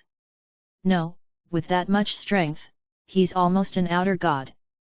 However, Faust spoke, interrupting Alcywonius' thoughts. I despise fools like you, with ignorant eyes, that don't recognize your true master. Rattle rattle. The sound of bones clicking against each other rang out as his jaws moved up and down. Alcywonius felt shivers run down his back. He has come himself, but you, idiotic fools, did not bow to him. Faust narrowed his eyes in dissatisfaction. What nonsense are you speaking about? Alcywonius shouted to repel his fear. That is your crime. Faust lifted the orb in his hand in the air as if he didn't want to listen to Alcywonius. Alcywonius hurtled forward. He didn't know what Faust was doing, but he knew that he couldn't let the creature succeed. However, it was poor judgment on his part. Faust was a leader among Yanwu's subordinates, and his magical knowledge was deeper than those of most divine beings and otherworld gods, since he'd studied the Emerald Tablet in his past and current lives. He was a master of the laws of order and chaos, which was why Alcywonius sensed the energy of otherworld gods from him. However, Faust's powers weren't within order or chaos. Those were just categories the divine beings in the tower and the otherworld gods had created for convenience. The true essence of power existed even before that, darkness. Faust was confident no challenger in the long history of the tower who had chased after darkness had ever been closer to darkness than he was. The master he served was the successor of darkness and a true heir, with the Black King's apostle as his father. Those who defied his words were trash that needed to be swept away. The crystal orb in his hand was dark and emitted a blinding light at the same time. It was made of the egos of divine beings Yanwu had absorbed, like the crawling chaos and typhon, which he'd taken from the demonism. The egos and vestiges glowed spectacularly and transformed into a thick fog made up of the demonism's mind dispersed in the air. SSSSSS. And no. It surrounded Alcywonius and began to penetrate through his skin. By the time he realized this fog was connected to emptiness and darkness, a curse that took one's soul, it was already too late. After he scattered into dust without even putting up a fight, Faust began to eliminate the other gigantes who were behaving rudely to his master. Rattle! Rattle! Each step made the sounds of his clicking jaws ring out. Asterisk asterisk asterisk. The center of Tartarus, the temple of the king of the underworld, has been reclaimed. You have made an achievement that is not easily accomplished. Additional karma will be provided. You have acquired 150,000 karma. You have acquired an additional 200,000 karma. You have been rewarded. The ownership of the hidden stage of the 60th floor, Tartarus, is being transferred from Persephone to player number. Warning! The environment of the stage is too hellish. No living beings can reside here. Establish more temples. Construct a great temple in the center and reinforce the strength of the holy territory. Many beings are currently trespassing in your holy territory. Chapter 583, Father and Son, 8. Chapter 583, Father and Son, 8. As soon as Yanwu read the messages that they had managed to reclaim the temple, he could sense all his subordinates cheering. Finally, finally! It's too soon to rejoice. We can celebrate after those Gigantes bastards have been kicked out of the great temple. All soldiers, forward! Eradicate those Gigantes bugs. Let us clean this temple before our Lord returns. Death to the enemies! Fight for our allies. Pluto happily congratulated themselves but continued to watch out for the Gigantes' next actions. The ghost giants and dragons were also in high spirits after the overwhelming victory. Bu/Faust had contributed more than Yanwu expected, so he didn't think he needed to worry about them anymore. His next act was to slice space with Vigrid, and he came face to face with Persephone, who sat across from him with a stiff expression. I suppose this is the only place you could escape to. Yanwu smirked at her. It was the same expression Persephone had shown him as he'd escaped with Hades on his back. Aside from who was doing the smirking, the main difference was that Hades' sacrifice had allowed Yanwu to escape safely, but there was no way out for Persephone now. Since Bu/Faust had taken over the center altar that led to the heavenly world, her lifeline was gone. If she really wanted to escape, however, there was one place left, Erebus. But would Persephone, the arrogant and prideful goddess, choose exile from the heavens, which was what entering Erebus meant? Yanwu was certain she wouldn't. He took a step forward into emptiness. At that moment, the various spells and powers that had activated inside her space fell on Yanwu. The power Depressed Plant has been activated.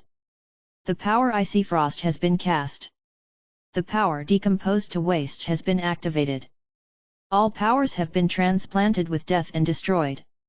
However, Yanwu brandished Vigrid and the Spring of Death began to rotate, instantly taking apart all her attacks. Such strength, Yanwu scoffed. Most powers and curses meant nothing to him now. As long as the black chains were connected to Vigrid and the Spring of Death was spinning, most attacks toward him would be nullified. The concept of death didn't just apply to living things. As long as something existed, it could be destroyed. This was the kind of death that Yanwu had inherited from Cronus. Why do you get in our way for every single thing? What have we done to you? Too much talking. Yanwu brought Vigrid down on Persephone, who was glaring at him menacingly. Clatter. As the black chain spun around, emptiness opened behind her head. Persephone shifted her head and barely managed to evade it. At the same time, she manifested a part of the world tree, lashing out with its roots as though they were tentacles. Clang! However, Vigrid easily sliced through them. Rumble! The sword thunder on the blade exploded and continued from the second extreme, the third extreme, the fourth extreme, and to the fifth extreme. They didn't stop, and the blessings and barriers protecting Persephone shattered. Vigrid's sharp tip pierced her through the ribs on her right side. Clang! The roots of the world tree shoved Vigrid away, but Yanwu suddenly appeared in front of Persephone and twisted Vigrid into her heart. Pug!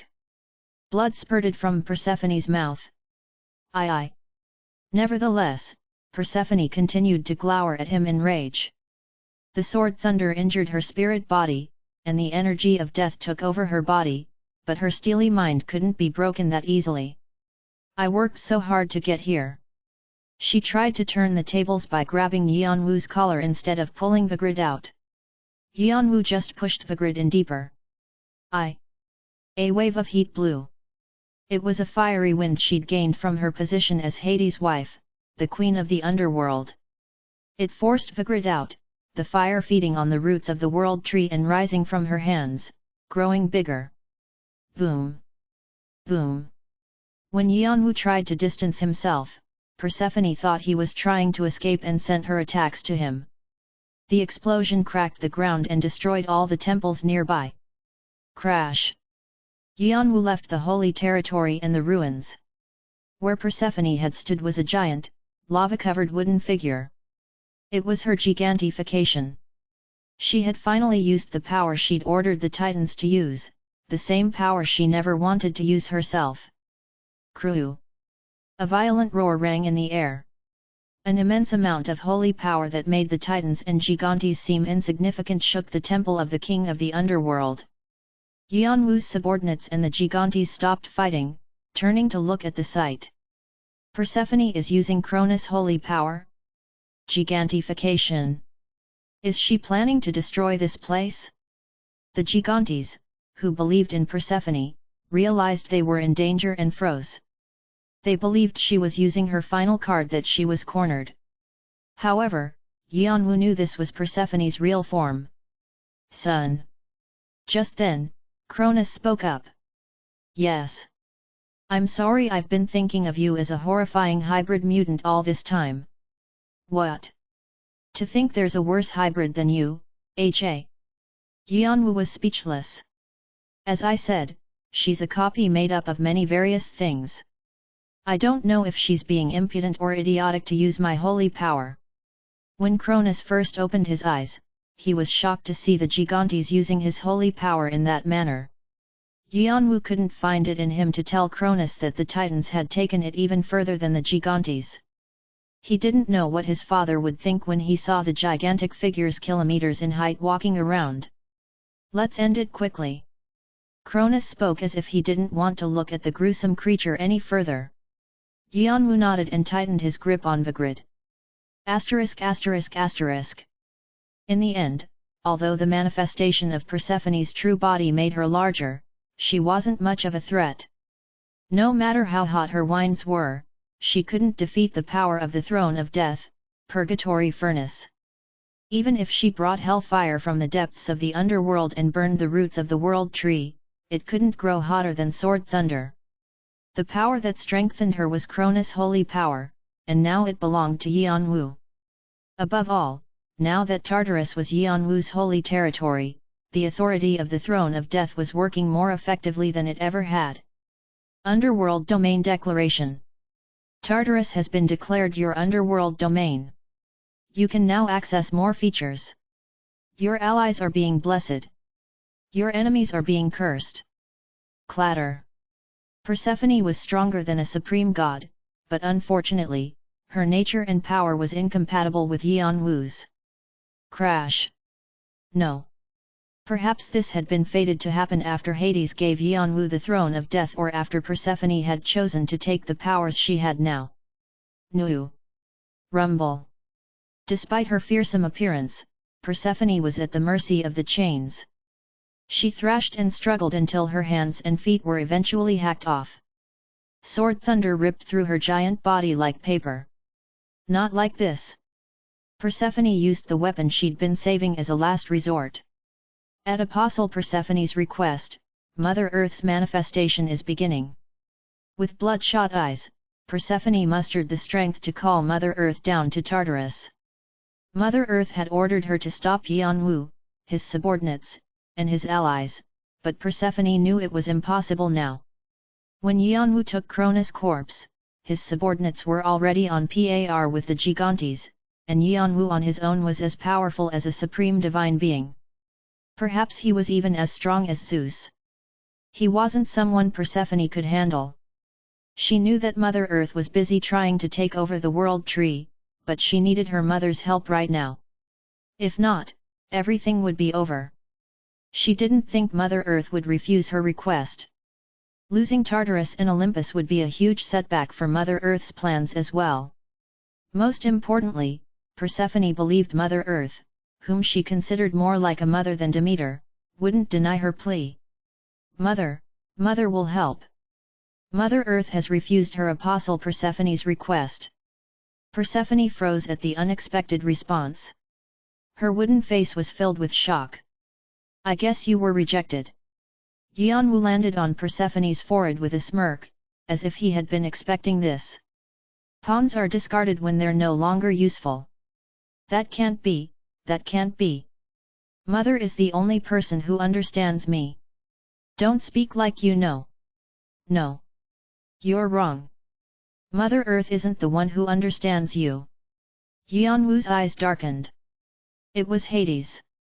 What kind of nonsense? Persephone was about to shout in fury, but she stopped after realizing Yeonwoo was serious.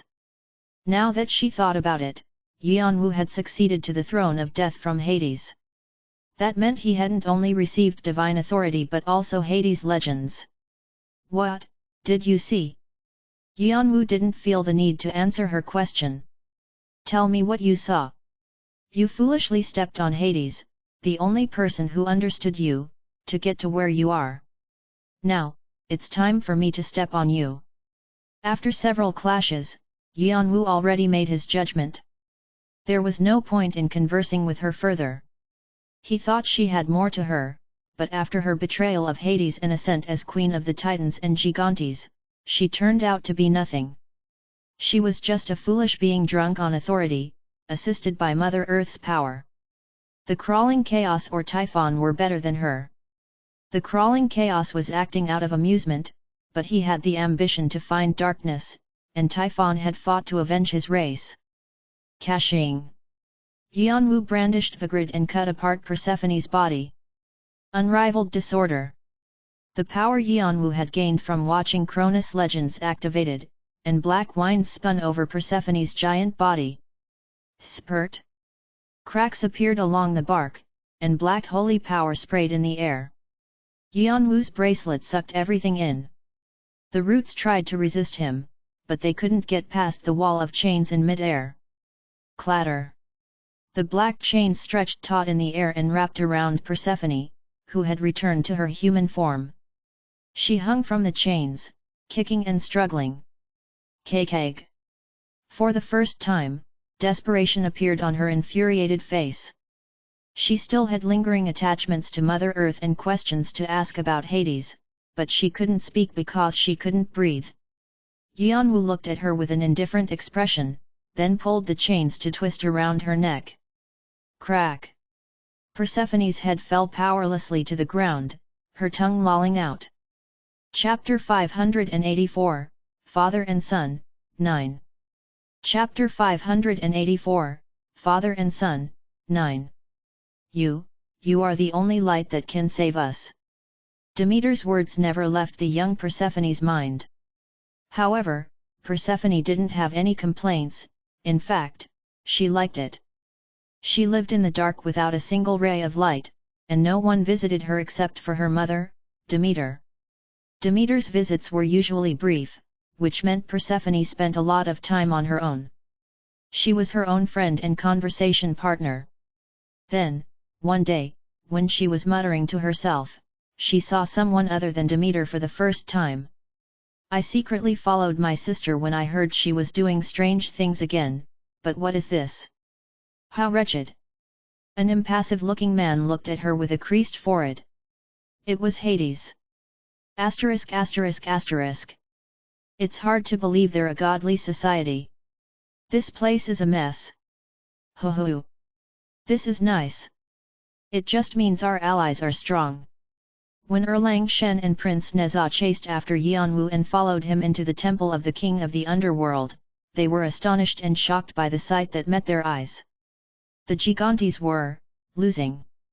These were the same Gigantes who had seized Olympus, which had boasted Poseidon and other great divine beings. Of course, Titans were no longer helping the Gigantes, but Yanwu's achievement was still incredible. Persephone had Mother Earth's support and was an object of fear in the heavenly world.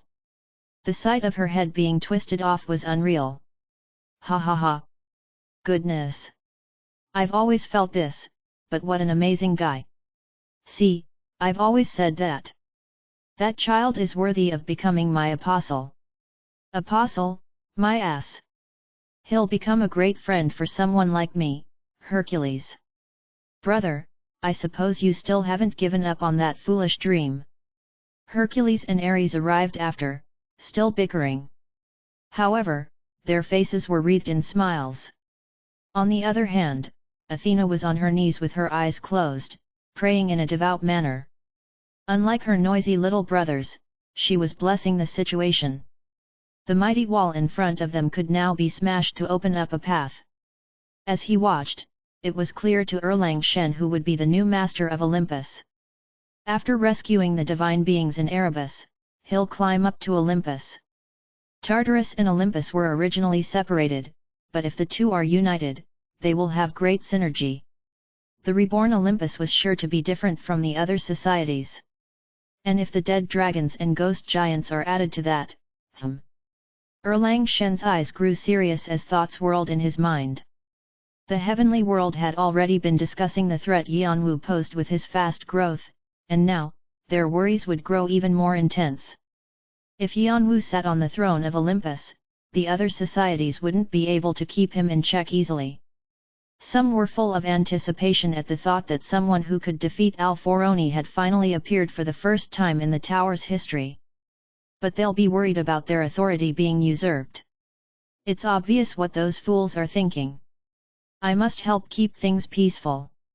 Erlang Shen came to the conclusion that he would have to keep the relationship between Yanwu and the heavenly world stable since the Chan sect desperately needed Yanwu's help.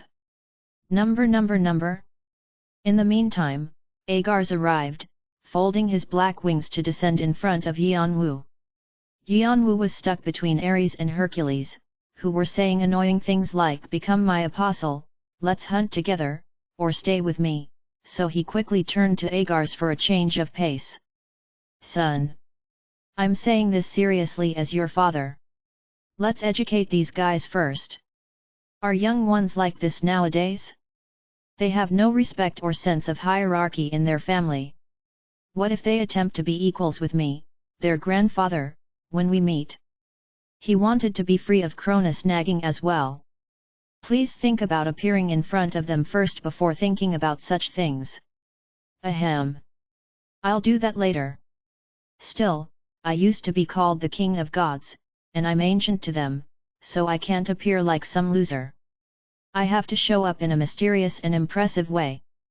Yanwu thought his father was just too shy to meet his grandchildren, but he knew it would only lead to more nagging if he said it out loud, so he kept quiet. At the same time, it felt surreal to be able to speak so easily to his indifferent father. What is it? He put those thoughts aside and looked at Agars. Agars looked uncharacteristically solemn. It meant he had something serious to discuss. Save the dog. Fenrir. Yes.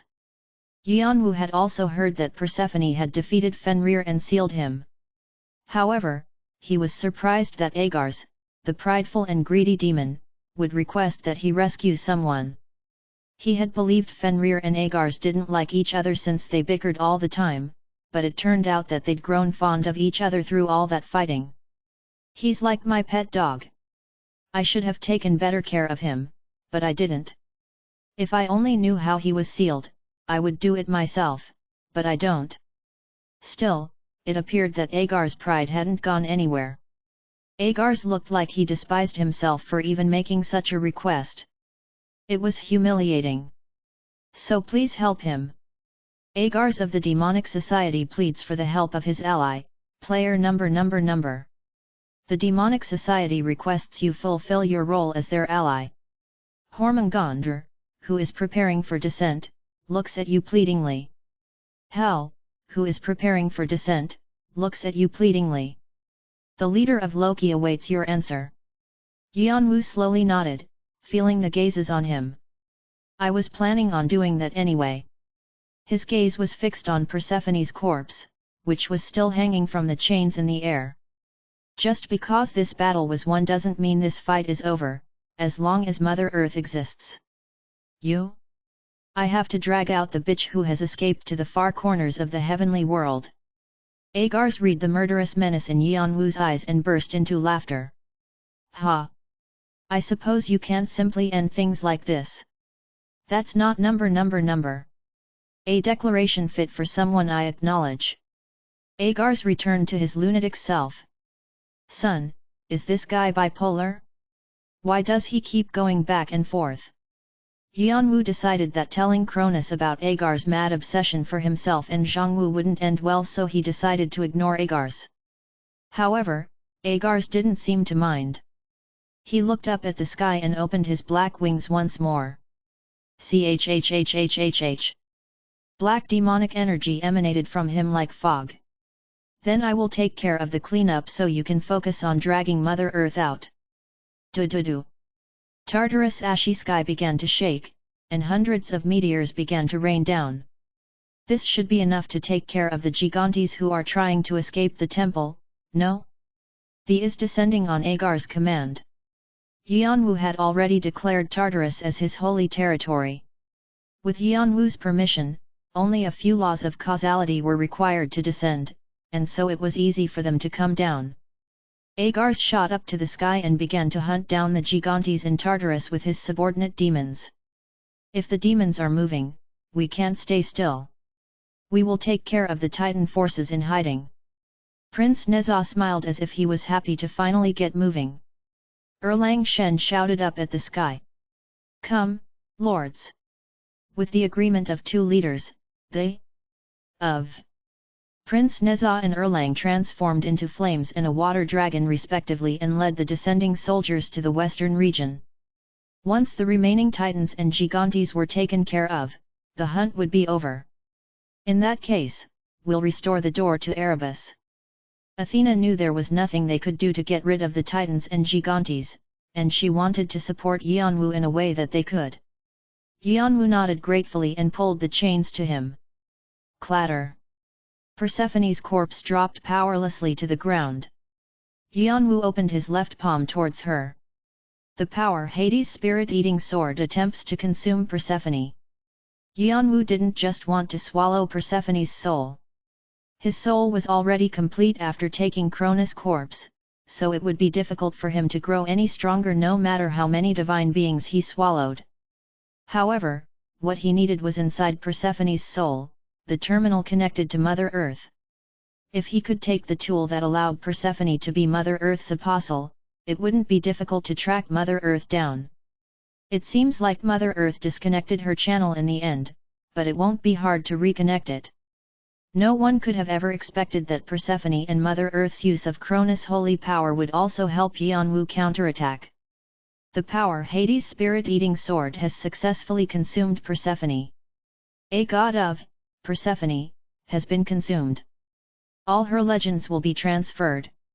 You can inherit Persephone's qualifications. Inheriting Persephone's qualifications meant he could take over her position as Mother Earth's apostle. Yanwu also managed to find what he had been looking for in Persephone's remains. You have discovered the broken terminal. The Spring of Death is activating. Restoration is being attempted. It has failed. Restoration is being attempted. It has failed. Restoration is successful. The channel is fixed. Reinforce the channel. You have gained the title Apostle of Mother Earth. Ha ha ha. To think my son, the successor of the Black King, would become Mother Earth's apostle. Cronus couldn't hold in his laughter. The position that all divine beings detest. You're my son, but you're a real headache. Cronus' tone grew brighter. And now, you're going to drag out the god you serve to this place. What could be more amusing than bringing down a god? I learned it all from you. Nope. I can't compare to you. Have you ever heard the saying the student becomes the master? Sprouts only bud where seeds are sown. Yanwu casually joked around with his father as he raised his hand. The channel that he had only been able to feel but not see or touch was now at the tip of his hand. The Spring of Death is activating. Feeling the strange sensation, he mustered up all his strength to pull the channel to him, as though he were playing tug of war. Chapter 585, Mother Earth, 1. Chapter 585, Mother Earth, 1. Lunatic. In the end, a deep anger transmitted through the channel. Although he couldn't see Mother Earth's expression, he was sure that it was distorted with rage. It was only to be expected. Mother Earth thought that Persephone's death would have cut off her connection to the lower world, but now Yanwu had taken over the connection and twisted it for his own needs. Furthermore, Yanwu was now officially Mother Earth's apostle. His connection to her could not be broken easily. Although gods were known to look for their apostles, Yanwu had turned the tables on her and chosen the god whose apostle he would be. In the past, Mother Earth would have been excited at the prospect of gaining an unexpected access point. However, she was extremely wary of Yanwu. Once he had swallowed Cronus, Yanwu had gone beyond being a plaything and was now an enemy. Yanwu felt refreshed as if he could read Mother Earth's mind. It felt as though something blocking his chest had disappeared. The angrier Mother Earth became, the greater Yanwu's enjoyment grew. Cronus was feeling the same thing. Although he had joked around with Yanwu, he was deadly serious. The Eridun, who had swallowed Mother Earth, was an enemy they had to defeat. How could a father be expected to let the person who stabbed his youngest son in the chest go? You lot have always been so troublesome. Perhaps due to Yanwu's rise in power level, Mother Earth's thoughts were crystal clear. Didn't I say that I'd only wanted the Black King's darkness? I'm not interested in you lower world beings. Why have you always been a thorn in my side? Why do you always get in the way? Mother Earth's anger rose palpably. Yanwu wouldn't have been surprised if she'd sent down divine punishment to kill him off. However, this only made him more certain of her limitations. It's confirmed. She can't descend here. Mother Earth was nothing more than a cat bristling its fur to hide its fear. If she could truly kill him, she would have attacked right away instead of saying insults like a grumpy old man in the corner. Since she had not shown herself up, the invasion of the World Tree is probably not going as well as she expected. Otherwise, she's in the middle of a very crucial point in the process. It was great timing. There was nothing more fun than sabotaging and ruining the big Mother Earth had worked so hard to achieve. My son, what an ugly smile you have on your lips. Just looking at your evil expression makes my skin crawl. It's making me tremble all over. Cronus laughed as he watched Yanwu. What, you don't like it? How could I not like it? Cronus chuckled. I think this father of yours might die from overexcitement. Ah! It's as refreshing as a cold beer after toiling under the summer sun. Yanwu could not help laughing with his father. However, you still have to be careful. When Cronus suddenly spoke in a serious voice, Yanwu's eyes grew sharp. Mother Earth is a being that troubled me and your grandfather. You know why I was quickly taken in by the demonism's influence and why your grandfather was cursed, right? Yanwu quietly nodded. He'd seen the memories inside Cronus' corpse. Uranus' death was caused by Gaia's curse. Cronus' madness became serious once he used a great deal of power to subdue Gaia. Considering how Uranus had unified many heavenly societies and created Olympus and how Cronus had been strong enough to rule as the king of gods, it was obvious that Mother Earth possessed great power.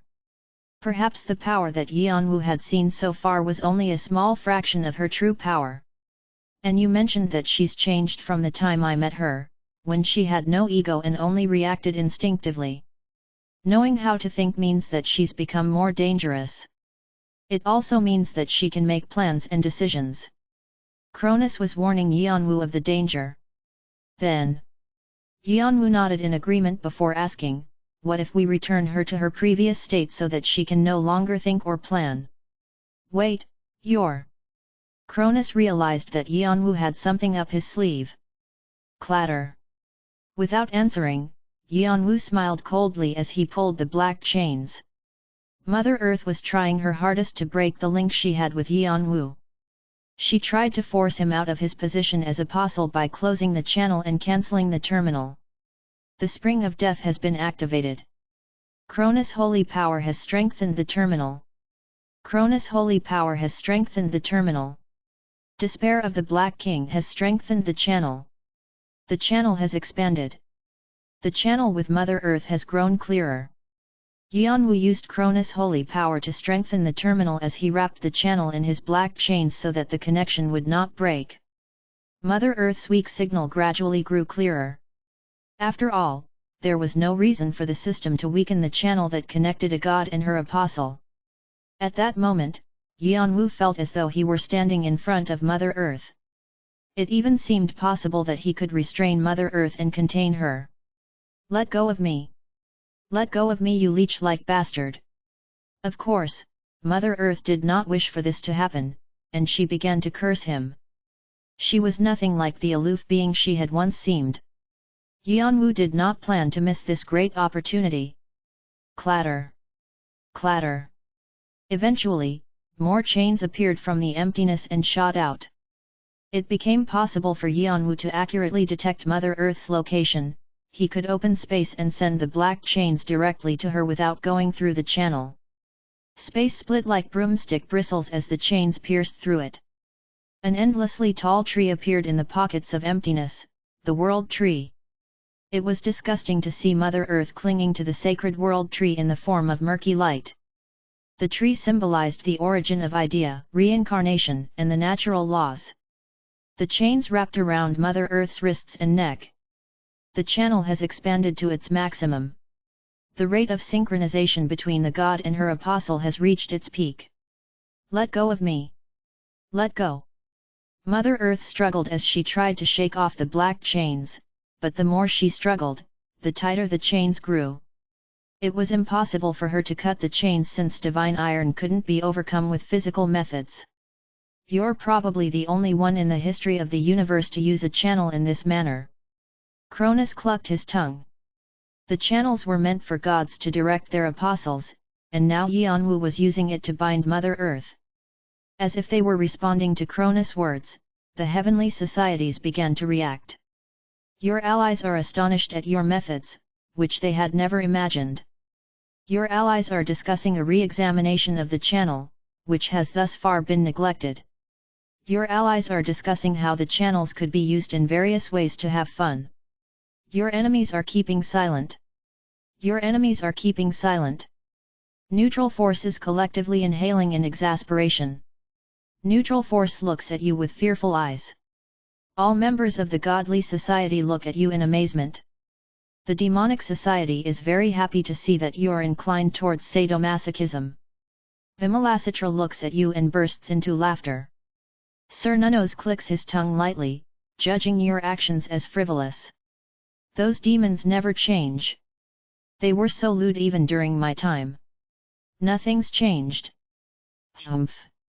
Cronus chuckled at El Infernal's reaction. Bam!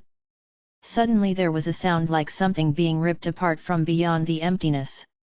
Thud! Something huge passed through the emptiness and fell heavily in front of Yanwu. It was a branch so enormous that it seemed well over hundreds of meters in length. It was the part of the World Tree that Mother Earth had infected, and it had gone black. Part of the World Tree has been lost. Arg! Mother Earth was overcome with excruciating pain and screamed. Stop! I said stop! If you continue, the World Tree will be ruined. Even your natural laws, the divine providence of your physical world will be destroyed. Don't you know this? And yet, you wish to continue? By forcing Mother Earth from the World Tree, it was inevitable that part of the World Tree would be torn off since she was in the process of assimilating with it. Yanwu wasn't sure he could rip off only the infected parts, and if he continued, he might accidentally rip off the parts of the World Tree that weren't infected. This meant that he might damage the ideas. Since the natural laws were the basis for the existence of divine beings, they naturally had a strong attachment to the World Tree. Apart from this, damaging the World Tree would mean damaging the physical world, so it was something that even the gods avoided. No matter how crazy the gods were and no matter how severe their conflicts, they still avoided affecting the ideas. So what? However, Mother Earth had not considered one thing. Why should I be concerned about this? Yanwu was not a divine being. You madman! How many times has she said that today? Yanwu smirked. Although her level of consciousness had risen, her vocabulary had decreased. Even if the World Tree is damaged, I will bear it all as long as you're removed. Mother Earth could clearly see that Yanwu was not making an empty threat. She could read Yanwu's thoughts through their channel, and his thoughts were dark enough to be pure lunacy. After his brother disappeared with a final cry, Yanwu lived with only the thought that he would somehow get revenge. Yanwu had overcome many obstacles to get this chance. Most of the 8 clans were destroyed beyond hope. The difference in power between them and Arthea was so great that the rest of the clans would probably collapse into a heap from just a gust of wind sent by Arthea. It was the same for the enemies who had hurt his brother. Most of them died by Yanwu's hand, and now, only one remained, the one he hated the most, Viera Dune. The desire to kill her had never left Yanwu, nor would it. Even if the tower collapsed or the laws of the universe were broken, even if these were the consequences of striking at Viera Dune's neck, Yanwu would not think twice. Son, that's a bit. Even Cronus found it hard to talk to Yanwu at this moment. Cronus had been born as a god, and he therefore believed firmly that the world tree could not be touched. However, his heart also yearned for vengeance against Mother Earth, who had taken away his youngest son's life. Because his thoughts were too conflicted, it was impossible for him to hastily stop Yanwu. Mother Earth had no choice but to cry out for compromise. I'll give you what you're looking for, Viera. It was the answer Yanwu wanted to hear most, and the corners of his dry lips rose higher. In an instant, Yanwu could sense Mother Earth's thoughts, which had been united as one through the channel, split into dozens and hundreds in a matter of seconds. What are you talking about, you're me? I will hand over the Witch of Stars, so let go of me now. No. This is a lie. I'll kill you, no matter what. I am you, how can we be separated? I'm just reverting back to the way things were. You were the one who consumed me. It's unpleasant for me, an entity that has existed since the beginning, to be compared to a mere mortal like you. Shut up. Mother Earth's consciousnesses argued with each other as if they were haggling in a dingy marketplace. One consciousness wanted to cut off the part with Viera, another consciousness thought it was ridiculous, and yet another consciousness was trying to seek a compromise. There was also a that sought to postpone the assimilation of the world tree and take immediate revenge on Yanwu. There was even a consciousness that was indifferent and yet another that only expressed a primitive hunger. All of these various consciousnesses and thoughts cluttered Yanwu's mind. HMPPH.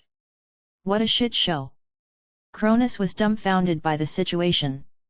Many gods and heavenly societies were opposed to Mother Earth, but this was the first time they'd seen her behave erratically. However, even in such a chaotic situation, it was inevitable that one thought would dominate. No, no. Hey, me. How can you treat me so ignorantly? I even offered a soul stone. When it's no longer useful, throw it away. Isn't that something that you said yourself? A cynical voice said among the others. Crack. Mother Earth tore off her left arm. Ow! No! Not this! Various screams rang out, but the true body did not care as she threw her left arm into the emptiness towards Yanwu. Thud! Her left arm wriggled and twitched. It was made up of countless tiny branches and leaves, and it was hard to tell whether it was an arm or a branch. It was full of murky colors and reeked. And no. PSSH. Divine power seeped out of the rotten arm, and it slowly shrank and took the shape of a human. How, I, came so far, but... The corpse-like human was breathing heavily, her complexion pale as she trembled. It was Viera. Chapter 586, Mother Earth, 2. Chapter 586, Mother Earth, 2. Scary. This was what young Persephone thought the first time she met Hades. Unlike his mother, Demeter, who often smiled kindly, Hades was impassive. Just looking at that face scared her. She was concerned that he would hurt her or do something she didn't like, and she looked at him with fear-filled eyes. Whoosh! It's chilly outside. Wear this and warm yourself. The first thing Hades did was to take off his upper garment and wrap it around her body. Then, for the first time, young Persephone understood what it meant to feel the warmth. Ruin? Fall from grace? Perhaps outsiders would have to search for the appropriate description, but Viera could sum her situation up in one word: no. No. She was wounded from head to toe. Her beautiful and elegant figure in Zhongwu's memories was gone, and her silky black hair was tangled and matted, and her once confident eyes filled with madness. She was ugly. With this thought in his mind, Yanwu approached her slowly, very slowly. Step. Step. Don't come near me. Viera hurriedly activated several magic spells. Although she had been forced out of Mother Earth, she had once been the Witch of Stars and the abilities she'd cultivated hadn't disappeared. Her magic spells still contained a strong destructive power. Bang! Bang! Bang! However, no matter how many magic spells she threw out, she could not penetrate the wall of the dead and the black shadows swirling around Yanwu. She could not even leave a scratch or a particle of dust on Yanwu. Even though she was strong enough to be called the mistress of all witches, she was now in a state of utter ruin. Many of the fallen gods reached points where they couldn't even contend against mortals, and Yanwu was only technically a mortal. He already boasted a power level that allowed him to look down on most gods. After he devoured Krona's corpse, no one in the heavenly world could ignore him anymore. Don't come near me. Ack! No matter how many magic spells and curses Viera poured out, Yanwu was not affected at all. She began retreating as she screamed.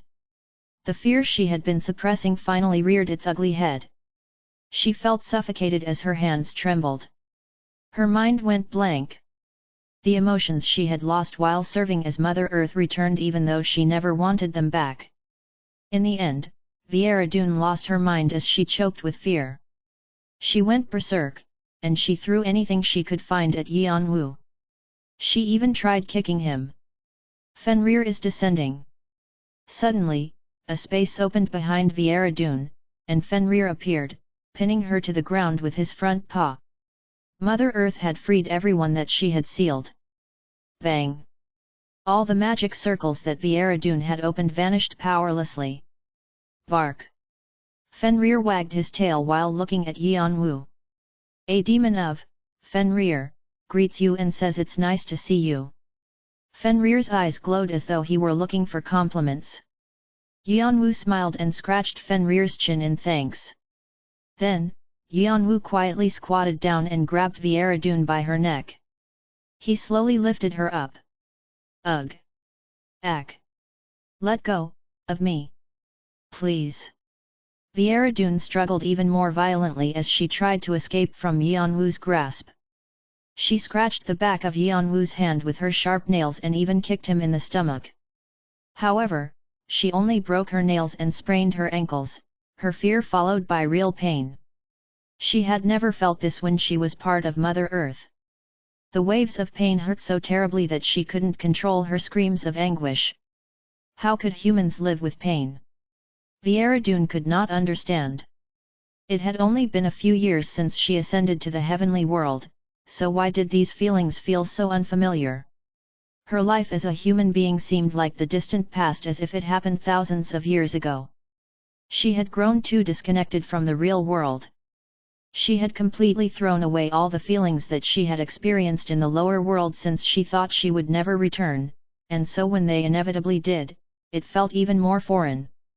She could once see throughout the entire universe, but her consciousness, which had stretched out infinitely, was shut down.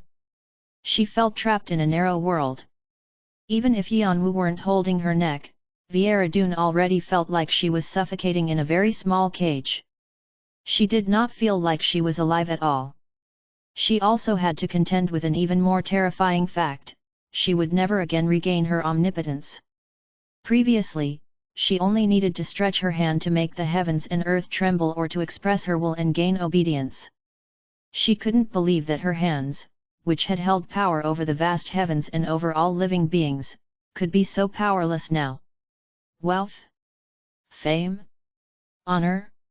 Glory? Even if one put all these together, it couldn't compare to her previous power. The thought of dying such an ignominious death and the worrying knowledge that the things she achieved so far would disappear in vain made Viera choke. Let me go. Let me live. Viera begged for her life as she dangled in Yanwu's grasp. Very ugly. Yanwu was dumbfounded by Viera response. Yanwu could see his cold, cynical reflection in Viera eyes. She had once whispered to his brother that she loved him. She had pierced his brother's heart with a poisoned knife. She had become Mother Earth. She had always exuded self-confidence and smiled proudly. However, none of that was left, and only ugliness remained.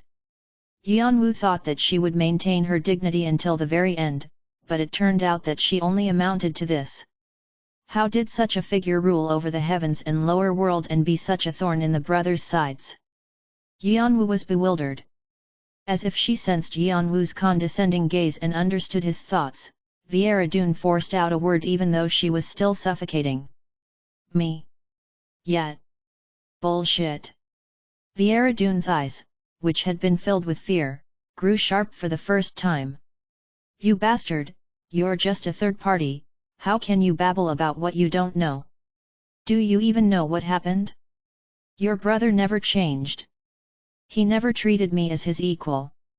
He only thought of me as someone to be protected, a trophy that he could show off whenever he pleased. Pent-up anger and venom dripped from her voice. So, I stole it. I took it away. Why? What's wrong with that? Our sacrifices made it possible for your brother to achieve fame and glory. We all supported him. Afterward, everyone got tired of supporting him and left. Viera already foretold her own death. Thus, with a reddened face, she started pouring out all the words and thoughts that came to her mind. You may be right, Yanwu said after a long period of silence. It was a totally unexpected answer. Viera eyes widened. What? As you said, Zhongwu might not have been such a good guy. Since he's my brother, I might be biased about him being an innocent victim. Yanwu grew contemplative. Yanwu knew his brother well because he had read his brother's diary over and over. Yanwu had already deduced that his brother might not have been so innocent, and that the betrayal that his brother suffered could have also been his fault. So what? Why should the victim's ally sympathize with the perpetrator? Do I need to weigh the circumstances? What? Why did you bother to support Zhongwu? It was probably because he was a great guy to be around. You guys were just jealous of that. If he thought of you as little more than a doll, he would have found a way to chase you to the ends of the world after you put a poisoned blade in his heart. No matter how weak he was, he still had that much power. Viera was speechless. But Zhongwu didn't do that. Why? Because he sincerely loved you. Also, a trophy? Don't make me laugh. I don't know who in the world would give their life up to a trophy. Yanwu's face contorted. You're just a traitor, Viera. No matter how much you justify it to yourself, you poisoned your lover and made your own daughter a test subject. You're just a vicious monster. Ah! Viera had opened her mouth to say something. However, Yanwu didn't want to listen to more nonsense and tightened his grip. Crack! Her neck snapped as easily as a candy cane. A soul has been added to your soul collection. Yanwu pulled Viera soul out of the collection and threw it into the despair of the Black King. He did not want to give her an easy death, but he did not feel that he had the authority to judge her. He was going to hand her over to Ananta, Shay, and Brahm. That was disappointing. Cronus, who had quietly listened to the conversation, muttered. She had hurt his youngest son, so he thought Yanwu had let her off too easily. No. I don't think so. Yanwu shook his head resolutely. I'm happier because I now have a present for Ananta. Cronus did not respond. He understood the heavy load his son was carrying on his shoulders. I kept my promise. Let me go. I no longer anything with you. No more. Black King. I give up. Beyond the emptiness, Mother Earth was howling. She still hadn't been released from the channel. The thoughts exploded out in a disorganized fashion, perhaps because Viera, who had functioned as her central ego, was now gone.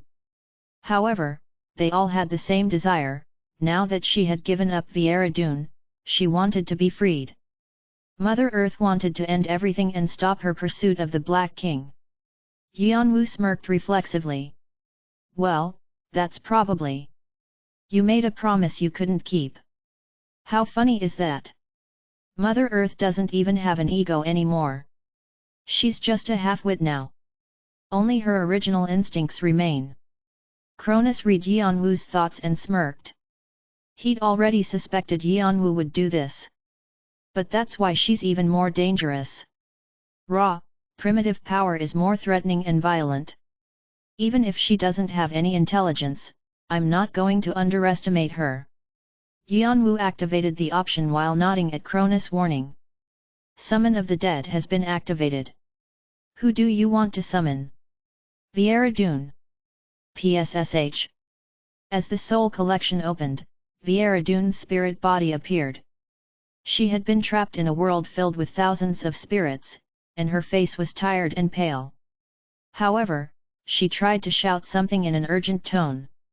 Your power, Purgatory Furnace, has been activated and is burning the soul of the designated target. Ak. Viera-dun's spirit body was suddenly engulfed in flames that rose from her feet. The furnace's purifying flames were burning away the evil achievements in her soul.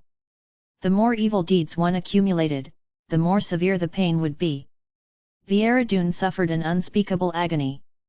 Even if she wanted to get out, she was imprisoned within the furnace. She even shouted for her own death. Please. Stop. Stop. Are you in a lot of pain? Yanwu looked at her, surprised. She had not batted an eye when inflicting pain on others, but now she was squealing like a pig. Though his ears hurt from her screaming, Yanwu decided to bear the discomfort. He was planning on having some fun. It hurts. Hurts. Please. Please. There's only one way to stop it. Viera-dun could tell that Yanwu wanted something from her. Please. Please. I'll do anything you ask, so let me go. Arg. It seemed that Viera was prepared to even offer up her soul. The corner of Yanwu's lips twisted upward. You were part of Mother Earth, so you're aware of Mother Earth's hidden vulnerabilities, right? You. Viera-dun momentarily stopped screaming, her eyes widening as she understood what Yanwu meant. Yanwu's eyes narrowed slightly. So, tell me everything you know. She's the one who abandoned you anyway, so there's no need to feel any sense of guilt, right? Yanwu was openly encouraging her to betray the person who had betrayed her. While Viera-dun was momentarily silent, Cronus shook his head inside Vigrid. Ugh! It's a good thing we settled our differences, and I got on his good side. Chapter 587, Mother Earth, 3. Chapter 587, Mother Earth, 3. Impossible. What? Island. This. Keep. Your. Promise. Mother Earth responded angrily, taken aback by Yanwu's unexpected response. She had given him Viera-dun, just as he asked, and she wondered why he wasn't keeping up his end of the bargain. Yanwu did not pay attention to Mother Earth's objections, and instead, he continued to stare coldly at Viera-dun. You don't want to say anything? I guess you still have some traces of loyalty. Then, it can't be helped. Yanwu was about to place the purgatory furnace containing Viera-dun inside his soul collection when Viera-dun cried out. She thought that Yanwu would really make her suffer for eternity. No. I'll tell you. So, please. Concerned that Yanwu would change his mind, Viera-dun began to mindlessly pour out information regarding Mother Earth that she had learned while part of Mother Earth's ego.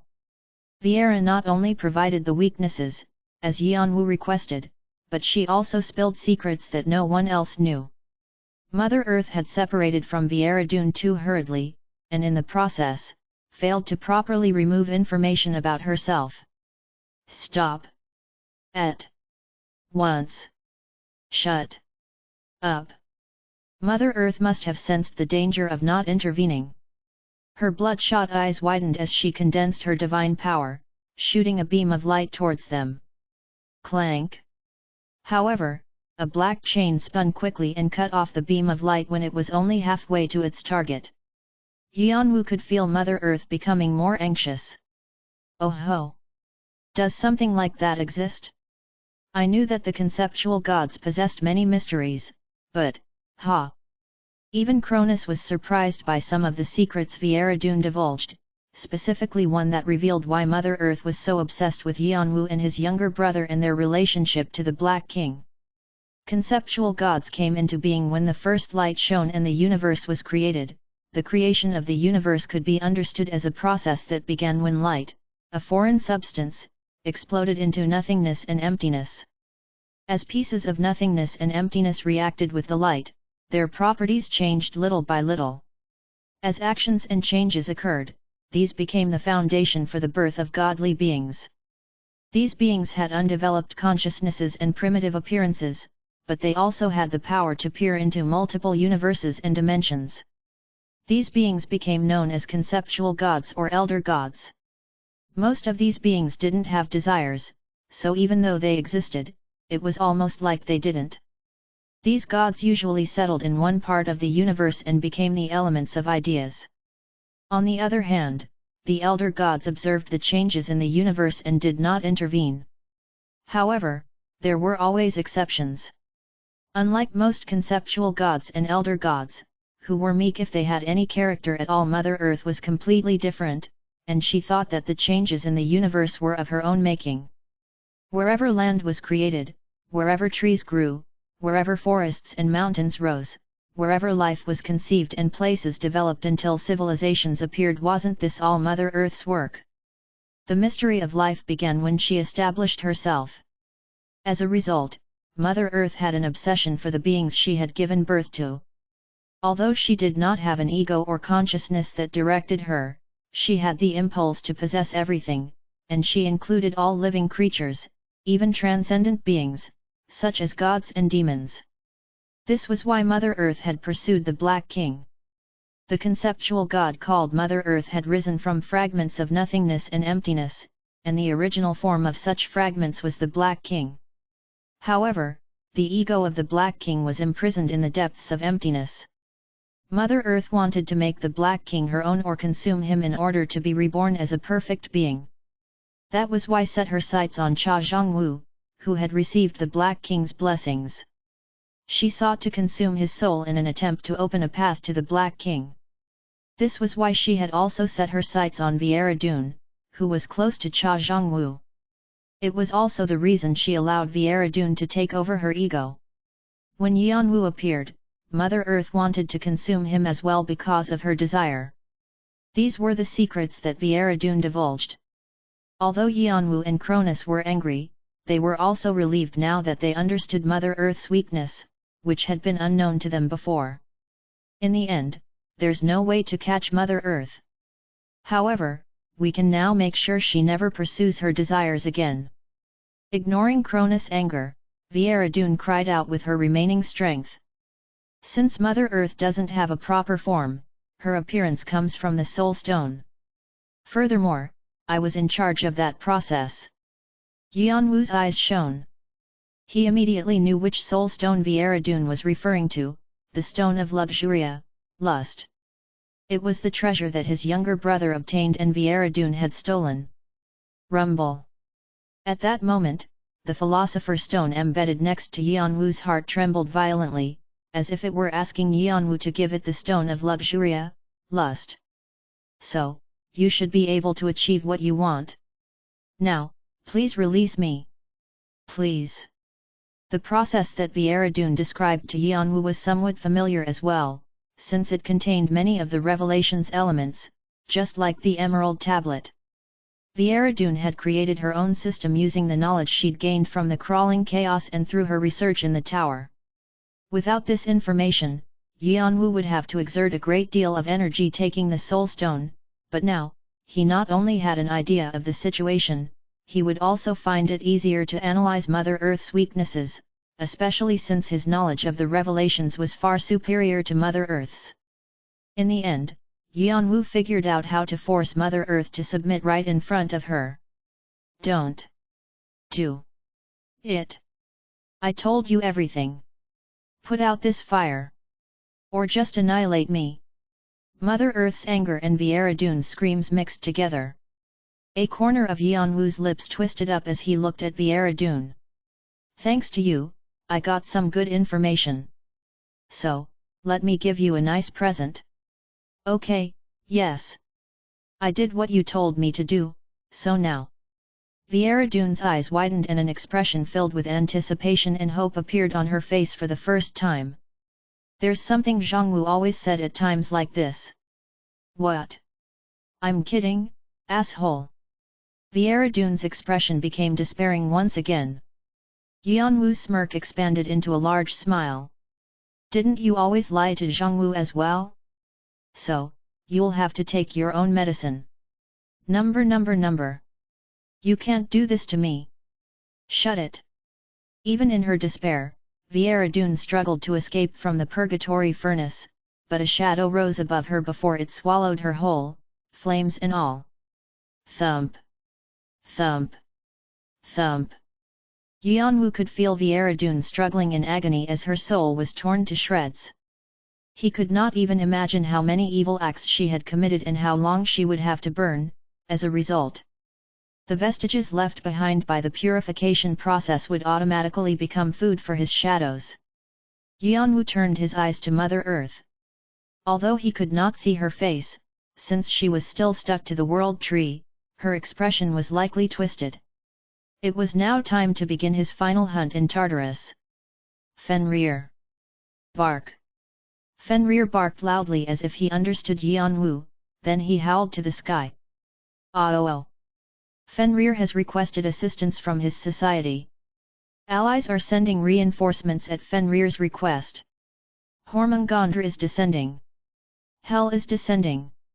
As the earth trembled, an enormous snake rose from the shadows. A woman with a pale complexion and a beautiful face appeared with several soldiers in the sky. Hormungandr, the serpent that wrapped himself around the world, and Hel, the goddess who ruled over the dead, appeared.